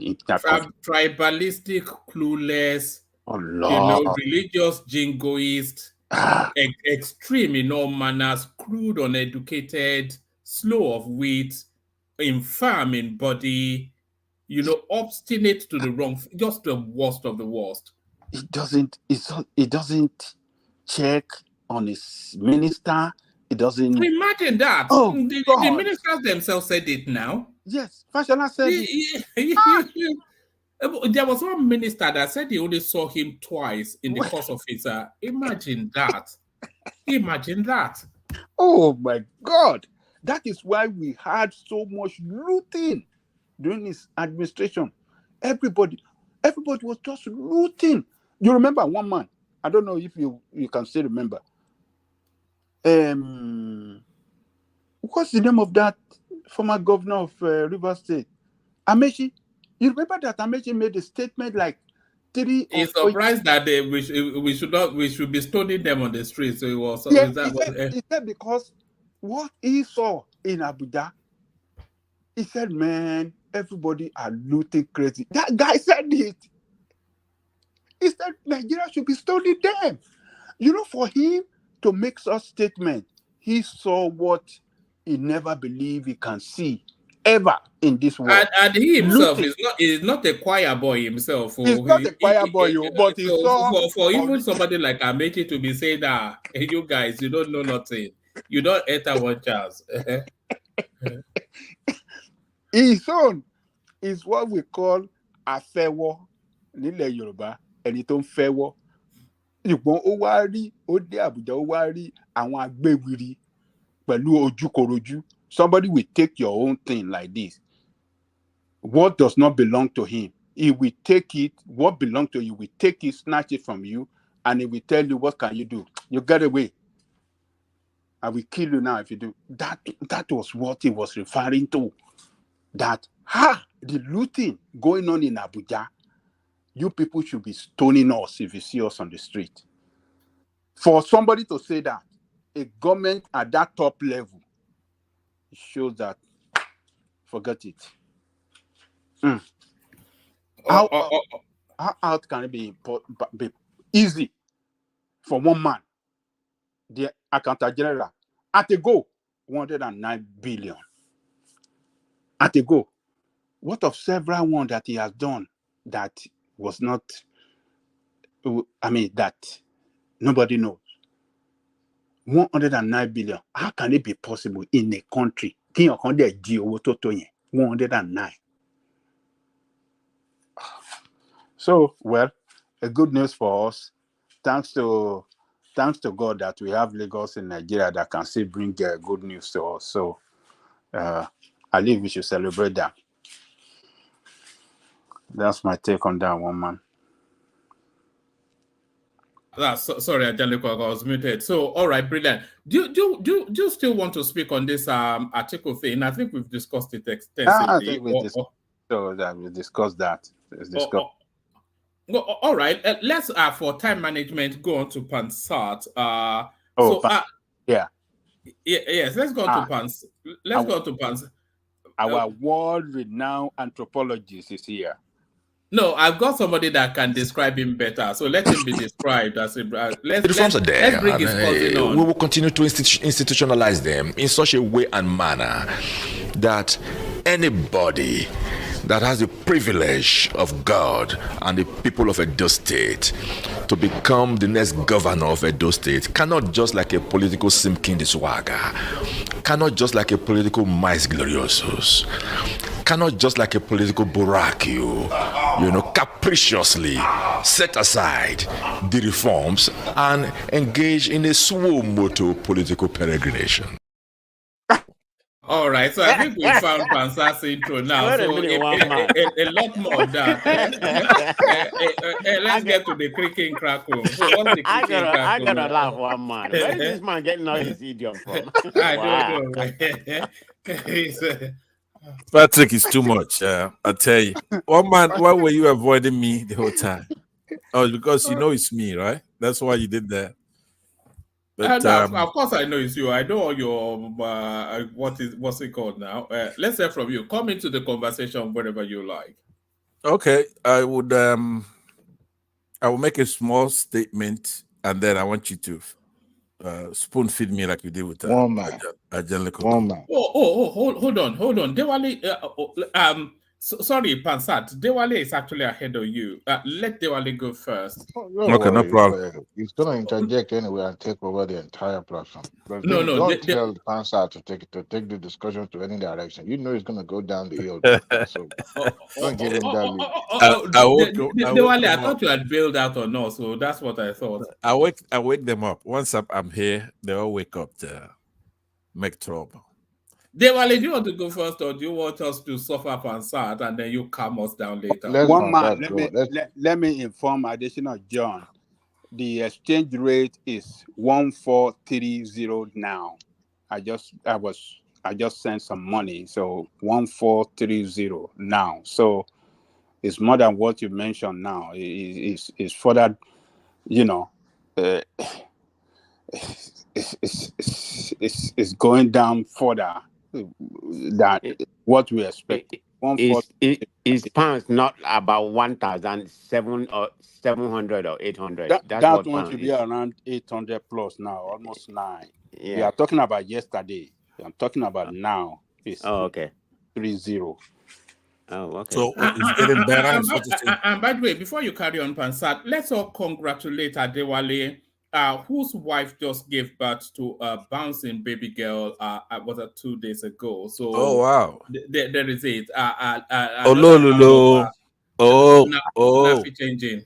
Adewale. Ìyàwó ẹ̀ kàn ń lẹ̀ mọ́lẹ̀ ṣá. Every time. Adewale, congratulations, my Democrat, comrade. You're not Thank Democrat. you, my Thank brother. you. We are winning again next year. Oh yeah, we are winning. Forget about all those megas like Pansat. Oh, yes. They're gonna be crying. Thank you. Oh, absolutely. I know Thank you're you. not Want to lie mọ́lẹ̀. Anyway, let me say hello to everybody on the platform. Thank you, I had to endure. Ọlọ́run adọ́mọ sí o. I had to Amen. endure. Thank you, sir. Ọlọ́run fún ìyá ẹ̀ náà lókun àtagbára o. Amen. Thank you very much. Amen. Amen. Thank you. Amen. Our kids are going to do far much better than we're doing. So let me say that I had to endure one nice guy that was speaking for a long time. Pansat, can I borrow it from you? Pansat, please. Yeah, go ahead. One man, what's going on? Zita, I've not seen her for a while. What's going on? Yes, I've not. I've tried to call her, but she's not picking up her phone. But I think she did send me a text some time ago. So recently, actually. So I think she's well, maybe overwhelmed with work. Okay, I'm actually going to call her later in the day again. Yeah. Okay, maybe work or vacation, something like that. Okay. What of War Peace? We have not heard from War Peace. That Pansat Master, we have not heard from him for about 3 days now. Don't worry, War Peace. When it comes, if we announce another baby again, I'm sure. Pansat boss. His boss in that's Pansat boss. They ran away. Where's Pansat boss? Where's should I phone him now? I can bring him on now, I defeated him. He can't show up here. He's scared to death. But look, check it out. Emir Sanusi, let me talk now. You could say hello. Go ahead, my man. I had to endure one other guy. I forgot his name now. He was here talking for a long time. Nice guys like Ajan Lukuku talking. You want Nigeria to be nice, or, you don't make any enemies. You don't, speak truth to power, to Nigerians themselves. Tell them the truth. Now, the truth tonight that we have, unfortunately, somebody have to tell you, we have a failed state. Now, a failed state is a technical term. It's known. It's not me making it up. If a state has lost its ability to fulfill fundamental security and development functions, lacking effective control over its territory and borders, it's a failed state. And there are so many other things that include incapability of law enforcement, territorial control, political, civil, staff and infrastructure maintenance, all kinds of things that's present in Nigeria today. That's what we're dealing with. Now, what we see now, when you feed me questions, spoon feed me, then I'll be able to tack it onto my general statement that I'm making now. What we're dealing with now are people you call bottom feeders. The country is gone. A bottom feeder in the biological sense is, like some of these aquatic animals, especially. It sounds like a sexual picadillo, the way you just said it now. There's a feeder. There's a place called Soho. There's a place called Soho in the United Kingdom where people go and they have this dominatrix. They'll dress you up in nappy and spank your bottom, and then you pay them £1,000. And that's not far away. What you just said, that's what it sounded like. It sounded like that for a dirty man like you, that's for sure. But it's not far away from. You were inferring it actually, but carry on. Bentos, okay, in biology. So bentos, you could Google that up. especially invertebrates like shellfish, crabs, crayfish. They feed at they're bottom feeders, but I'm using it in the sense of finance. A person who earns money by taking advantage of bad things that happen to other people, right? Those are, throwaways. They're bottom feeders. I'm sure a lot of people who are into finance come on this platform, and one man yourself, you dabble in stocks and crypto and stuff like that. So our country has failed. That's why you have people like Tinubu in office, for example. Now, the deal you're talking about, that deal they made with that oil, see, a regular guy would just see that and be talking like you guys been doing here all day. But someone like myself will be looking at it. They actually got a good deal because it's features that they're dealing with, features derivative contract, right? To sell specific commodity in the future, right? In a future date. I've been saying it that oil is passe. Oil is gone. It's just a bunch of idiots who don't know that. Very soon they're gonna switch over to electric stuff, and they know that's why they're liquidating all our stuff. The government, nobody cares. The United States doesn't even give a damn who's our president. About a decade ago, they predicted that we're gonna be a failed state around 2016, 2019, something like that, and most people think about a failed state as a country that just doesn't have a government, right? It's true that the term failed state originates from the Somalia situation. That's when that became popular, I guess, in the 1990s. But when you look there, you have somebody in Asarok, and you have people going to the House and the Senate, and you have army chief and things like that. You think you get a country? We're done. The country's over. That oil doesn't mean anything. So the price they're paying, they got those millions of barrels for nothing, is because that's in the future. That's how much that thing is going to be worth. These people are not stupid. I mean, Tinubu and his gang are not really stupid, but the international people who are loaning them the money, they're not stupid, and they're not there to take advantage of Nigeria. Let me just tell you that. A lot of them try, but they're not there to take advantage of Nigeria per se. They do have a conscience a little bit, but they're not going to go there giving you more money than you're worth either. So what a smart guy like me would do is when I see something like that, you have to analyze it. You have to analyze, what are they saying to us? Somebody like Dangote goes and he borrows, he has the Nigerian government investing 20% into that company. He knows it's because oil is nothing. Else he wouldn't let it happen, and he would have been online supplying oil. He's a bottom feeder, right? That's when you have deals like that. He's never gonna come online producing petroleum. When somebody give you $20 billion, you know how much that is? That's a lot of money. He's never gonna recoup that money from selling oil. So he's taking that money, all the things that Nigeria invested there, 20%. They paid them since 2021. And then he lights up a flare and says, I'm open. Even when he starts producing, he'll be producing something else, maybe jet fuel oil. He's not a dummy.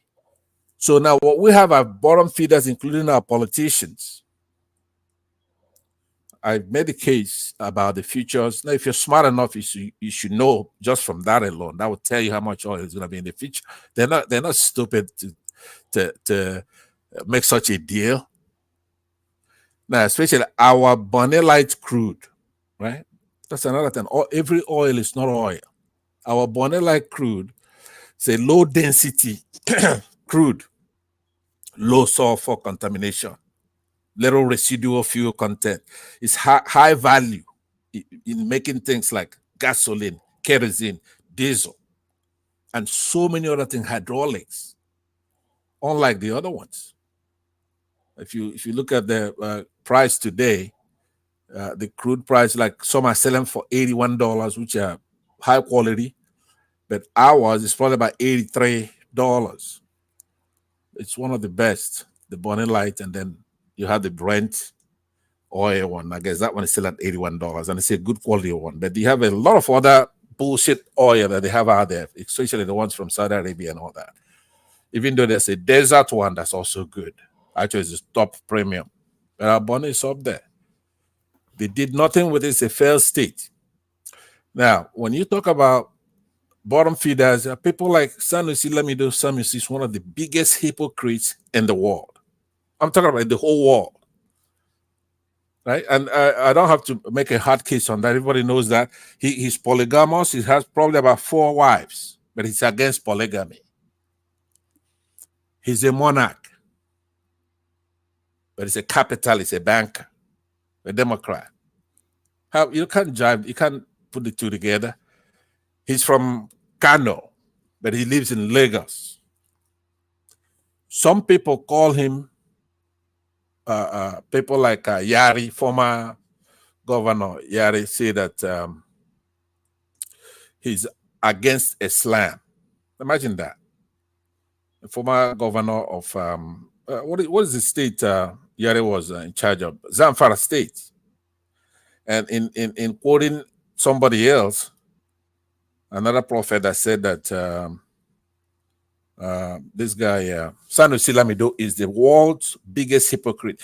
To us, Sanusi Lamido is it's a jihadist. It's a hardcore, fundamental Islamist. But to them, he's an anti-Islam. Go figure, because he's a hypocrite.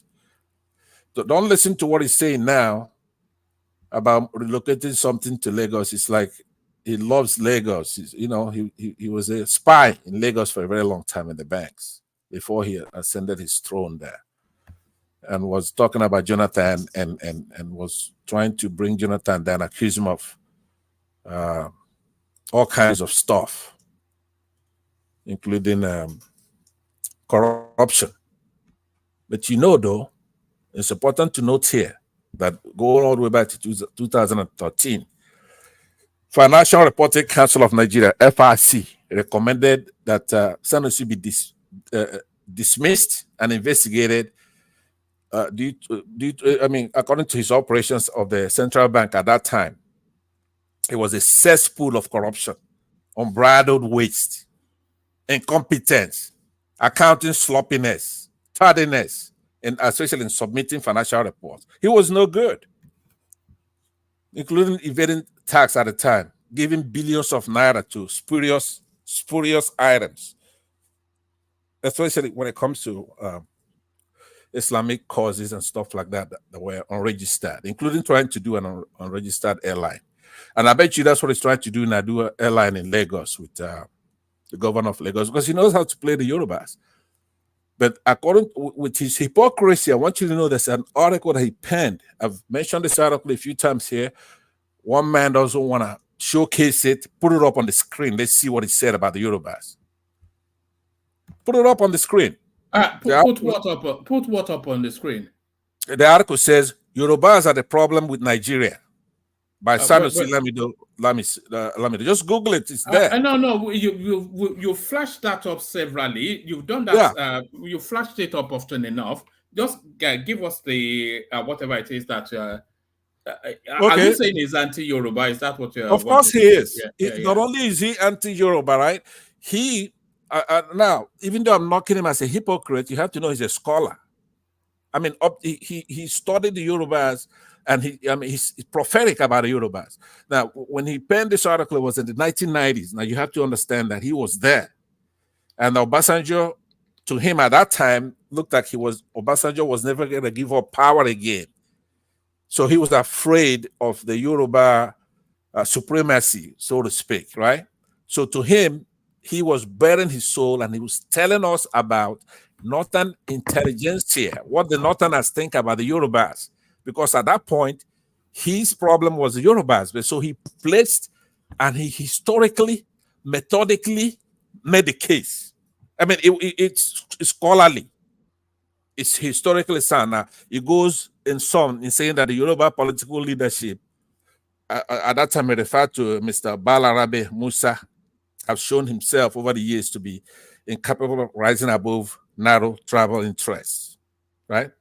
So to him, the Yoruba elite were the first in 1962 to attempt a violent overthrow of an elected government in the country. So in 1966, the violence in the West, which provided an avenue for the push of 15th January.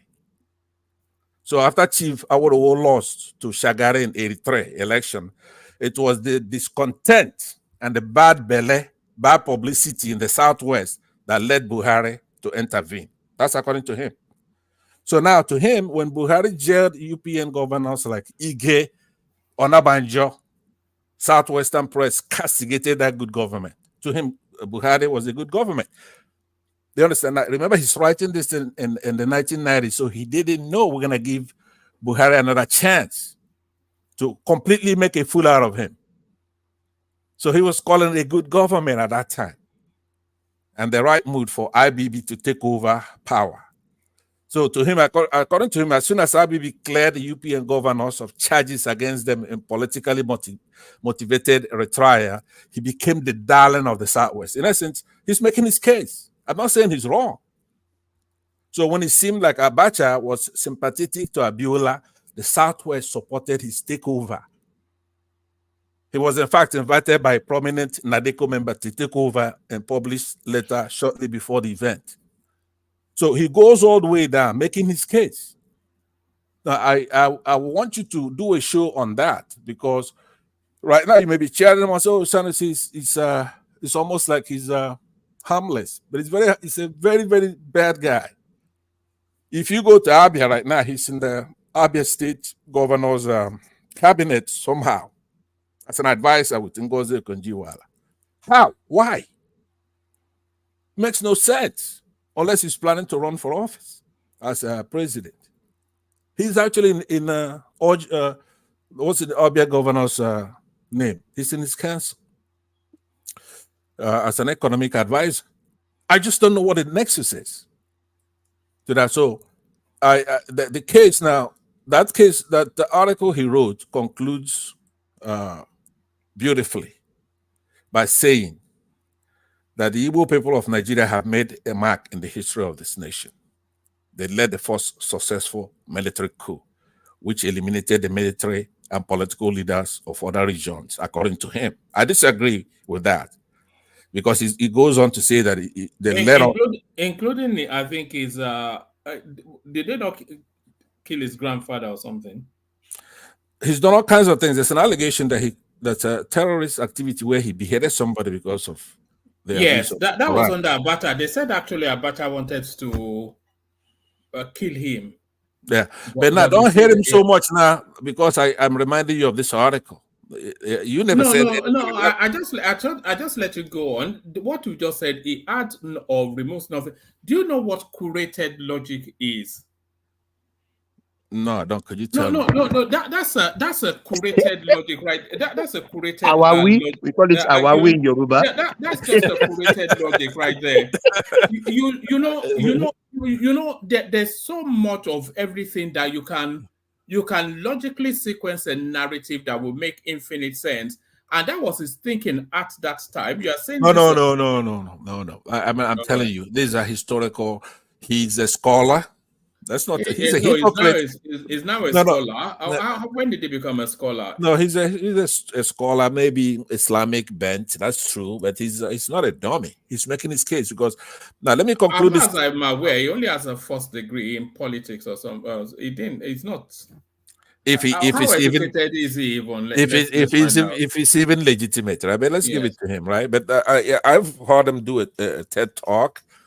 I've also said on your platform last year sometime, I said that he writes better than he speaks. Now, when I see that, normally it bothers me because it shows that somebody's writing those articles for him, right? Because I rushed to listen to him speak, and it was nothing as eloquent as his writings, right? His writings are in order, right? Like the article I'm referring to.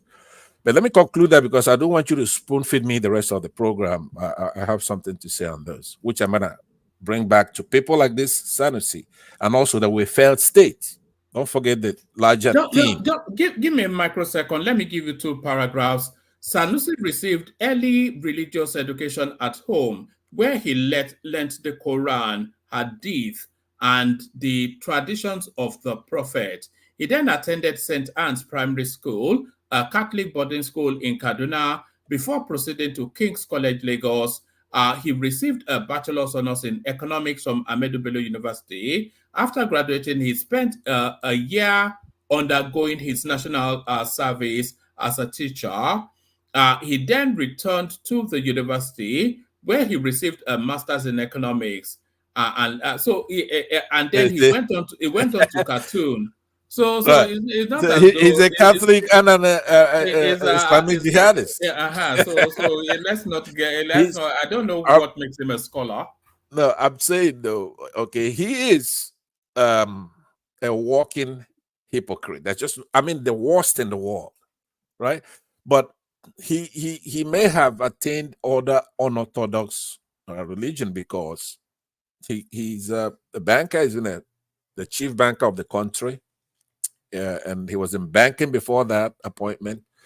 And then he wrote a lot of articles where he tried to educate the country, his philosophy, and his input into the country. So we cannot take everything away from him. And of course, he emerged as the Emir of Kano. That's nothing to sneeze at. But all that, he's an enemy to Ganduje. At the same time, he's an enemy to enemies of Ganduje, right? So he's just all over the map. But the worst one is to have 4 wives or more and come out and say that you condemn polygamy.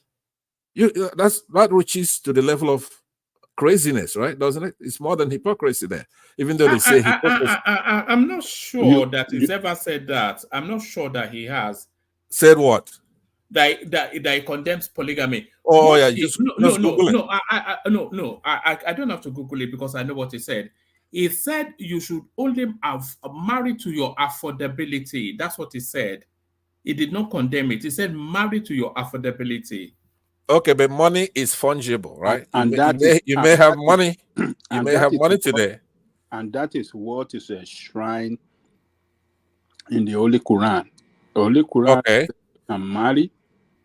Okay, let me make the point then, which would must be. Let Ajalikoko come in, please. Yeah, Ajalikoko. Yeah. You want to marry more than one wife, you must have the capability to take care of that woman and the children that woman gonna have. And you treat them equally. That's what the Quran said. And you treat them equally. Okay, hold your peace, because I'm saying it's not if money is fungible. Let's say you are a banker today, manager of a bank, and you're making some good money, and then you can afford 3 wives or 2 wives, and you take in those wives. But then you get fired from your job. What then? How are you going to support those people? Because you got married when you thought you were making a certain amount of money. So that's what I'm saying is that I'm not going to wait for it's a rhetorical thing. Money is fungible. And if you are going to be against polygamy, you have to do it for the right reasons. For the right reasons. You cannot be a polygamist and you're talking nonsense about polygamy. You just stay out of it. For one thing, you have that right. Don't talk. Nobody's going to say anything like me. I wouldn't say anything right now. If it is the hypocrisy that I'm talking about. Once you get married, for whatever reason, then you are a polygamist, and then you should stay a polygamist and then shut your mouth about polygamy. So now going back, I'm not going to wait until I start getting those questions from one man to make my final point on the Pyrrhic victory of the Yorubas, right? But now, when we say the Yorubas, we're actually talking about a vocal minority, right? So a bunch of people talking nonsense about Yoruba supremacy, like Hitler's Germany and their supremacy over there. It's just a minority that's vocal. Do you follow me? So the Yorubas have finally got themselves into a Pyrrhic victory. Now, what is Pyrrhic?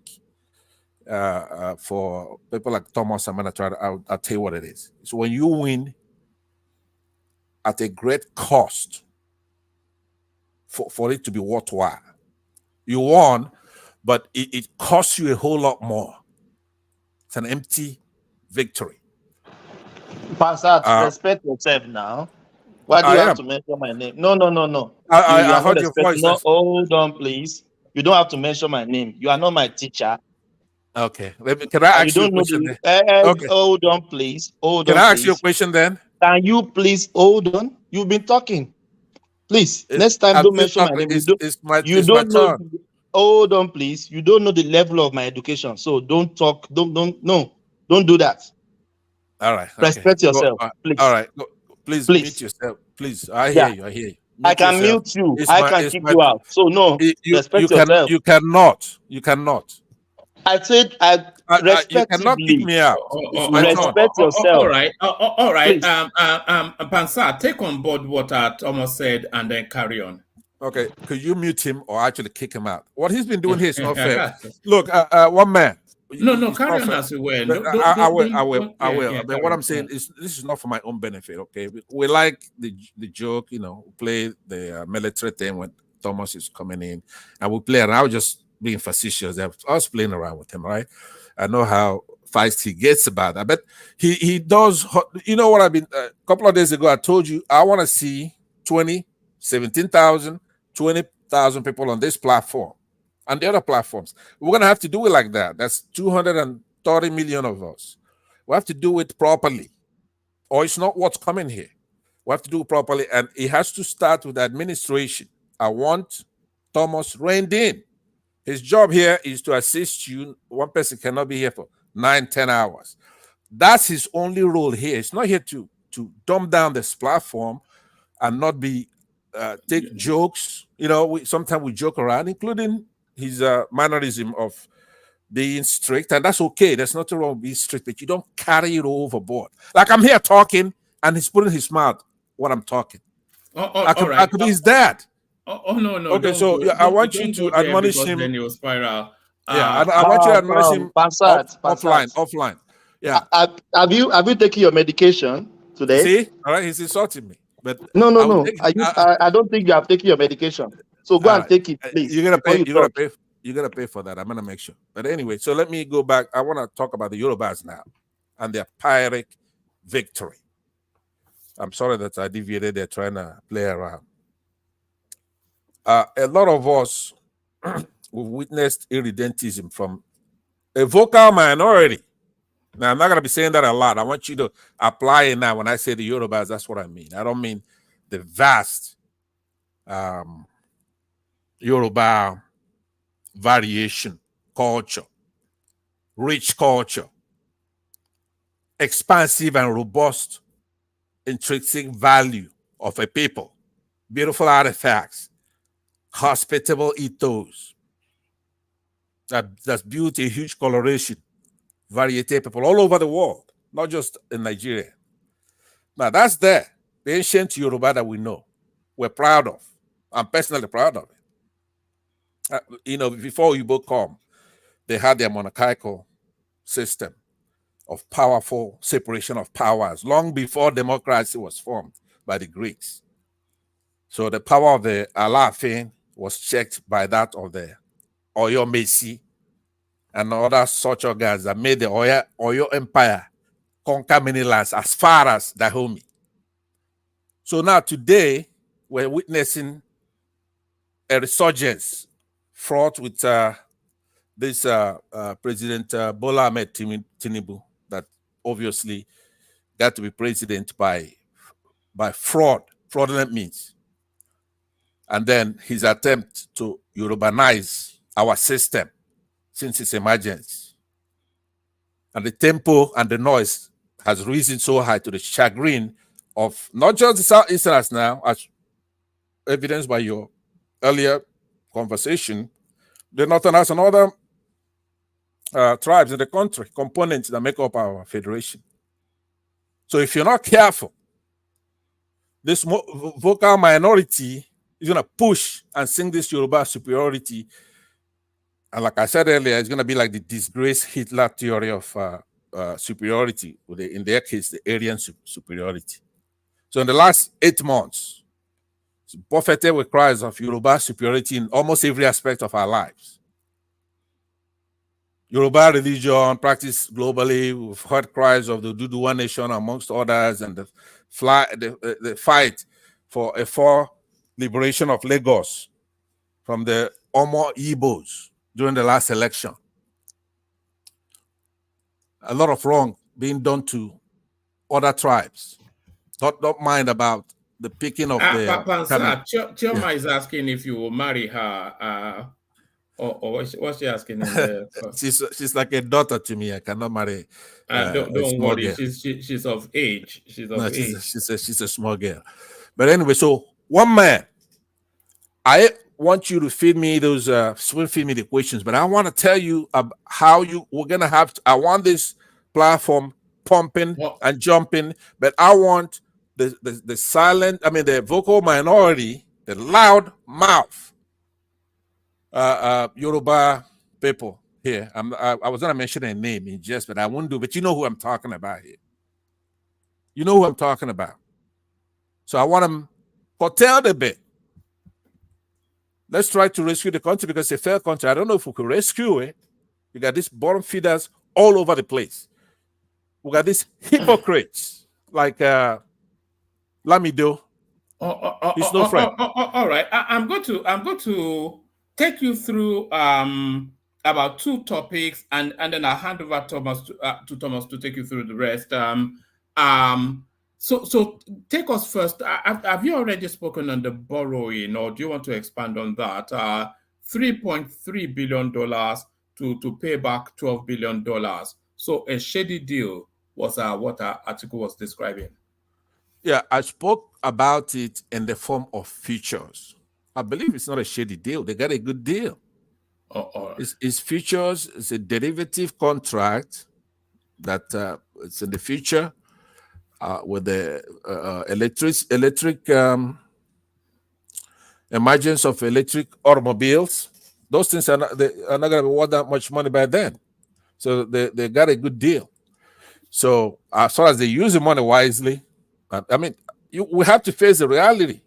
Neither side is stupid. There's nobody, let's say, that's around Tinubu. They're not just going to give away billions of dollars, for example. Yeah, maybe they give up a few $100 million and stuff like that. But then, it's not like it's worth $6 billion and they got $3 billion. It's nothing like that. Nobody is that stupid. So when you're talking about futures and commodities, you're talking about pennies for measure. Do you understand what I'm saying? But what you do then as a smart analyst like me, right? You use the indirect method to learn a lot from the future price. What are they seeing? What did they see? You could pretty much predict the price of a barrel of oil from that deal in the future. That's how a smart guy like me make a killing in the market, right? Have to be smart. All right. I think you covered that already. I did. Let me take you to the space then. Lagos ranks above Dubai, Miami, emerged 19th best city in 2024.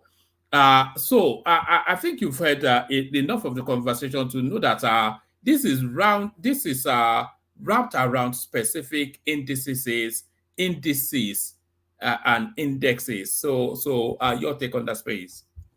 Yeah, if nobody was listening to me from outside, if we're just at home talking, it's not social media, I was gonna say, good.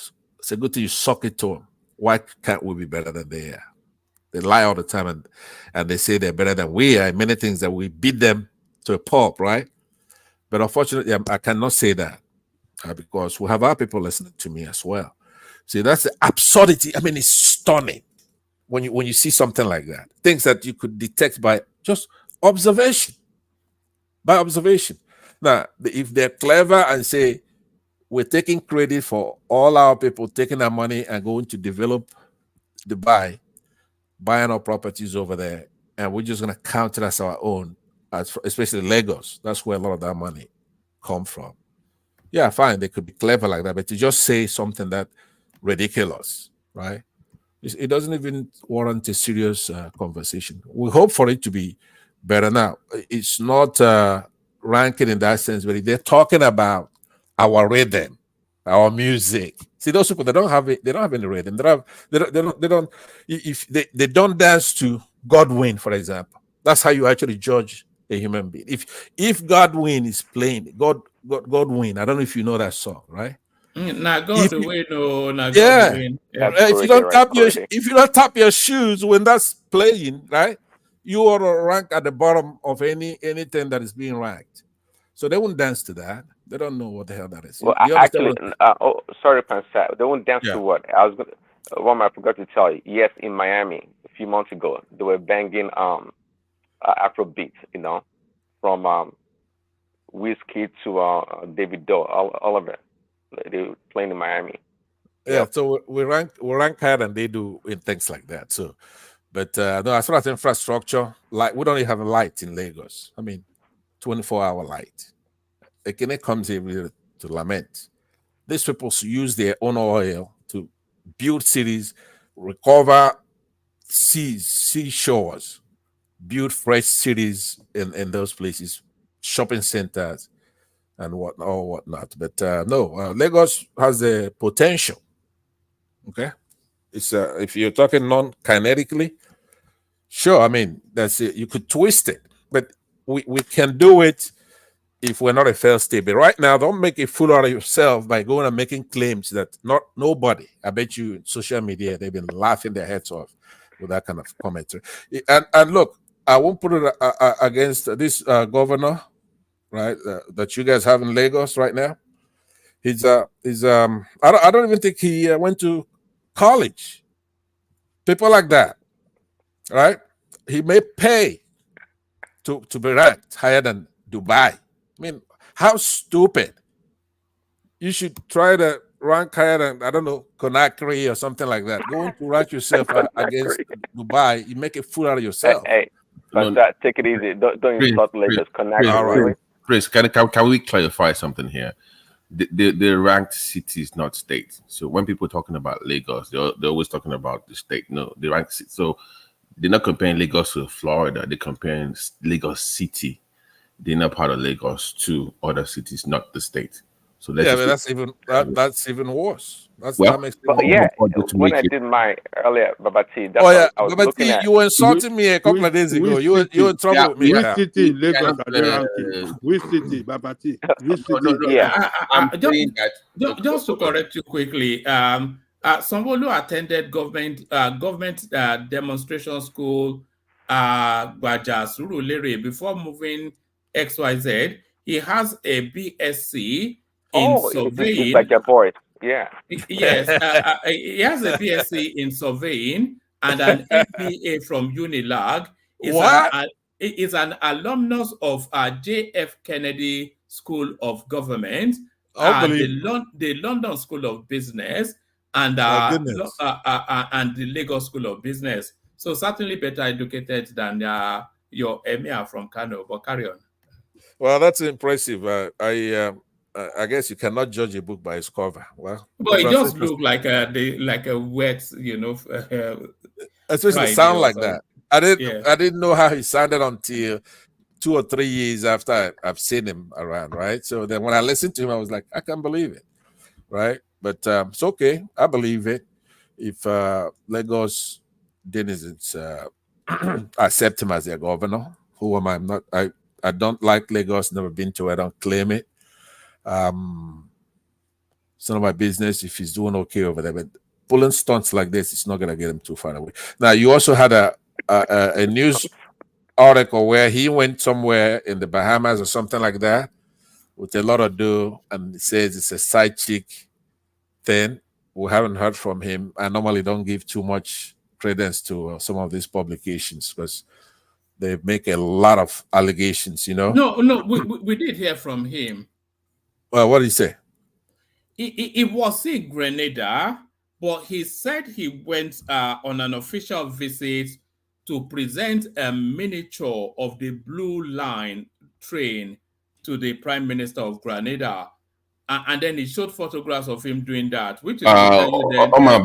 By the way, the red line is launching February ending. By the way, yes, he said, and the Fourth Mainland Bridge is starting. I think is it first quarter 2024. Yeah. So, Babati, lower your bass when you're talking. I'm here, right? You. It looks like when you want to chime in, you kind of make your bass a little. Try to be louder than me. I'm not gonna put up with that. I'm here. Lower your bass when you talk. My friend, you know, we do try to respect each other on this platform, and I was surprised you came after me yesterday, but I had to give you a dose of medicine. But let's maintain I our. want to enjoy the fight. Go another round today. No. Each time it comes up here, he attacked me. I didn't attack him. I didn't say anything. No. Because I was surprised. I'm like, why? Come on, we are friends on this platform. We came after. Yeah. That's not online. So. But let's all right. Yeah, go ahead.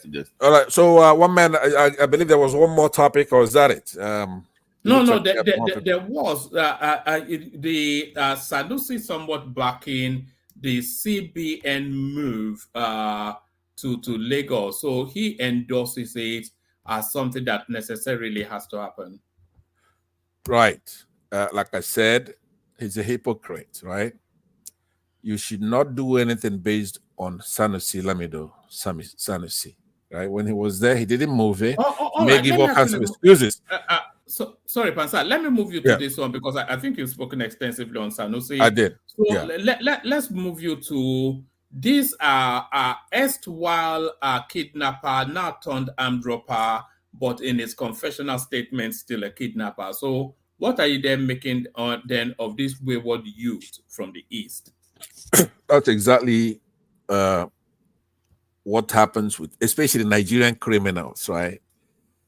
They are so stupid, worse than the normal.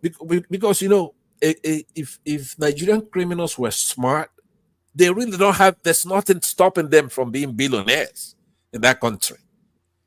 That place is for their taking, because naturally, the Nigerians themselves are cowardly. You understand? So that leaves carte blanche. If you really want to be a criminal, it won't be all this perversion with your regular people. You go anyway, even to you could get into Asarok and get whatever you want. But because whatever they have there is already looted, they're not even gonna talk to these governors. They have like 10 people guarding them. Then you form 20 gang.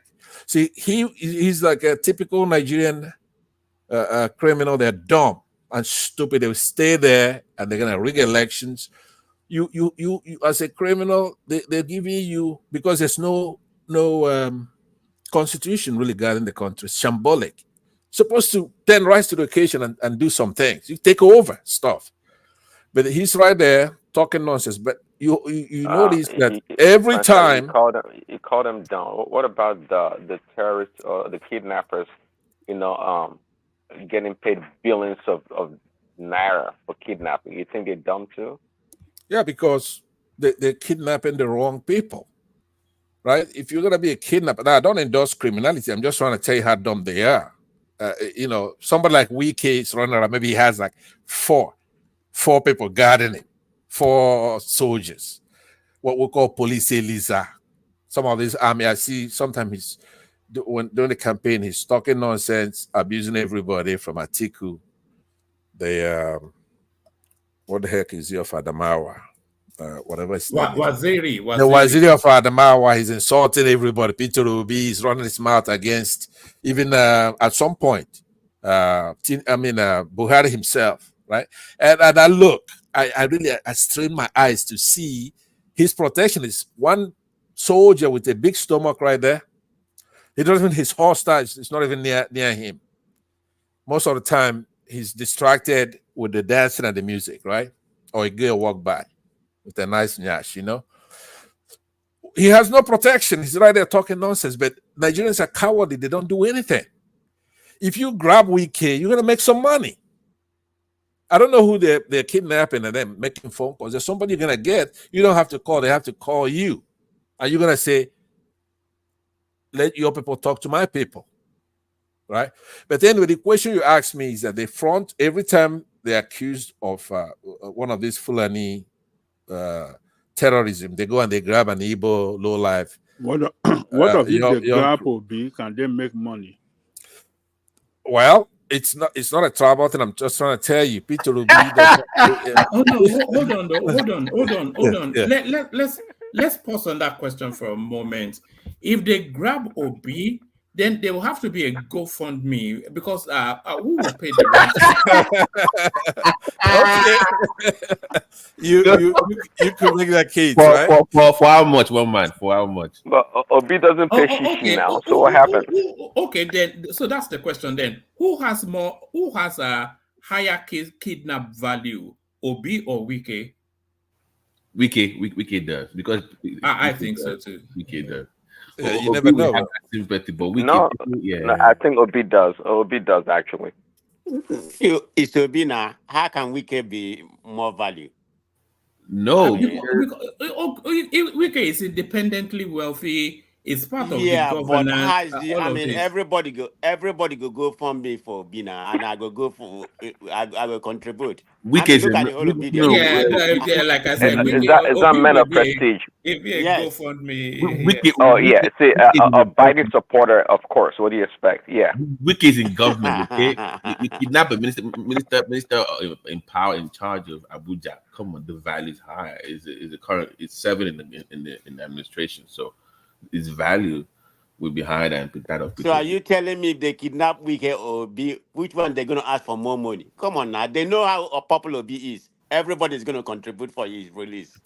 That one there, I agree with men of prestige. Obi is 10 times more, even 100 times more valuable than Wike. Imagine if that Prince, who pays Obi's ransom though? Everybody's gonna do it. What are you doing, man? Have you heard the appellation? We know they give shishi. Have you ever heard about that? Forget about Obi. We don't want to be money. We go contribute billion. But anyway, with the godlessness and the cowardice, you will pay Ponkan. Greater than. But on the more serious note, the way the country is going, I'm start saying that those high-profile kidnapping, if care is not taken. But do we need that though for this issue to be addressed? Unfortunately, yes, Nigeria. They only care when it happens at that level. Yes. So in every country, that's just the sad in reality. every country. Yeah. So it's the Nigerians are godless, and there's cowardice. There is the hallmark of our beloved country. Let's admit it. So it's refreshing when you see people like Wike, people like Sanusi Lamido, even, right? And what's the other short one from Kaduna State, former Kaduna State? El-Rufai. So people like that, who if they can even muster some kind of courage, right? Then exposing in one thing or the other, confronting the power here and there, then they rise so highly. So, but the question about this punk, this little kid here, it's like a double-edged sword, because obviously they grab the common thief, right? He described what he does, he's a thief, while withholding the main people who are Muslims. That's what it is. Every time there's never been a prosecution of a real Islamic kidnapper, terrorist. They go and they want at some point they want to make the CBN governor the terrorist, or Showere is the terrorist, for example, right? Or Nnamdi Kanu is the terrorist, because they're going, oh, okay, these Southerners or these Christians, we're going to make them the terrorists. That's what they're doing. But they forget worldwide, you cannot be a terrorist unless you're a Muslim. It's the way it is. Everybody else does the violent stuff, or they steal cars, or they. That is not true, Pansat. They shouldn't let me lie. It's true. Nobody. No. Sorry. Hold on, Pansat. Contradict him with facts. Right. Prince Daddy. Yeah, go ahead. Contradict with facts. In contemporary times, so not back in history. You talk about terrorists like in the What about this Ukrainian terrorist, Zanayev brothers that bombed the Boston Marathon bombing? They're not Muslims. Are you Are sure? they? But the thing is that even if you bring an Prince anecdote, Daddy, they are not terrorists in that form. You know what transpired during that time, so you can't really. I mean, but they are Muslim. But they Prince are Daddy. Muslim. I Remember? didn't say Christians don't do violence. There's something somebody does, it maybe as egregious as terrorism, but it's not terrorism. It's Yeah, but those violence. guys, It's those guys are war or Muslim. whatever. That Prince Daddy just mentioned, they are Muslim. They are not Christians. Yeah, and this Those is two one of No, those no, brothers. things. but they're not Arabs. They're not like they're not like the kind of Muslim you're talking about. They still consider white people. They are white. They're not like from the Middle East or ever, Yeah. That's right. But remember, one of the brother got radicalized. Remember, he told you, during that time, if you know the whole story.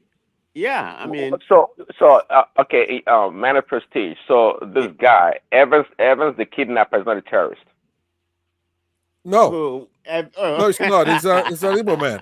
But let me yield back to you. What he does? He does I won't put him as kidnapping, a and kidnapper. I think. he does terror. I mean, he does kidnapping, violence, stealing. He's a kidnapper, but he's not a He's terrorist. a terrorist too. In order for you to be a terrorist, right? You have to be Islamic. That's just the way it is. So I yield back. That is so. There's a lot of That's people such here. an erroneous, Where's the logic in I that agree with Pine statement? That is Dad. not true. Where's the logic in that statement? You must be Muslim to be to be a terrorist. What is that? Come on, man. All right. One man, I yielded back. There's a lot of people who want to speak here. I want to hear them. If Pine they Dad, you look too around. much. That's all I'm gonna say. All right. You yield back. So let me yield to Thomas to carry on the rest of the session. So Thomas, the floor is yours. Thank you, everyone. See you One tomorrow. man, with due before you go, with due respect, take Passat with you, please. No, I can't handle. No, one man, please. One man, please. No, please. Okay, I'm No, leaving. one man. If you One man, go, I'm I will leaving. kick him out. I'm If leaving. you left, one man, please. One man, let me tell you something. please. Wait, If you go, I will kick him out. I will Yes, kick wait. him out. Let me say this. You know when Pansat was saying, "Oh, but let me explain it for the benefit of Thomas." He wasn't actually poking at you. It was joshing around with you. He was poking No. joke. One So man, he was expecting no, you to no. bat it back with humor, but you took it. No. Forget about him. Yeah, no. He wants to. No. But I live with you. One man, we live together. He's No begging to problem. be your friend now. He's begging to be your friend. Thomas, please be Francis' friend now, please. That's all right. That's all right. That's all. That's all right. That's all right. Bye, everybody. All right, bye-bye. Let's see how long this lasts. Once one Yes. mind. All right. See you tomorrow. It started to rain heavily here. I don't know what's going on. So see you tomorrow. Over to you, Thomas. Yes. Thank you, one man. Yeah. Do you have new people in the house? I think Babati, I just heard your vote from you just came in, or you've been here before. And I just came in, but I just came in. Yes, I was looking at this screen. Let me listen for a minute. Thomas, I think it's not Adewale time now. Adewale, yeah. Is Adewale there? No, let them Adewale, continue. I have family engagement. I've been here all day, but it's okay. How come none of you was?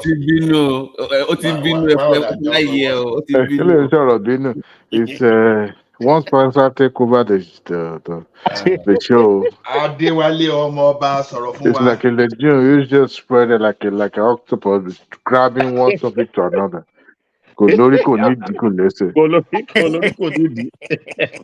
Hey, Thomas, if you don't mind, let me roughen up Man of Prestige real quickly. Yeah, go on. Yeah. Okay, Prince Daddy, come at me. Adewale oni kò lórí kò nídìí kò Let's lẹ́sẹ̀ hear from Prince Daddy, because there's about 2 mega here, so I'm ready to face them. Go ahead, Prince Daddy. I'm listening, brother. No, I was gonna say I was disappointed with your remarks the other day about Biden. That's I mean, I still can't believe at this point in time you're still supporting a man that's like, can't even walk up the stairs. I mean, Okay. it's so embarrassing. And it's quite clear right now who the Republican nominee is going to be, and you're Okay. still in denial. What is wrong with I you? wait now. You don't switch No, on no, to America no. again. Someone just give us a minute, okay?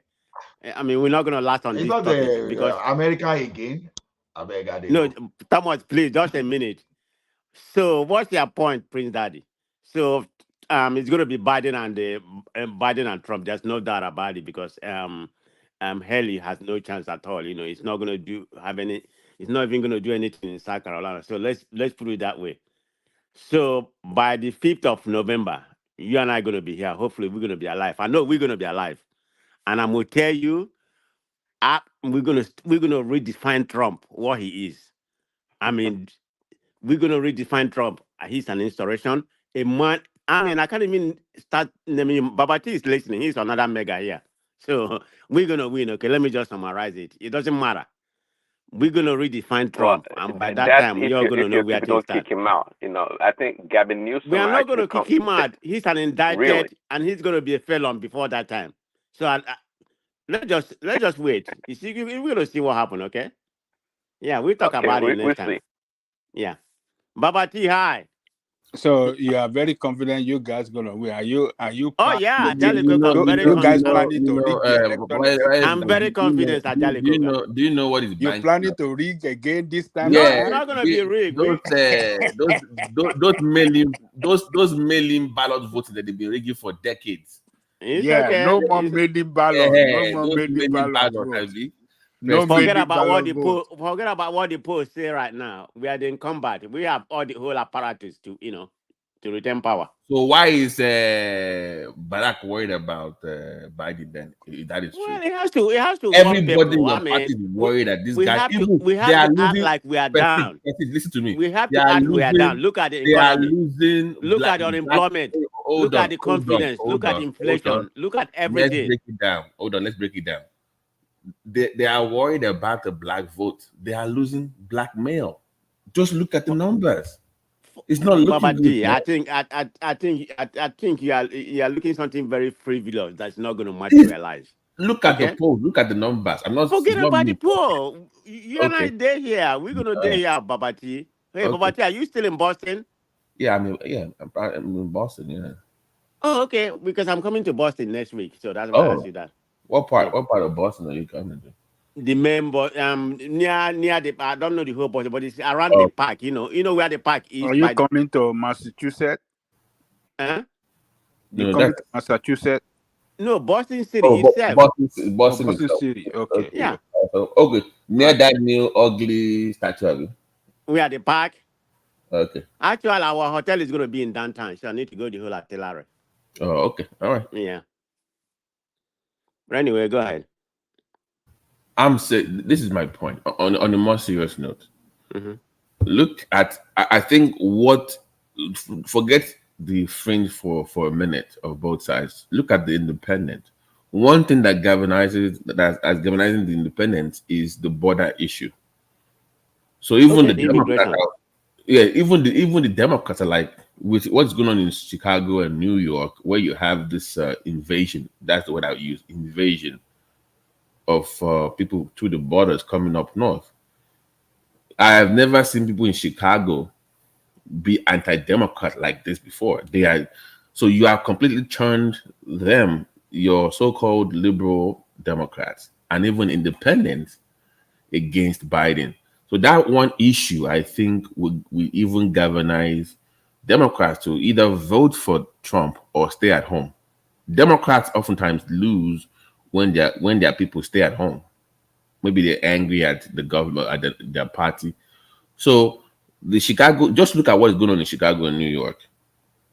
And just look at the numbers, look at the articles, look at people's Forget reaction. about what is going on right now, Baba. It is not that, because when it comes to two people, Biden and Trump, right? You're gonna remind people the kind of person Trump is, and that's where everything is gonna come out. People know what Trump. You cannot. People know Trump antecedent. You cannot keep saying that Trump is racist and stuff. At some point, tell me about yourself. Tell me have about done it. a lot. Biden has done more than a lot. What is the unemployment rate right now? What, 3 what is point something. what is inflation rate right now? What is the inflation rate right now? Inflation is going down. What are you But, talking about? The consumer confidence is rising up. Look at the consumer index. confidence. Have you I gone don't to the really have to tell grocery you. lately? Have you been to the store lately to shop for anything? Yes. Yeah, People are making more money. And there's plenty of job. If you want job, you can, unless you don't want to work. It's You not, know it's that, not the Babati. job, but how much is the job paying to keep up with the You cost of can't control it. You can't inflation happen. You can't control inflation. It does not this happen guy, every not this 10 guy. years or so. Under his administration, it's been terrible. It's been god awful. Well, Manifest is not going to admit, but Manifest, did you hear what Jimmy Dimon said? The CEO of the J.P. Morgan. What did he say? I didn't hear that. Okay, well, I'm a play supporter later. of I'm a Trump. go. Go ahead. He's not a supporter of Trump, but he said, Trump's policies were great for America. He said it, and he's a critic of Trump. He just said like couple of weeks ago. When did he say that? Recently? Recently, Google it. Jimmy Dimon I'm going to Google it, but it He doesn't. he said it last He week. said it on a liberal network, not conservative, on a liberal network. He said it last week. Is it this week? I think it was on Monday or so. Monday or Tuesday. He said this week. Okay. I think it was this week. Yeah, just recently. Even Democrats are worried about Biden. Forget Republicans or the independents. Even Democrats are they're very jittery. Like this guy, they're not sure about him. Well, I can be honest. That's the only choice we have. Even their youth doesn't want not that Democrat want to run, but being run. But when it comes to those two people, Biden and Trump, he's only older than is it not about 3 years or whatever? Trump is not a chicken. He's himself. But man of prestige, who in the world will still vote for that dementia president you have? Okay, how about Trump? How old is Trump? Trump is much better. Come on now. Why can't you be comparing? America is not like Nigeria. America has structure. Because your president doesn't mean even Thomas make the the whole Australian. policy. It depends on who you appoint. Come on now. Everybody can see it now. Everybody can see what we are seeing. Prestige. Everybody knows. Everybody can see it. All of us gonna be here. November 5 is gonna be here soon. This is January. January is almost over. November 5 is gonna be here. We are gonna congregate here. That's even Biden remains on the ticket, if it even runs. Wow, praise Daddy now. And Prince, God help us if something happens to Biden and we have President Kamala Harris. Then we are effed up, man. God forbid. It's over, man. What? America. What's going to happen to America, Babati, if Kamala Harris is the president? What's going to happen to America? Really? Can she make up her mind for once on one issue? Come on, now. That's who you want? Nah, God help us. So when Trump come in and put Carrie Lake, the Arizona Harris, as the vice president, what does she know? When she went into the Senate, she was an Indian lady. When she came out, she was black. So what is she? We don't even know. We don't even know. Wow. She's not the kind of person you want to. Oh God, no. Give me Gary Newsom from California. In fact, I'll take a governor. Prestige. Give me a governor from California. I will take him. We just feel like Biden is doing a good work, and you need 8 more years, and that's gonna happen. So you're complaining game or any trash you want to talk, but Prestige. Thomas, Me that is not even America. Policies, please, Thomas. Let's go to Nigerian politics. Come on, Thomas. Man of prestige. Yes, sir. You know that even the youth in Democrat doesn't want to vote for him over the issue in Gaza. The Gaza. Yeah, the progressive are mad. No, the progressive are upset. Yeah, they're upset. Yeah, the youth are saying they are not voting for Biden. Well, wait a minute. Come on, you are very good in politics. A month is a long day. It's a long way. Let alone about 8 months or so, or 9 months. Come on now, you know that anything can change before then. And you're right about that. Except that every day that goes by for Biden is bad. It can never be good. But what is bad? If it's better for the election to be held like tomorrow, it would be better for Biden. He has a better chance than going all the way to November. He has no chance, and I think he knows that. Do you know why? Prince Daddy, let me explain to you why. Prince Daddy, we have to be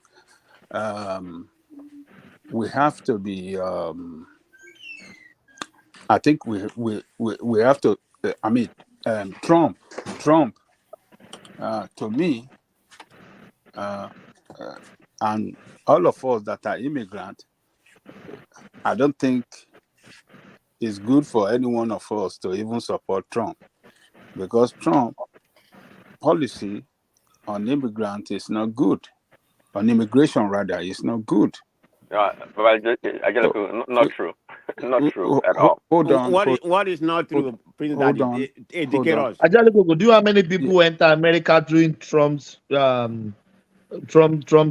regime, or what do you call it? How many people, Thomas? Immigrants. A lot. No, hold on. Not immigrants. There are a lot of legal immigrants. Yes, that is immigrants. No, hold on. Do you have the data to support what you just claimed? You know that America, the way they handle their visa issue, they can. I mean, for the next 1 year now, those that are booking appointment for visa, it's already booked for the next 1 year.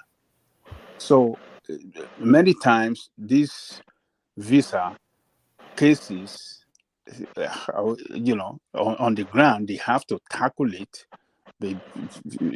before another regime comes in. So those cases on the ground, before another regime comes in, they have to take care of them and make sure that they treat them. So, but what I'm trying to say is that we have to take a second look at Trump immigration policy. He's not that good. I think he's trying to make it harder for immigrants. Either you want to come let me jump. Hold on. Let me learn. He's trying to make it harder for people like me and you that are immigrants to bring our family come here. It doesn't want it to be easy the way it is now, where we can bring our parents, our family. But that will require the changing of the immigration policy. He wanted to change everything back then. So Trump immigration policy, that is where I have problem with him. Last time Coletta came on the show trying to prove otherwise. He actually showed the data whereby under Trump, more immigrants came to America than under Obama. Yes, it was Coletta that showed the data. Legal immigration. You got to keep in mind, the only thing Trump's against is illegal immigration. The open borders. God bless you, Prince Daddy. Illegal. Yeah. Illegal. That is the right thing to do, isn't it? That's the right thing to do. That's the right thing to do. No. People have to come into the country illegally, not legally, not illegally. He was trying to change the policy. Are you trying to support illegally? That's propaganda. It's not propaganda. This is what I followed. Babati. Come on now, it's not propaganda. Trump introduced a very draconian immigration policy that tried to make the policy of America. I mean, completely. Prince Daddy, you know that. Can we clarify? He was trying to. No, it wasn't him. He was trying to change the policy for the white European to come in easier to this country. They have a law now. No. They have a law. They call it the 7% law. That means for each continent, everybody gets it must be something of everybody comes in at the same time. So you can never have more Europeans coming than Africans or Asians or whatever. They have a law for that. He was proposing to change this. This one Ajale Koko say right No, now is say correct. Ajale Koko. No, Ajale Koko. And the Trump was Republicans were supporting him. No. I mean, we have to be very careful. It was concerned about the high quality paying jobs actually going to the Indians. Actually, let me tell you the facts. It was concerned about all the tech jobs being taken by people from mostly India. We all know that. That's where most of those high tech smart people come from. And it was trying to curtail that and bring about balancing in the country. It was never against Africans actually or Nigerians, not at all. No. He said Africa is a shithole country. The man that can mention that Africa is a shithole country. Are you not shithole? Are you not shithole? No, I'm not. Are you not shithole? How can you describe the whole as a shithole country? Are you not shithole? Ajale Koko. Nigeria is a shithole. You think that man like me and you? That man doesn't. That man doesn't like us, let alone Africa. I can't believe you're talking like this. Biden, Don't go there. No. Don't go there. Hold on. So when Biden was passing those laws in the 1990s, Babati, read your screen. Read your screen. Trump didn't allow man of person illegal.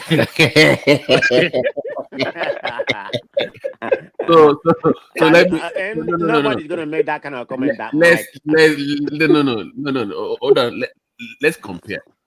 When Biden passed those laws in 1994, that led to the incarceration of black people, that doubled it up in the 90s. Was that racist against black people? The black people Hillary called. He already apologized to that. That was that particular time. Apologize, really? Yeah. Go ahead, please. Okay. Do you want me to say something about Trump? What he did to black people? No. Saying is one thing, but doing is another thing. Biden actually did it. That's the difference. He did it and he said it. Biden is worse, man. Go and look at his history. Even I remember him running against Obama. He said, Obama, that man is it was very condescending to him. Like, this black guy, well, he's black, he's articulate. The way he was very condescending to Obama. He has this history against black people when he was in the Senate. Go look at his history. So that's saying that, because somebody... And if you're not careful, manifest, he's going to put you in shame. But his policy on immigration and immigrant is a very good one. So you are focused on that part. It's not good. I was crossing the border good for you. Do your people cross the border or they fly into the country? I'm not talking about the border. I'm talking about... Okay, which one are you talking about? I'm talking about the legal and flexible... Overall, the Democrats are pro-African compared to the Republicans. Everybody knows that. Favorable policy for immigrants. He doesn't even have one. The only immigration is concerned about is illegal immigration. I think Ajale people like how illegal people are entering the US. Maybe Ajale people like it. I guess so. So wait a minute. So all these Republicans here, you tell me Trump want to build the wall, all that kind of thing that he proposed. Tell me what did he contend? I want him to finish that war. I want him to finish that war. So he should come back. Trump should come back. But let me tell you, something wrong with these African people here. So the point I'm trying to make. What is wrong with me because of the war to protect the country? No, not just you. A lot of you African people. I have a siblings in US. So I want him to be protected. Support person like Trump. I mean, this man is a corrupt person. This man is anything of wrong for any human being. And this is exactly what you're trying to, destroy in Nigeria. Trump better Biden. Trump is an epidemic. Trump is an epidemic of the kind of corruption and everything we have in Nigeria. Calm down. And you come to this country and support this man. Let me give an example. Shame on you. Shame on you, President. Shame on you, Babaji. You don't need to shame on us.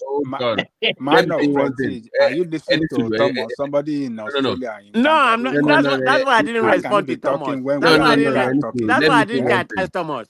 Guys, please. But I'm attaching people that live here. Prince Daddy, I'm all these two mega. Hold on, Petit. If Trump was in office, I can guarantee you two things. there will be no war in Ukraine and there will be no war in Gaza and Israel right now. In Gaza, God bless you.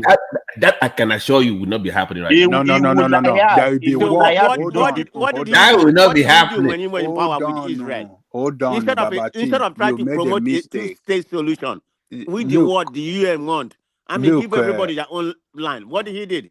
He made Jerusalem the capital. He even made it worse. Prestige. The war in Gaza would have been worse off if to be Trump that is there today. Yes, that's what people don't realize. He that made of Jerusalem Ukraine, the I will capital. agree with Babati that there won't be war in Ukraine. But that of Gaza, he will wipe out, he will support them to wipe out the Palestinians. The Ukraine one, yes. A man that doesn't believe agree on that one. A two-state solution. He doesn't believe in two-state, is of the same stand with the reason why there may not have been a war or whatever, what is Trump going to do? Trump wasn't going to support Ukraine. Instead of he's going to support his master, in Russia. That's what he's going to do. That is propaganda. That was Hillary's propaganda, Jerry. All these Russian files, all this. That was what do you mean propaganda? He You drinks Trump the liberal Kool-Aid and so much. You see Trump and the so much. Go ahead. I say you drink the Democratic liberal Kool-Aid too much. You just spew all this whatever they say you think is true. No. And by the way, Ajele see it's two-state solution is anti-Zionism.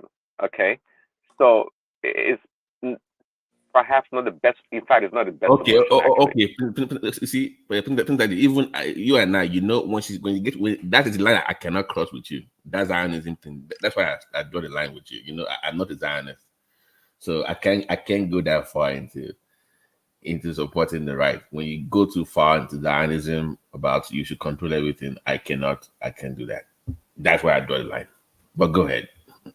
Oh no, we don't want to control everything, but it's about the trying to have a lasting solution to the issue in the Middle East between Israel and its neighbors.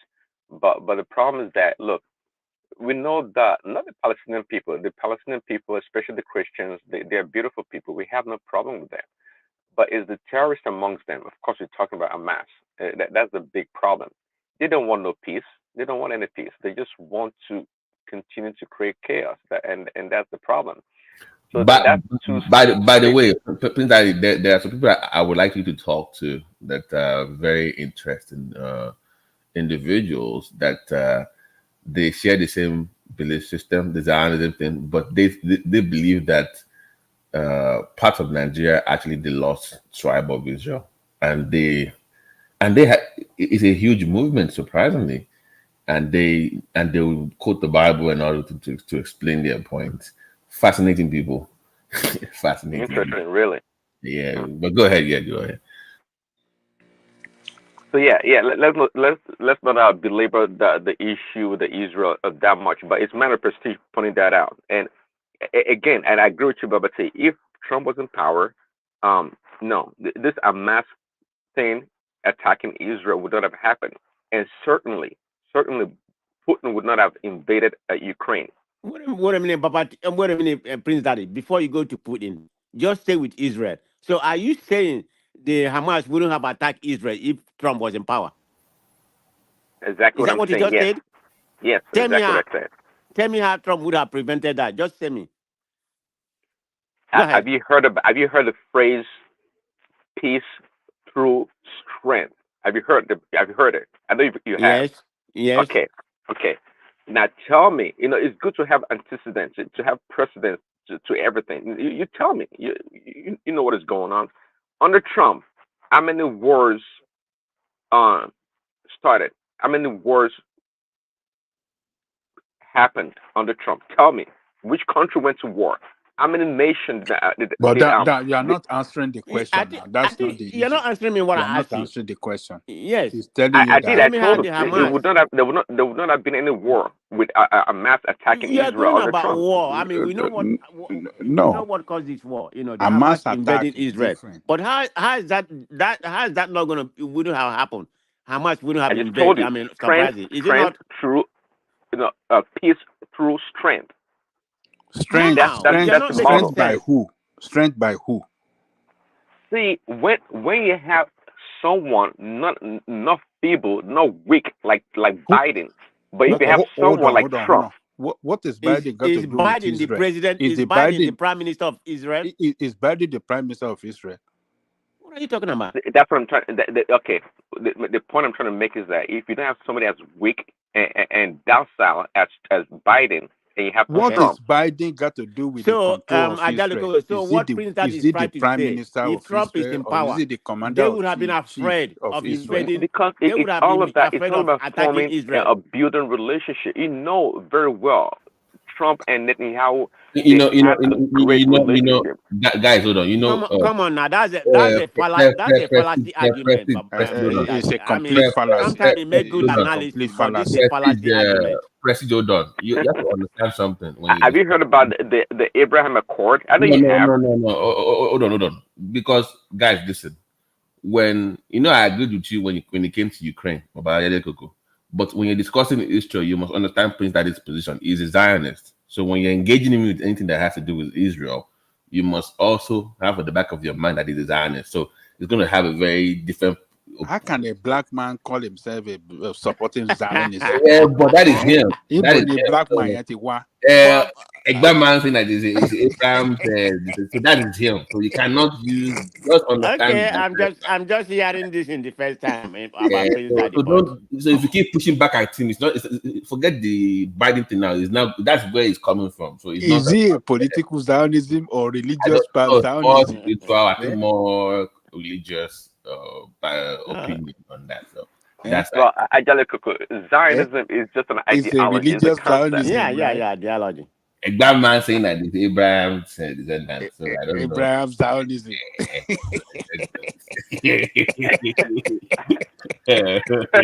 but that is his own perspective. I'm not talking genetically. You know that, but as a spiritual heritage, absolutely. Heritage, we are descendants of Abraham. What is heritage? There's no heritage. Abraham would relate to me. Heritage Abraham.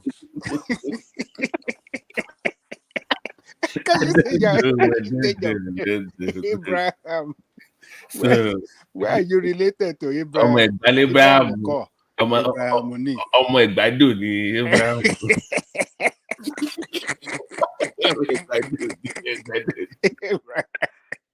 Abraham it's true now.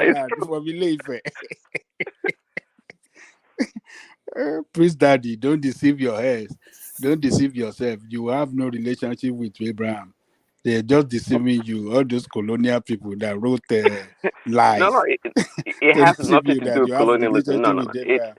So that they can control your mind, control your, psychologically forever. So wait a minute. Let's go back to Prince Daddy. Let's go back to Russia. Yourself. Because you and Babati is making this comment that if Trump has been in power, I agree with the Ukraine war. There wouldn't be Russia and Ukraine war. That never would. Because hold on, let me land. Yeah. Because what Putin was trying to do was to announce Ukraine. Okay, if Trump has been in power, we know he's not going to supply Ukraine the power, any kind of ammunition to resist. So in other words, there's going to be war either way. Because Russia would have just marched answer the question right and take over Ukraine. Is that not a war? You just give an answer to the question right there. You just did. Yeah, but what I'm saying is still a war because Russia is just going to march to Ukraine. Because if nobody supplies Ukraine the weapon, there won't be any war. You just said it. Ukraine was going to fight with the little. Wait a minute. Ukraine was going to fight with the little they have. They're just not going to. Yeah, right. Come on, stop it. The only reason why this was started and is going in the first place is because of the Allies' support, especially America's support for Ukraine. Ukraine has no money. They have no weapon, have nothing. Who started the invasion of Ukraine? What was the mission of Ukraine? Is it not to announce Ukraine? Yeah. Is that not what it is? It was just a simple military exercise. That's what it was. No, don't lie, Prince Daddy. Prince Daddy, can I ask you a question, please? Yeah. Go ahead. My question is twofold. The first one is about Ukraine war.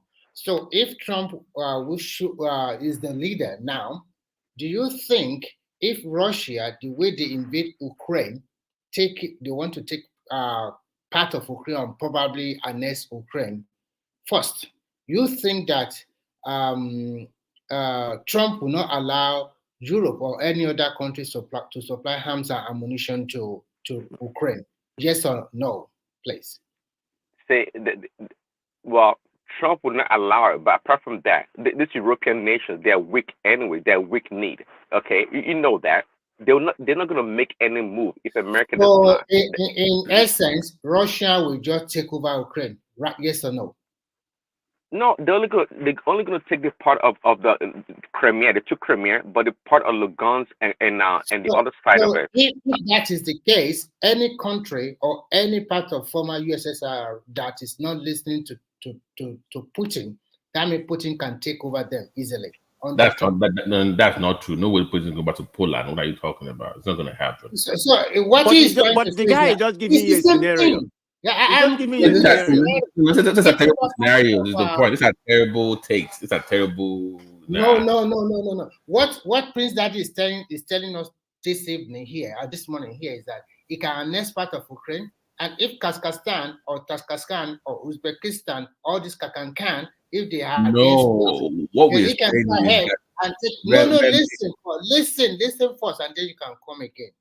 So if anybody is probably talking any war, whatever, against Putin, he can just annex part of their town and city under Trump, and Trump will just fold and will not say nothing, will not do nothing.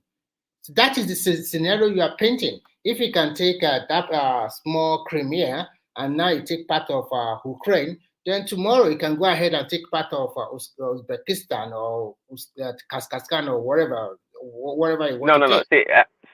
Sorry, Remy, it doesn't work that way. If you listen to this guy, John Mersheimer, okay, is an American professor or historian.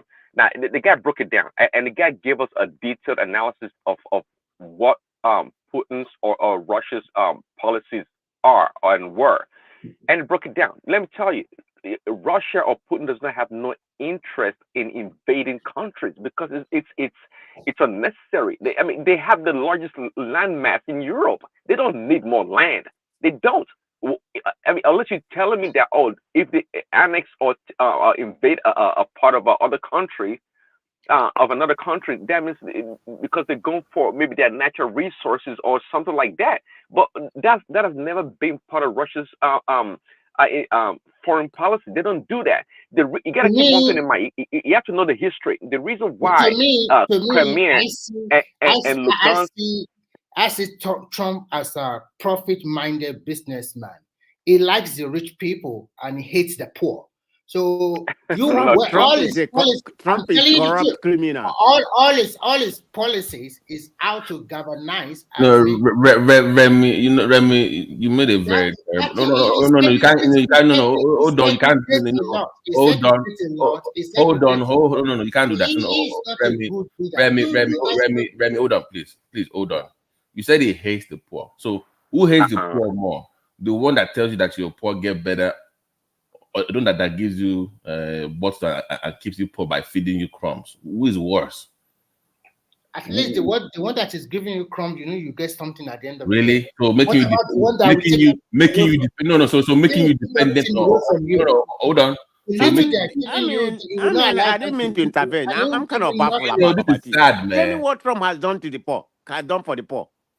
Trump. What has he done for the poor? Oh my God. I'm no. You're right about it. He's done a lot for the poor. On Trump. Hold on, guys. Remember, this guy had a deal. He was supposed to that he was going to do for specifically black people. Small scale that people that went to prison. When you go to prison as a black man and you come out, because of your record, it was hard for you to get some certain things, credit tax and something. He was going to do something. Guess who didn't make that work? Who facilitated him? The Democrats. Is that it? Let me finish. Because you just released that woman from Alabama. No, that was example. Like hold on. Let me finish now. Let me finish. Hold on. Gentlemen, let's have one voice at a time. One voice. Okay. Thank you, Mama. Let me finish. You know where I'm coming from. This was before. This was the deal they made with. We had Ice Cube, people like that before. Not because the plan was not great, but they felt like that plan had to come from Democrats. So if Trump was the one making the plan, they didn't want it because they know what the consequence down the road 20 years from now, they will say it was the Republicans that made it happen. But what happened is when that plan was crossed in the House by anti-Nancy from your state, they didn't provide any alternative. It never came into fruition. So he's bringing that up again. So, but that was there the first time he was running for office. So let me ask you something, Babati. Are you saying this is a policy proposed by Trump? Then when he went to the Congress, the Democrat control House thwarted that effort. Are you telling me that? You know, when he first won, they controlled both house. If you remember, they controlled the House and they have the purse. So if what he was proposing means you must change laws that it will relax the laws against people that were felons. Okay, that way they have access to these things, salt to loans, tax credit that ordinarily they would not get because of their record, and it was targeted towards black people. Go look it up. Even Ice Cube, I know, but I don't believe that. I don't believe that because Trump was against felons, repentant felons that already sat their time to vote. No, not the voting. Not forget the vote. But I'm just saying, I don't believe what he's saying.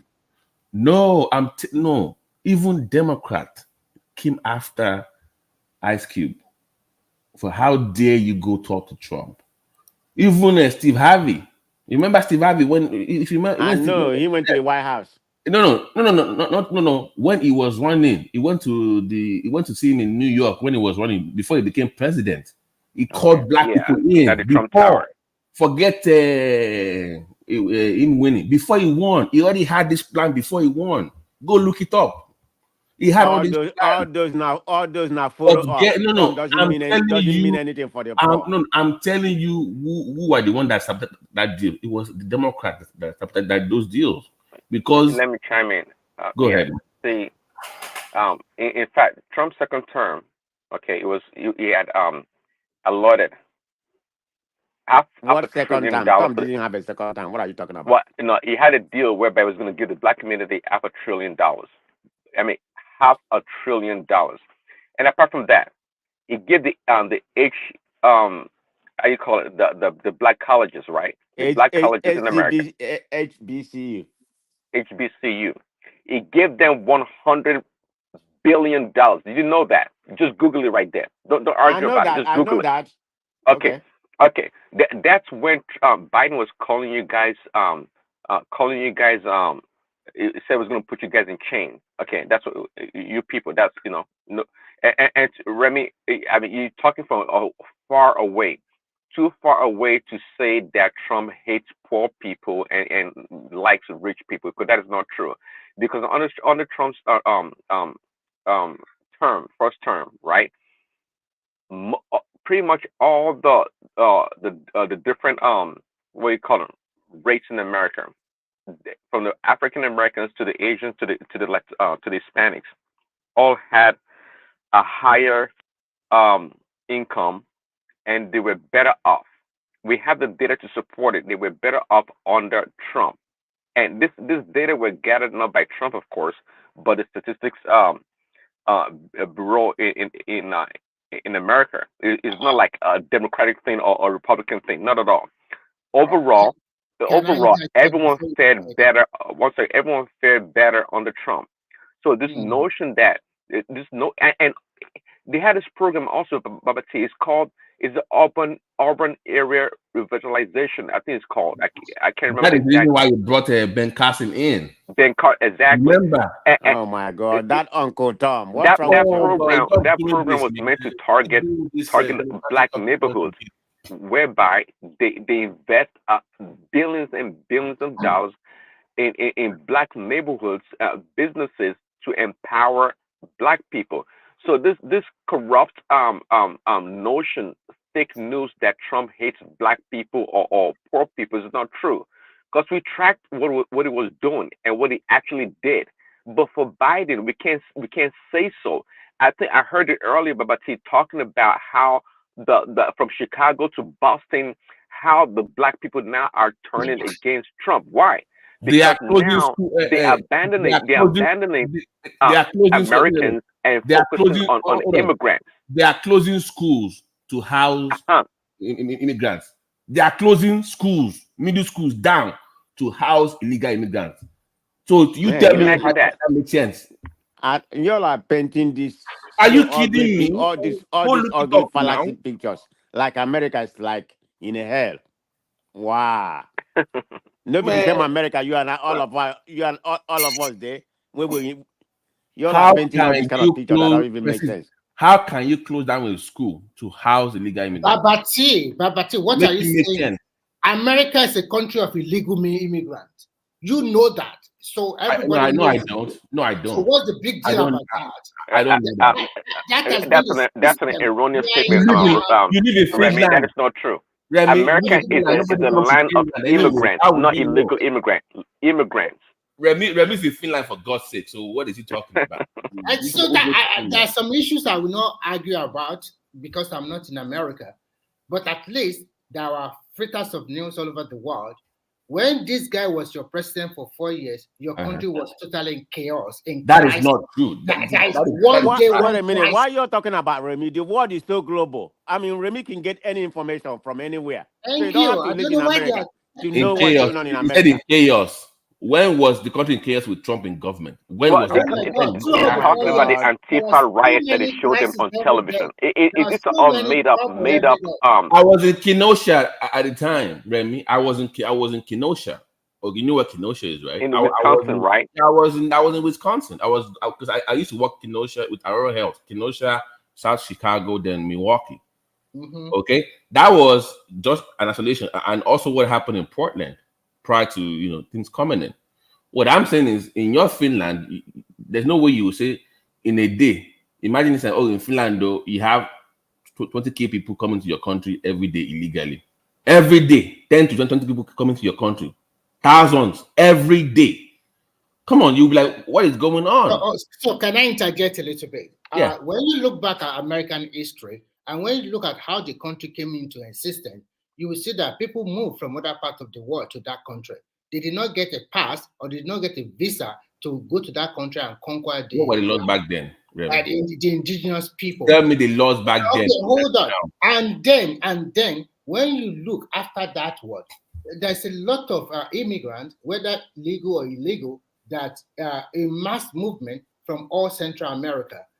That's why you have Hispanics today. So, and then there's also a lot of people taken as slaves from Africa, and then they give them pardon or whatever they do. And then, so what I'm just trying to tell you is that when you look at that country history, a lot of people moving, whether legally or illegally, so that country is a country of immigrants. But if today, like for example, when this guy came in, he wanted to take away Obamacare totally. He doesn't want it. And most of his immigration law favored the rich people. When he banned a lot of countries, including Nigeria at that time, when it was new, including Nigeria, why did he not? He now left all those rich Arab Gulf countries like Saudi Arabia, Kuwait, and UAE, all those ones. And all those poor ones or developing countries that they classify as they are nothing, they are like a shit hole, sorry for my language, they left them to be. And then you can see from that angle, there's already a segregation. There's already a line between the rich and the poor. Everybody knows the truth. You can say today that UAE... Let me answer this question quickly. When you go into a country, how do you enter that country? How do you enter into that country? Of course, I'd enter this country legally. You're right, but that does not mean that... Hold on. My point here is that you go through a port of entry. So all those people that came in the beginning, they were documented and they came to the country legally. Let me answer the question fully for you. I came here legally, but there are still some people that came here illegally, maybe through the open border or through maybe they came here and then they get asylum or whatever they want to do. So that is also illegal, and they have to listen to them. Why have you come here? And they will tell their story. And if they think their story is worth enough, they can let them in, and they support them, they protect them, they help them. But when you I don't know about Finland, but your man is a divider. Is a divider. No, that's not true. That's not true. Unfortunately for you Americans, this year that you are going to do your election, you are such in a dilemma. You have a current president that is going to be 80 plus by that time, and then you have another one with Hofed, I don't know who are going to speak. It's so why are we even allowing a Finnish person to even talk? Wait a minute, Babati, don't say we that. even allowed him to Remy has even I told he live in Finland. Hold on, Babati. Even I told he live in Finland. He has said it better than I could have. Everything he said is right on the point. Typical Democrat. Remy watches allowing CNN in Finland. That's the problem. He watches CNN. That's the problem. Just like you. And what do you watch? Don't you watch Fox? When O'Reilly I don't watch Fox News. Not at all. And now you what do you have there? You know, look at the people you watch. Sean Hannity, Laura Ingraham, and the one that come at 8 o'clock. What's his name? I don't even know those people. I don't watch all of them.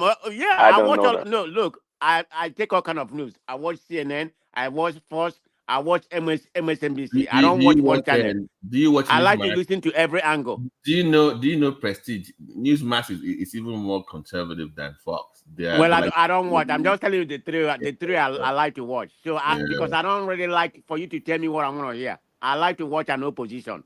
So I won't be watching MSNBC. Okay, can we Prestige? Can we for once forget the Republicans for a second, the Democratic Party? Because I know earlier on they had this lady that wanted to challenge Biden. What happened to her? She was going to run in the primaries.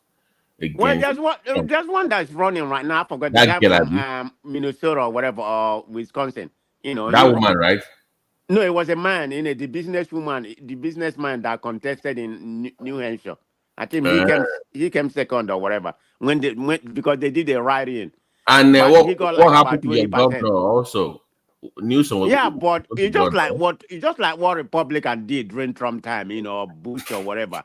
They just say this is who we want, and that's who. Do I want Biden? I like Biden for his agenda, but his age, I was concerned. Let me be very realistic, but that's what the Democrats decided, and I have to go with what they decided. And so I like that. The Democrats did not decide that. Barack Obama decided that. Wow, Prince Daddy. The way they come up with your own conspiracy theory. Biden and Trump more important than what is happening in Abuja? I don't understand. Come on, guys. Listen, we talk about I can manage. Hold on. I can manage somebody from Finland discussing America, but a Canadian is a no-no.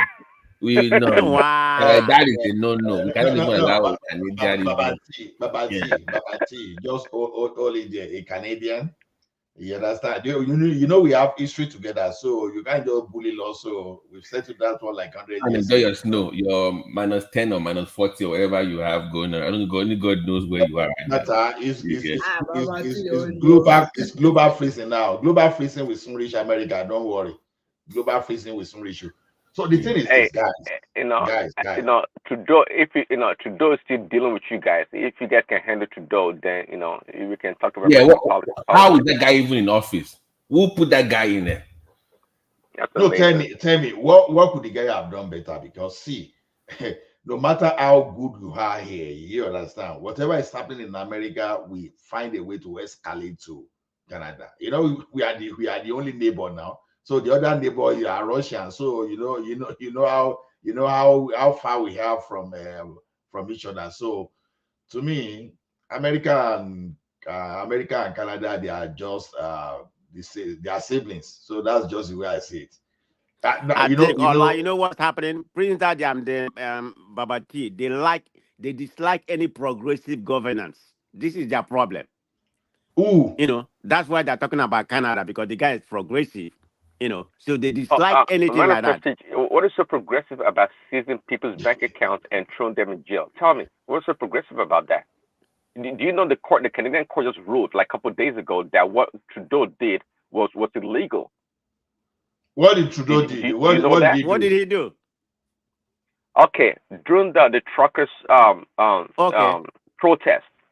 Now they doxed a lot of people. And they seized their bank accounts and prevented them from sending money, and even got many of them to lose their jobs. But this a lot of people were arrested. Prince Daddy, how is it illegal? They paralyzed the whole city. I watch it. No, wait. What are you talking about? Let me ask Prince Daddy a question. How was it illegal? I want to know.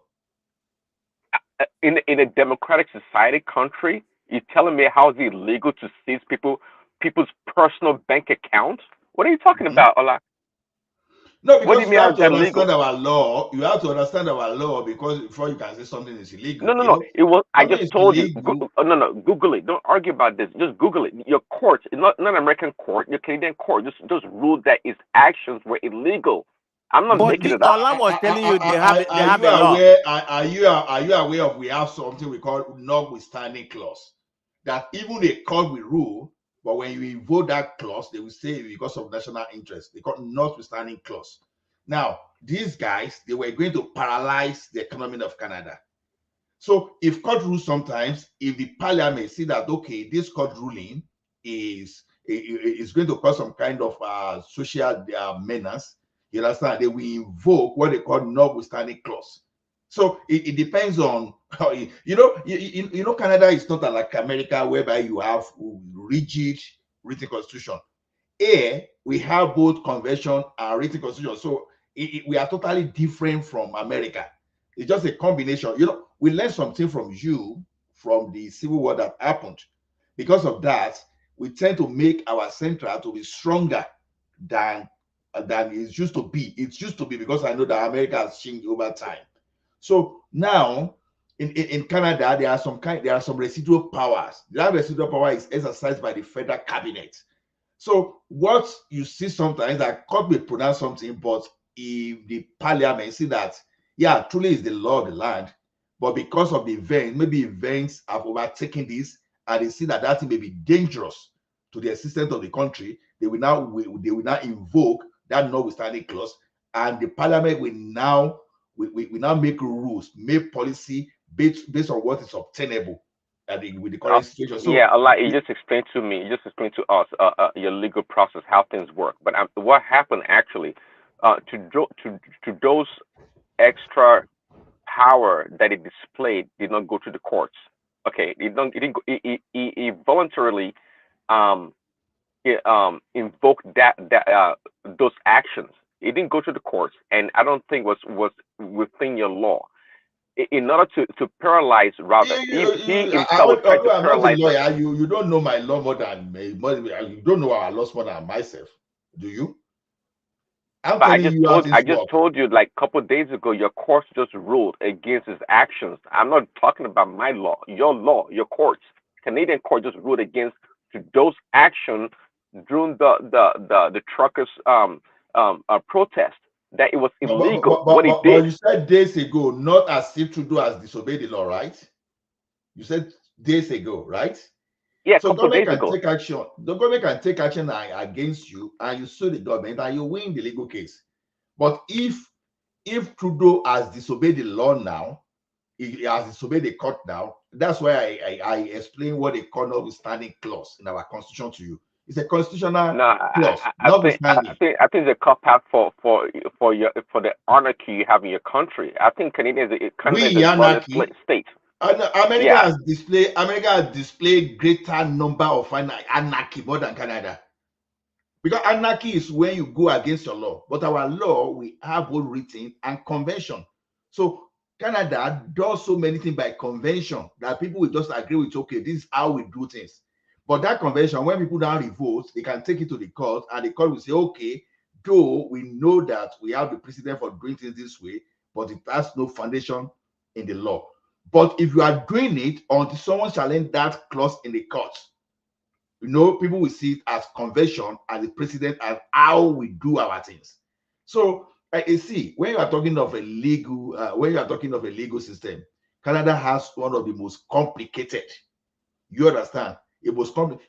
We are using both French, French civil law. We are using the UK criminal code, and then we are using what do we call it? We are using that of we are using America, part of America presidential a federal system. They join with the British parliamentary system. So it's a complex. It's a very complex. So Canadian law is not what you just sit and read on newspaper and say, oh, we've got no. That's just it. See, you will see something in Canada that people think, oh, Canada is the most decent, Canada is the most considerate people. They consider people, they don't see. Canada can sometimes be more terrible than America. In terms of that immigration now, they say, okay, come. For example, if Prince Daddy is your name now, maybe by mistake you just write Prince Dad, and you've lived in Canada for 100 years. As long as you are, if you are first generation immigrants, they can say, okay, come and go back to your country. You understand? So it's a complex country with complex legal system. So yeah, you read it online, all those things, but you'll be surprised when they challenge that, or maybe if the parliament decide to take another position, if they think that that ruling is dangerous to the extent of the country, they can immediately bring another law so that they can set aside whatever they got as rule. So judicial presidents here, they can easily make another law to just set it aside. That's Canada for you. So so when we want to talk of how the thing is this, we are just happy we don't carry rifle around just like you guys, right? So, but other than that, Canadian law is very complex. That's what I can tell you. Yeah, okay, I hear you. Well, if you ask me, I think just an attempt to abuse the people. That's what it is. It's an easy way, or a crafty way.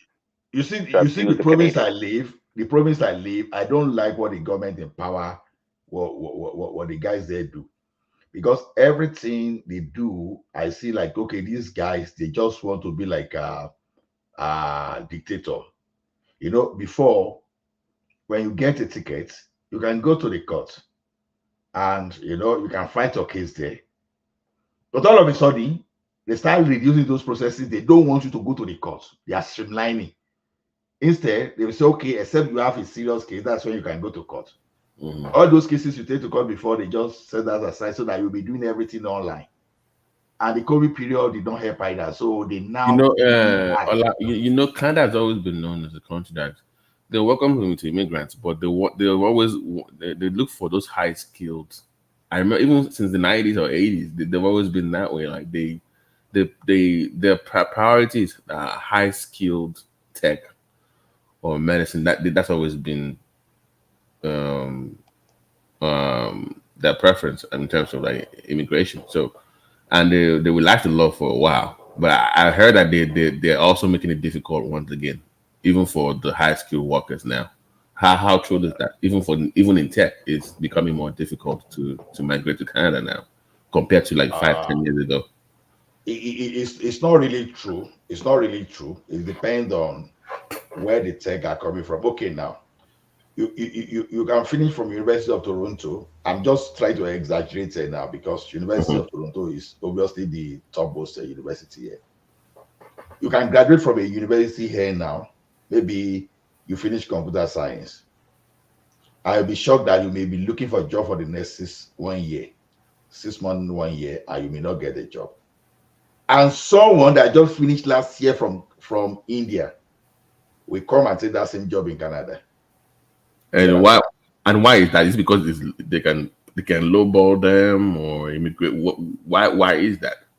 A 90% you are going to bring from Canada, it depends on the company. It's not going to get less than 6,000 net after you remove tax every month. It's not as if you bring them from Canada from India and you pay them to. No, you are not, because there's a cap. What is the benefit? What is the benefit of an Indian worker over an Indian skilled worker over a Canadian skilled worker? Graduate, like the thing is that the company that bring them belongs to India, so they have an investment here, and they have a okay.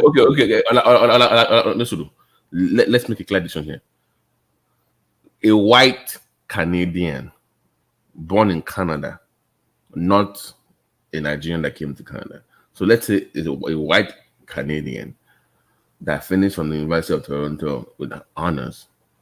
They still have the same problems compared to a Nigerian that got the same degree from the same university. Is that what you're saying?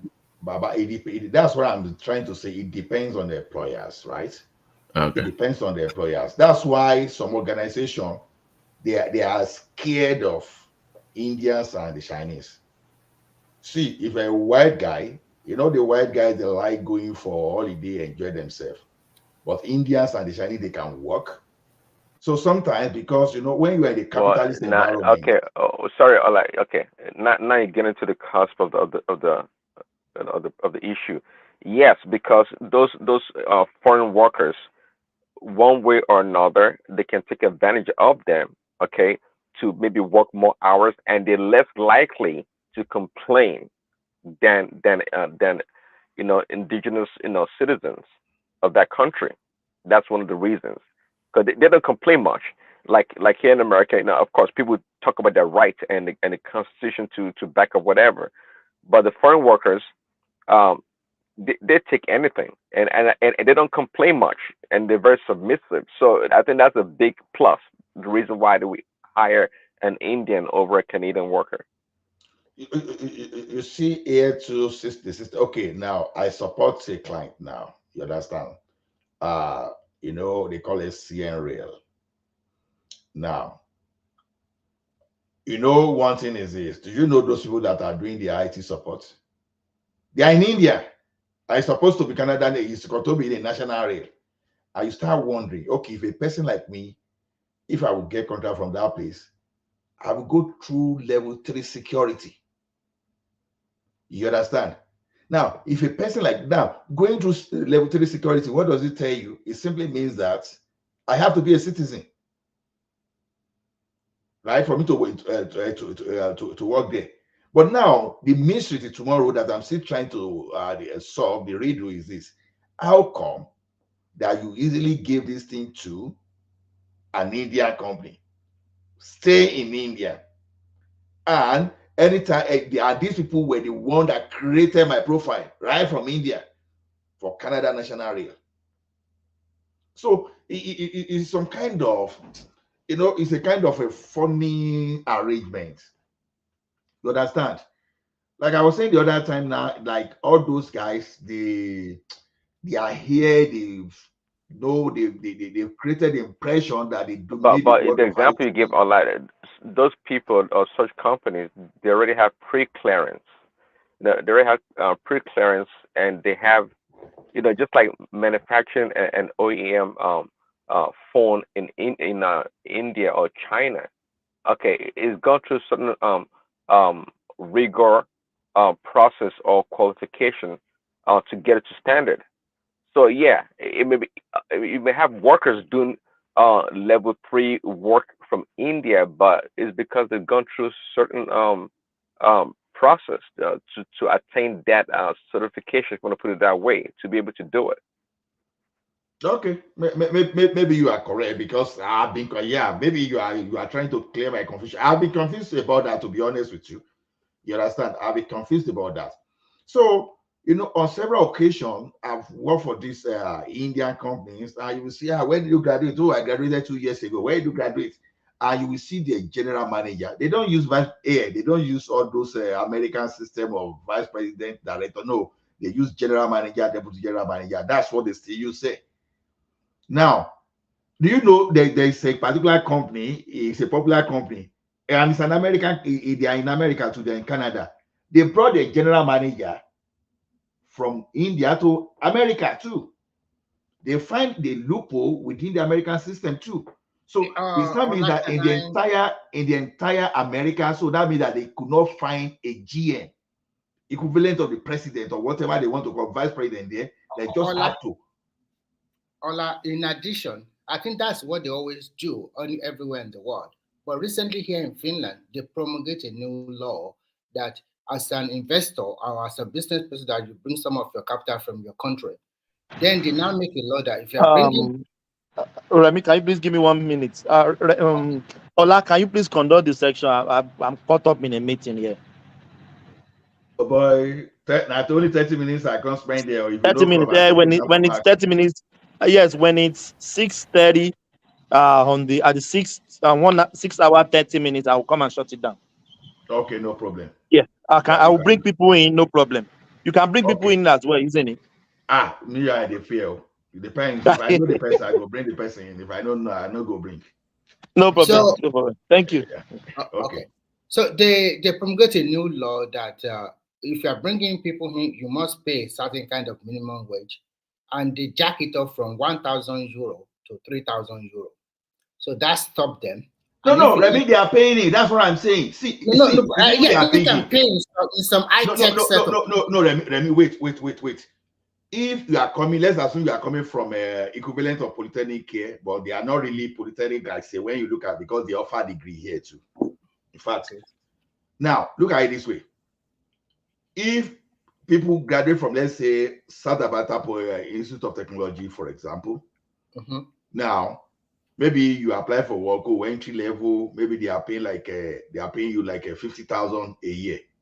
The guy that bring you from India, they may be paying the person like 80,000, 90,000. It's not as if they're not paying these guys. It's not as if they're paying them low wage, a minimum wage. But I think they have the internal way of the problem is this: they don't want too much of infiltration. Now, get this thing right now.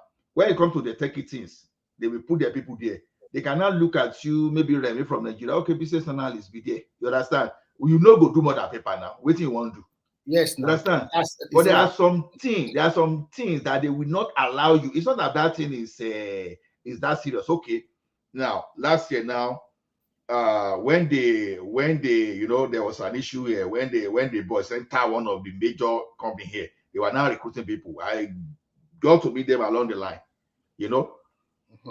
I have them, the reason they got people like me and some other guys involved, that they were looking for experienced people to help them speed the process up. Funny enough, I even trained some of them to do that, in fact, because we had to make provision for about 40,000 systems. You understand? Now, the thing that I now find out there is this: it's not as if all the technicians, they are not really better. As a matter of fact, they were not better than those of us from Nigeria. I can tell you, even a guy that never did IT before, I recruited a guy into my team. I trained that, okay, this is what you'll be doing. After all, I was in provisioning of a system. But the truth was that we were faster than the guys there. Not that those guys wanted to slow, no. Because if they did job faster, they would get bonus. Because it's their job. They were bringing us to support. So they were not under any threat. So now, the thing is this: when we interacted with these people, it's not as if, this kind of impression that these guys are the best in the IT. But Balai is a lie. I agree with you totally. But they use the law of the land. They use the law of the land because they have investment. They will do the impact assessment. They will simply tell you that, okay, they interview people, they can't find someone that can have that. What will you talk about? No, okay. I don't. You know better on this topic here, but they may not be the best at IT, but their country invested a lot in IT. Yeah, that's the thing. That's why I say that they have companies here. You understand? They put their money down here. They put their structure down here. So the thing is this: when you see the Chinese people, if Chinese people are in logistics, go and look at their structure. They will be 97 to 98% Chinese. When you go to all these Indian people, you'll find the same thing. And you know what? People, I don't know what. We are talking of diversity here, and that diversity, oh my goodness. Yeah, they will pretend they have it, but in reality, government need to enforce that thing for the thing to have some serious bite. It's not biting at all. Let me ask something, Ola, please. So all these companies talking about, is it an Indian subsidiary or Canadian-based company? Because we have this same problem about a few years ago. Let me just say, maybe about 10 years ago. But right now, the things have subsided. It's not like it used to be. From what you are talking, we had this problem, quite a long time in America. But they have subsided. We still invite some of the, experts from China, from India, but not like it was before, because people here complaining that, the Indians, they are taking their job. So the situation is pretty much subsided. Thanks to Trump. Oh my God. Ola, answer my question. Forget about man of prestige. Do you know the anointing there is this? The anointing there is this. All those Indian companies, when you see one, there's the way they made their proposal. They understood it. Okay, let's assume say normal Igbo now. Oil and gas used to be a very fashionable business there before, right? You work in oil and gas, you can be sure of maybe in regularity, you can clock 200,000. When this guy came to this place, they find a way to drag that in that you won't even know the difference between someone that is even working in a regular company now, you are working at oil and gas. let's say a network administrator that would take like, let's say 200,000 from Olanga before now, maybe stand barely taking 85, 90,000 now. Now, what will these people do is this: they will look at your cost. They will go and present a lower cost to the company. Now, that lower cost they are presenting, it doesn't mean the stakeholder will get lower cost, but they are using that to penetrate you because they know that investors too, they are greedy. So once they get there, there are some kind of processes they will streamline. They will put their people in a key place in positions. But when there are issues for them to solve, they will start going to some online platform like Fiverr, like Feed Nation, all those things. They will now be looking for resources. Their people will still get standard regular wages. But the job they are supposed to do, let's say before now, if you ask me to build website for you, if you tell me 1,500, I will take it from you. Probably I will take any website less than $2,000. I may not even look at your site. But today, some guy will say, we do this thing for you for $200. You understand? So these guys, they not necessarily, they will go and charge the company maybe 5,000. I may be looking for someone that will do this thing for them for, let's say, 300. Meanwhile, how did they get to that place? Maybe a company that was supporting them before was charging like 7,000, 8,000, but they will tell you, 5,000 is what we are going to charge. Just imagine a job. This one, fortunately, I have my costmate that is doing the same job, a contract with an organization. This guy, they were paying the guy $75 per hour. He worked, whether he works or not. So every day, $75 per hour for 10 hours a day. They were paying that guy like that, whether the guy works or not. Any day the guy works, he's going to charge additional. They say, you know, when this cook here will come and talk to me, they were even lying. I say, this guy thought they were thinking like a fool. Sorry, the organization doesn't give us more than $50. So if you can just say $45, we are going to give you $5 so that you can relieve $5 for us so that we can use that one to do tax. I was just looking at them like they say, organization telling lies. You that I have the details of what we are doing already. You understand? That I even have the details of what we're making in that organization.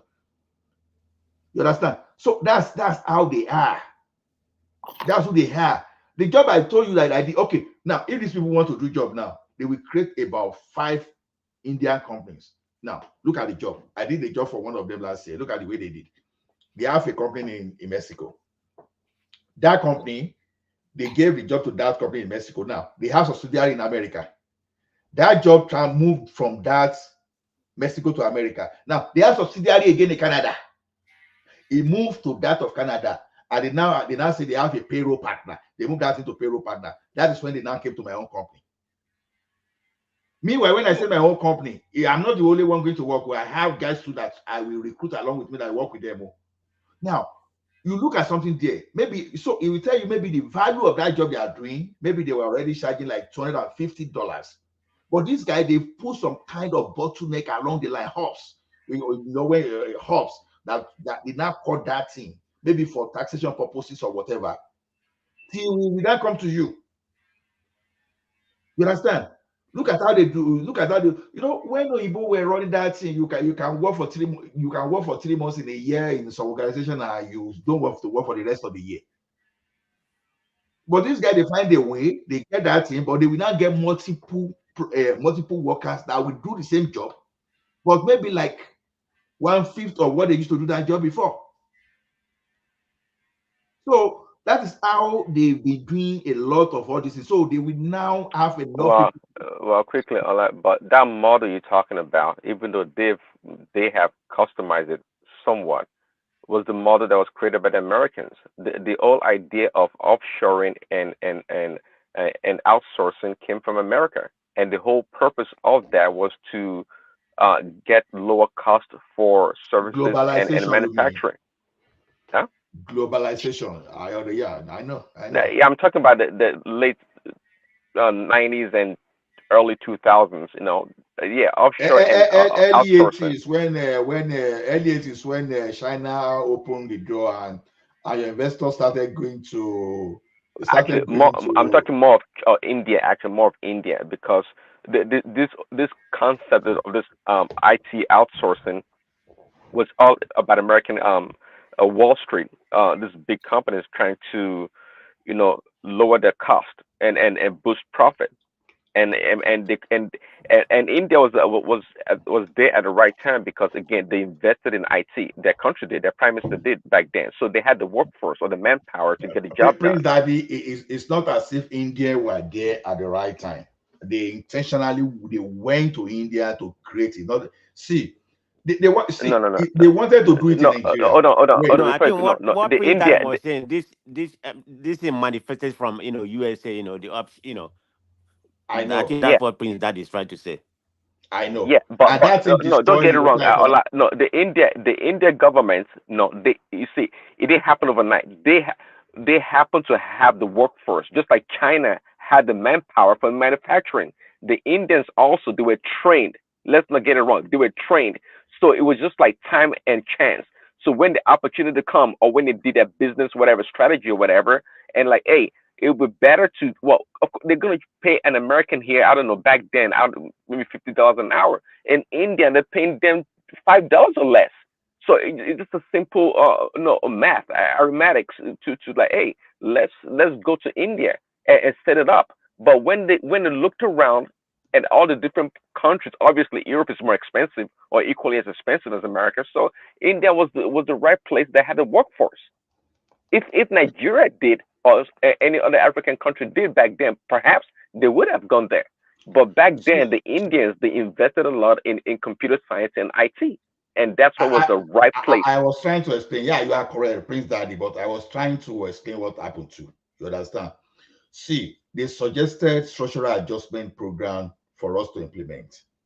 Unfortunately, what did we do? We embezzled the fund. We didn't. We didn't. You know the little thing that Shagari did, that Buhari did in 1983, and people did not really understand the implication. And those are the things that I've shouted there, that even Nigeria, they even promoted a criminal, someone that destroyed democratic government. They promoted him in power, and people were supporting him for different things. Look, like I said, both China and India, it's not as if they invested in all the infrastructure. Most of those infrastructure you see, they were done indirectly by Americans. And I will tell you how. When after the World War, when the Chinese economy crashed, the Indian combined to the Chinese economy, there was a time they used to dominate close to 50% of the world economy. So people think China is just no. China were there before. They are just reimagined. So they closed the economy down after the World War, and they were doing some closed system, but they were not growing. But in the early 80s, towards late 70s to early 80s, they opened it up. And American investors now, most corporations in China, they were majorly owned by the government, by the level of government there. So they now allow investors to come. Now, from the money coming from America, they were able to develop their electricity situation. The same thing happened in India too. They were able to develop, the money going to India, they were able to develop the electricity. Now, because they have policy that favor them. But Nigeria, the military was the one ruling. No policy, everything, you just close seats. Like in the name of this federalism or whatever you are doing, you don't want to release anything. Look at when you release your telecommunication. Look at what is happening there. Look at all area that you release to people to invest. You see what is happening there. So that was the situation in those areas. So not that those people had that money, but the foreign investors, like Americans generally, and the Europeans, they took their money to take care of both the power situation and everything there. Even you will see that the local company will be the one that, we are the owner. But go and look at those people that financed them. They were the Western world. So when they did that now, they now took advantage of the cheap labor. You understand? Of the cheap labor now to... No, but yeah, that's where the whole concept or the model of offshoring came about. Offshoring No, Prince Daddy, it was like in a time in the past when we were not born, but they quickly closed it down after the World War. I think I'm getting the issue right. You understand? So everybody now went on protectionism. Everybody now went on protectionism. It is of a recent again that because they call this one globalization too, if I get it right.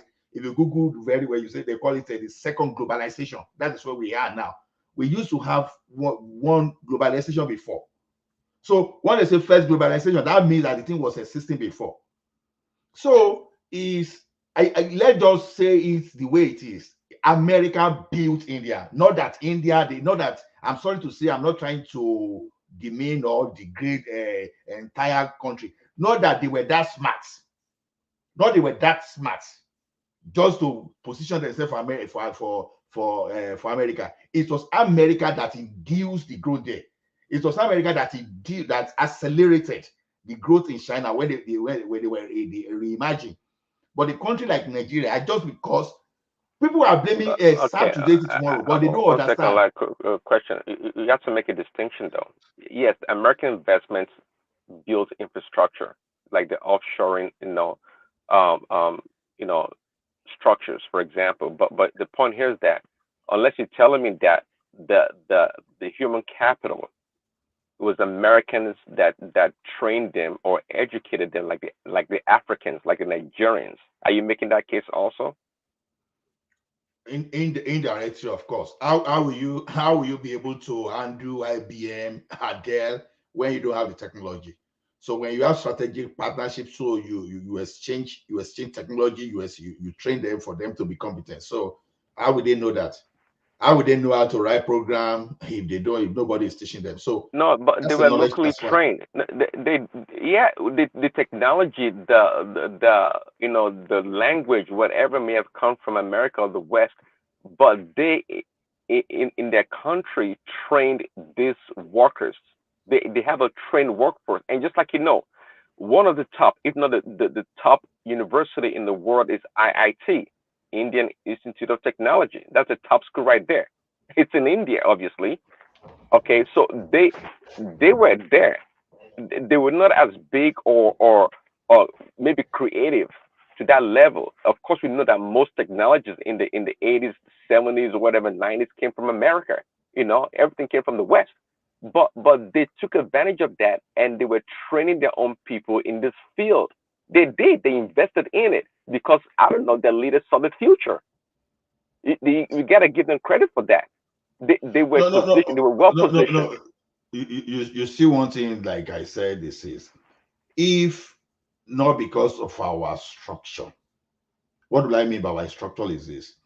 Now, if federal government is not controlling our electricity, if federal government, when federal government stop controlling our telecommunication, you know what happened there? I will talk again about that. If federal government hands off and they are not doing this here yet they are doing, today Nigeria would have been at par with, maybe would have been at par with, at least with some of these people. Do you know that up to early 80s we had better test type technology than China? Someone said it on a Channels TV or maybe which of the TV one day. I was just like seriously. And I now remember that time that even for those of us that attended school, when they brought some Chinese tester to us, no, we say, oh no, one Nigerian tester. So that is where we missed it. When this guy said, okay, they introduced a structural adjustment program. Okay, that's because of our currency. If you have weaker currency, if you develop your infrastructure, especially the production infrastructure, then we will raise more money. What did we do? We just collected the money. We didn't do that thing. And those people that did something similar, something similar, not exactly the same, something similar, see where they are today. Even a Dubai that decided to say, okay, I'm not even going that way. I want to take another direction entirely. Look at what happened between that mid-80s till now. You see the difference. But we were just battling with different in our own country. Look at China in the early 80s when they allowed these people to. They got it. So it's not as if it's not like I said again. Okay, let me say this one. There was a time when I used to support some infrastructure, ATM, payment system, and all those stuff. Now we had two options: either we will go to either Dundee or Germany or London for training, or they will bring more trainers. But South Africa was another option there. or they will bring more trainers to Nigeria to train us. Right. What would you say? What would you say about that? They were still the people, that means the owner of those technology where they want training us, and we will now transfer that technology and transfer that knowledge. That is exactly what happened to Indians, the Americans, the Europeans. They trained them on their own technology that they were selling to Indians. And that was how those people learned the skill and they stepped up. You understand? And don't forget that they used to have some kind of policy that, okay, ask yourself a question. How come we have so many Indians and so many Chinese people attending the Ivy League colleges in America? That even some Americans will not even have access. Even when you finally, some Americans are now going there, they will now going for sociology, political something, and economics. But you will see these people, they will be going for your computer science, they'll be going for your advanced technology things. You see what I'm saying? And these are the people that will still take that part of the technology and they still go back and retrain their people. So when you see how they were transferring that knowledge, you will see that Nigeria only missed it just because we failed to strategize like those people. It's not as if, I don't know how to say this thing. If Nigeria today, if we are open our country just the way it is now, if you open that to Americans instead of opening to the Chinese, you understand? If you open to Americans and European people for them to invest, and when I say investment, not the one that the government will go and put this owner of Virgin Atlantic and you'll be holding it back. No, you allow these people to do what they're supposed to do. They are likely to train more Nigerians than the training their fellow European people, because they're capitalists. They pay you small money instead of bringing expatriates. They will train you so that they can make more money because of what they will pay you within your economy. So by the virtue of our currency now, maybe in the next 20, 30 years, we'll be giving the entire world headache like China was giving everyone headache before. So that's just it. So those people, they had that advantage, and their partner they were working for, they started bringing them to America to come and take some strategic position. That's how they are there. It's not as if they do something spectacular that now, oh, okay, these guys, they are ahead of us, let them bring up. No, it's the Western country that developed them, and now they started bringing them back to their country. So let me say, what they trained them is not backfiring on them, or I don't know how to put it.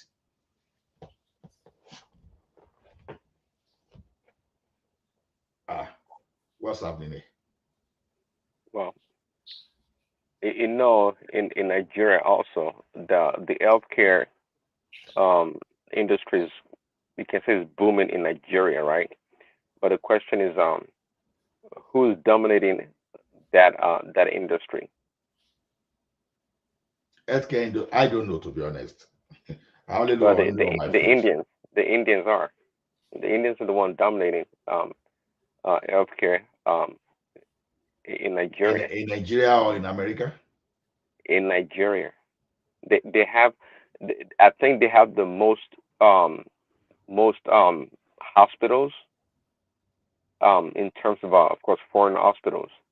I watched not too long ago, maybe a month or two ago, how they have a partnership, a program whereby they take Nigerian doctors and send them to India for training and bring them back home to Nigeria for to be employed. And this is wholly owned Indian business enterprise. That's what they do. They see the market in Nigeria, obviously, and they know, actually. I think what they're actually trying to do is to localize their services in Nigeria, because a lot, apart from going to England, America, France, India is the perhaps a more popular destination for middle class Nigerians to go for medical care. A lot of them go to India for care. A lot.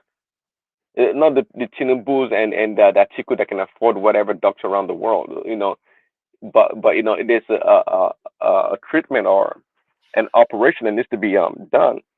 that they can't go to America or this more expensive destinations, they go to India.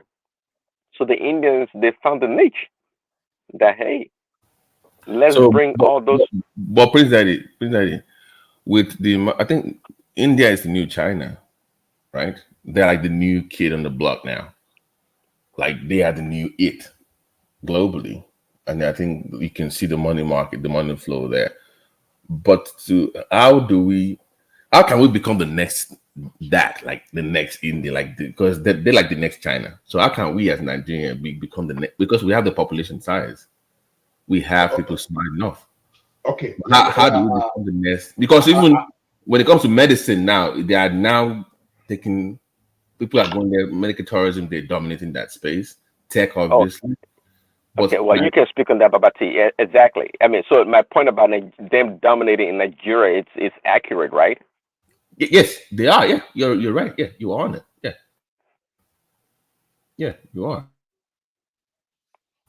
So yeah, to your point. So where does that leave us? I mean, okay. Do you want to answer, or you want me to speak? No, go ahead. Go ahead, Ola. Go ahead.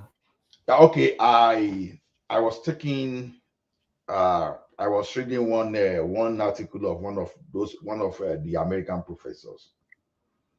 You see, we still come back to this concept of globalization, right? How the Chinese and the Chinese, how they disrupt, how they managed to disrupt European economy, and how Germany responded through, all this big data they are talking about. It was actually Germany that started pushing, just because when some of the factory were moving to China, to China, so they have to find a way to respond. So what am I saying is this: that professor said in his lecture that, look, you may have the best of the technology in this world. What's it drive the globalization we have today is government policy, is politics. You know what Trump was going to do the other time was to close the shop, and just to make sure that, okay, even if you are going to bring anything to the country, you are not just going to have an advantage over the local manufacturers. You understand? That's a policy. Now, if Americans want to deal with Canada, with the Chinese, it was possible that time, what will you just do? Yeah, okay, because you are producing something, maybe America, they produce it for, let's say, $60 per component, and maybe you produce the same thing in China for, let's say, $20. What we will just do is just to raise the taxation, the import duties, to make the thing at par, or for the local one to gain an advantage. An example of that now, for example, is if we are bringing the Canadian manufactured car from America, the duty is almost zero. When you are bringing a car manufactured by an American manufacturer, for example, maybe you take a Canadian car to the United States, and someone bought from you, now bringing it back, it's almost zero duty compared to the one manufactured in America itself. You understand? So it's a combination of policy. So why am I driving our policy is this: if you want Nigeria to grow, you have to do what China did.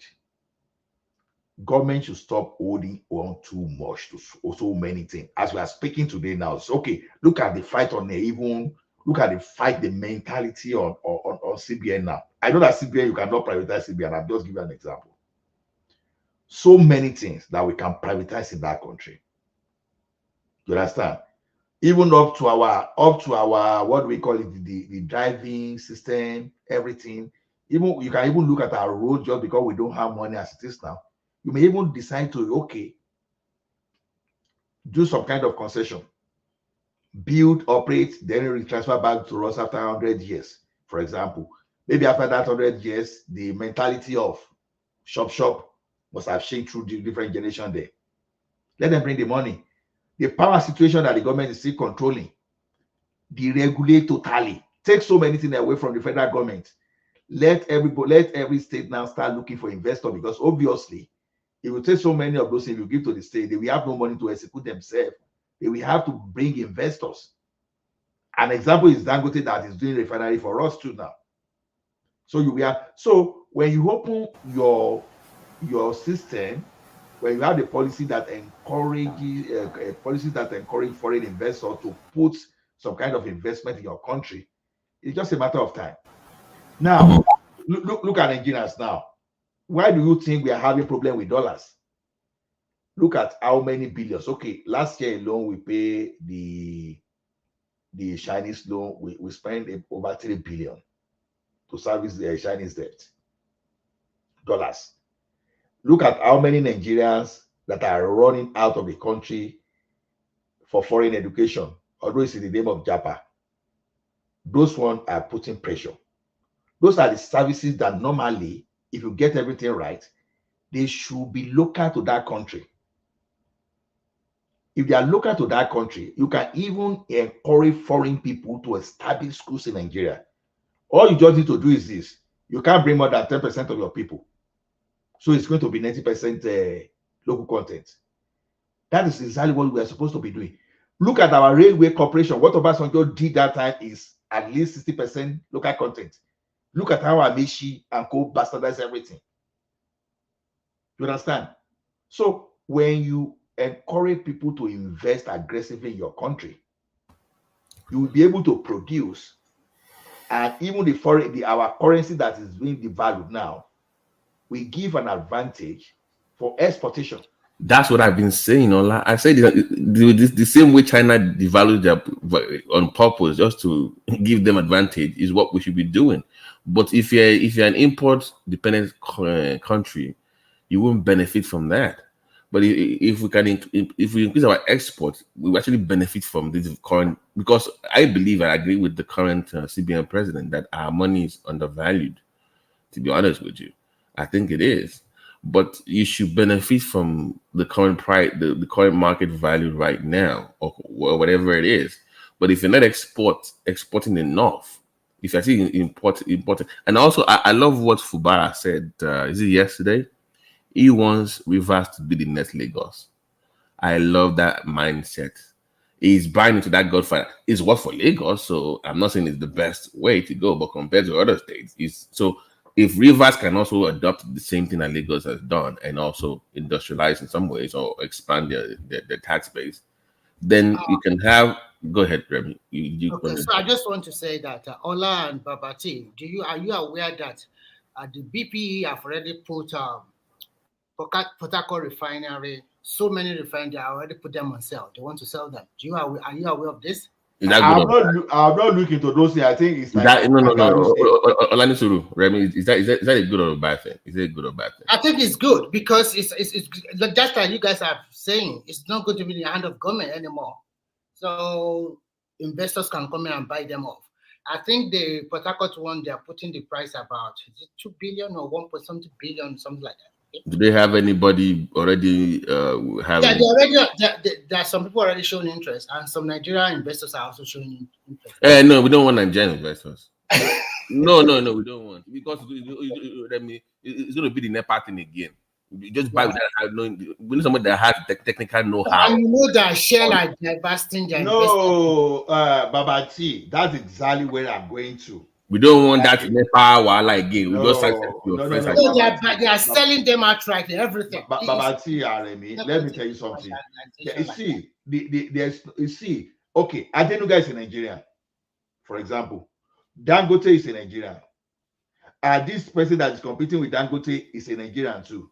Mm-hmm. So the problem is not Nigeria, but what are the type of policy, other world policy? Okay, Yoruba will say, but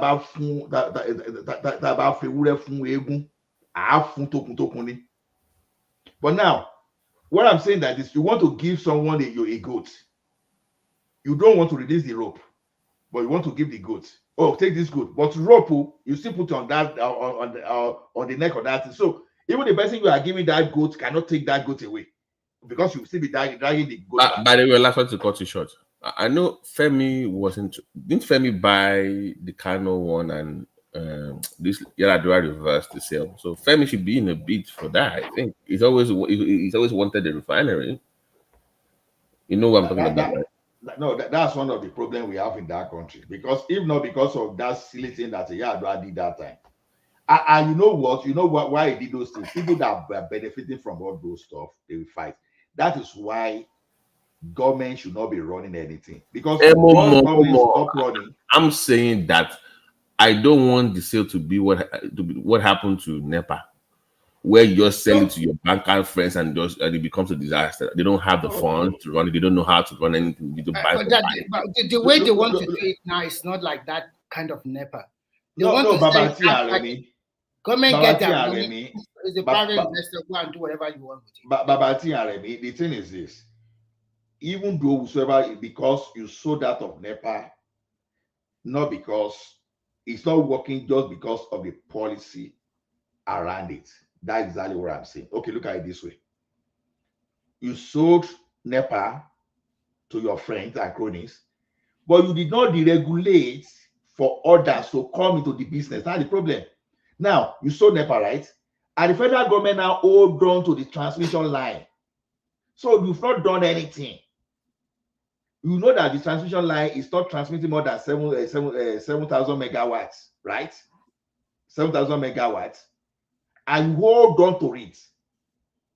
Now, assuming that as they sold to NEPA and as they sold all those for now, it is regulated totally. You give someone the transmission line of Nigeria, maybe the person like the Adenuga Globalcom used to have second national operator now. Can you even hear of the first national operator today? You understand? NITEC, how many people hear something tangible about NITEC today? You know how many times they tried to privatize NITEC that time?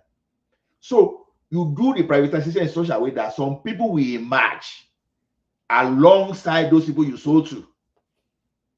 Maybe if they've done that now, maybe those people are the one that maybe they will be the one providing us electricity today. But the government is holding on to it. So the government should take its hand off totally. That's where the problem is. Once people see that the government see hands there, even if I happen to be the investor too, I will have to be very careful when the government is still an active participant there. I don't want to put my investment. So if I buy anything from the government of Nigeria today, let's say I put my $1 billion to buy it, and I still say government is still holding on to that thing. The first thing, because of the risk in Nigeria, because a crazy guy will get there tomorrow and they will run some kind of story and they will reverse everything. And I've already invested already. So I don't want to do that. But if the government takes their hand off entirely and it's now a very level playing ground for everyone, you will see people now coming. So the only reason NEPA, that Genco and this school is not performing is just because the hand of government is still there. That's why they're not performing. But when hand of government is not in Nigerian cement production now, you see where production is. When Nigerian government is not in telecom, you see where the telecom is. When Nigerian government remove the hand totally from broadcasting, you see how broadcasting has elevated this thing. When Nigerian government where they don't put their hand, where they are not competing with the commercial banks, you can see what the commercial banks are doing in Nigeria. But go and look at every aspect where Nigerian government is a competitor against the private people tend to be very careful. That's exactly what is happening. So if you want our power situation to improve, the government need to take hand off, because anything Nigerian government has hand in does not prosper. If it's sponsored by miracle, because you just need to, if it may work under Buhari, under Tinubu, if we just take that thing for another Buhari to get there, and some people will see the thing as a bad trait. Let me see how they even almost managed to destroy our central bank. That Emefiele started recruiting some people just for him to sustain himself, to bastardize everything. So that tells you that Dangote will not go and use secretary system now to recruit. Adenuga will not do the same thing. Femi Otedola will not do. They will recruit the best of the best. That's why we need to go private. So they can sell the NNPC, but the kind of arrangement they want to, I don't think that arrangement, they try such kind of arrangement with a Pentascope then, with a NITEC, it didn't work. They tried such kind of silly arrangement with Genco Disco, the one that Babati is talking now. It's not working again. So we've had that kind of silly arrangement. Even so many things Nigeria try, Ajakuta too. They try to do all those, it doesn't work. So the best thing is to deregulate all those sectors. and let investors. You don't even need to support. You don't need to even support Port refinery or those things. Investor on their own, once they know that government is not participating with them, they will come and invest.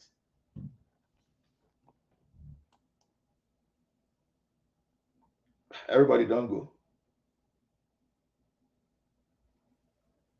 No, I'm listening to you. Maybe am I dominating the discussion? Can you hear me? I can hear you. Yeah, we can hear you. Okay. No, great. I was listening to you. No, let another person talk now. So I not be only being good they talk now. Is King Emeka there or is it? Emeka is already snoring. And Remy from Finland. I don't even know what Remy is doing in Finland, to be honest with you. Who goes to Finland? I don't even know. I don't know what is out there. I heard it's a beautiful country.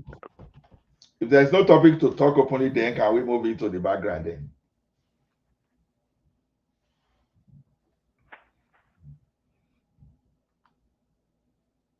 Can we move for the background if there's not? Oh, even Remy has left us too. You don't share like go. Ola, yes, Ola, thank God you're here. Because we had a session, a trading stock session. You were not here that night. It was hosted by Kondo. And I sent you the email invite, but I didn't, because we had to go to Google call to do like a video presentation. But you didn't show up. I kept sending the invite, because he was showing us some things. He is your guy at the top when it comes to this. So he came back tonight because I got his email. He came back tonight when we were talking about Trump. But whenever he's hosting he wants to host a session where he's going to show us some things.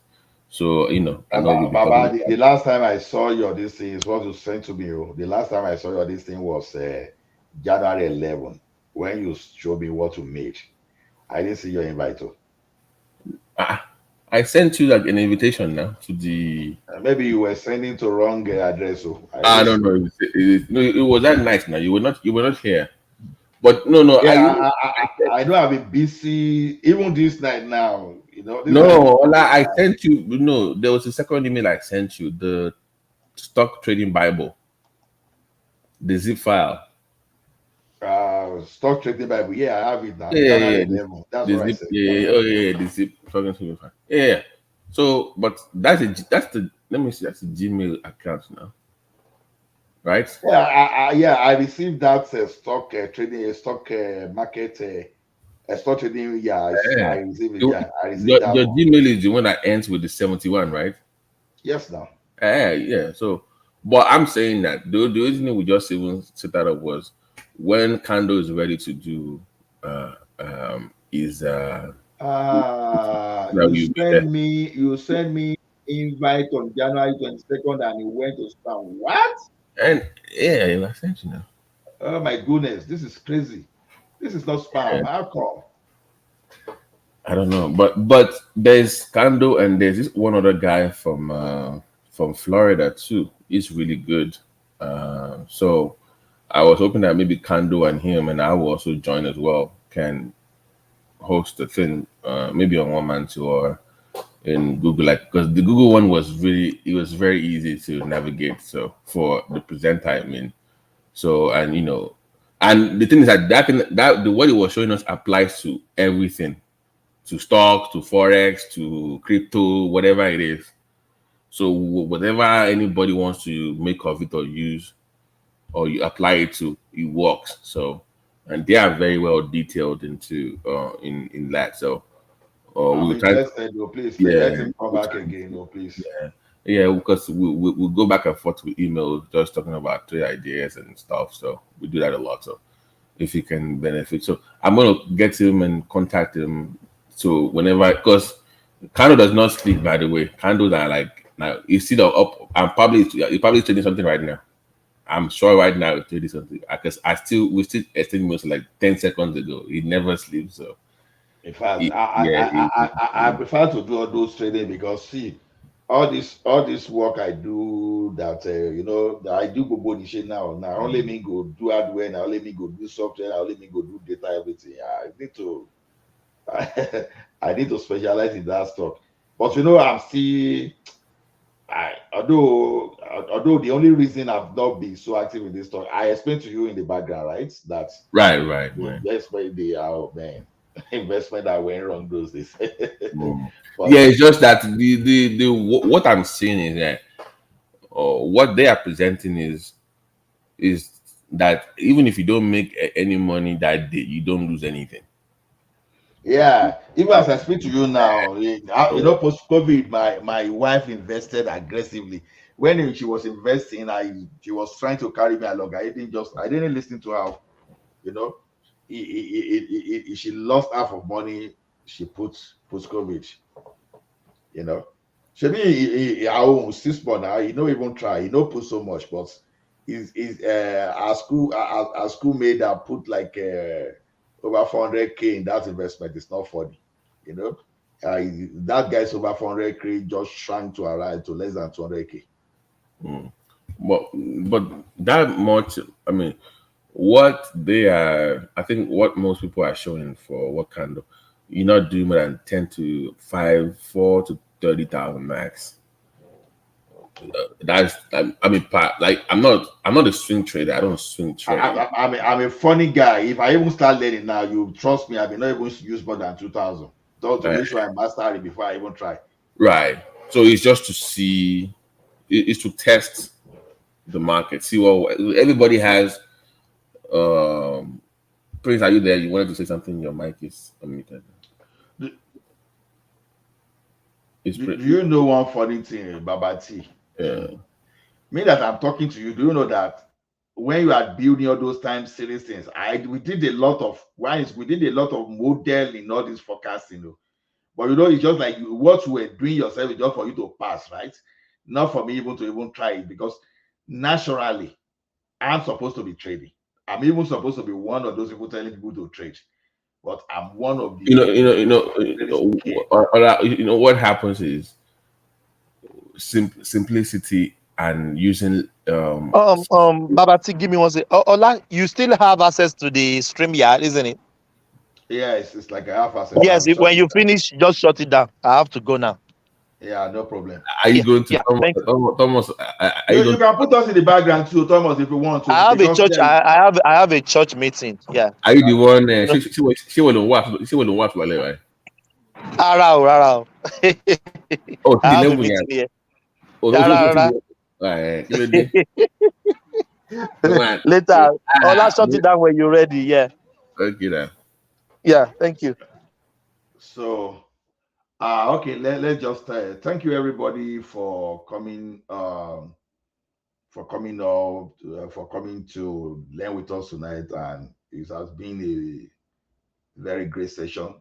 Although I was unable to stay online, but I was enjoying everyone at the background. So, it is what it is.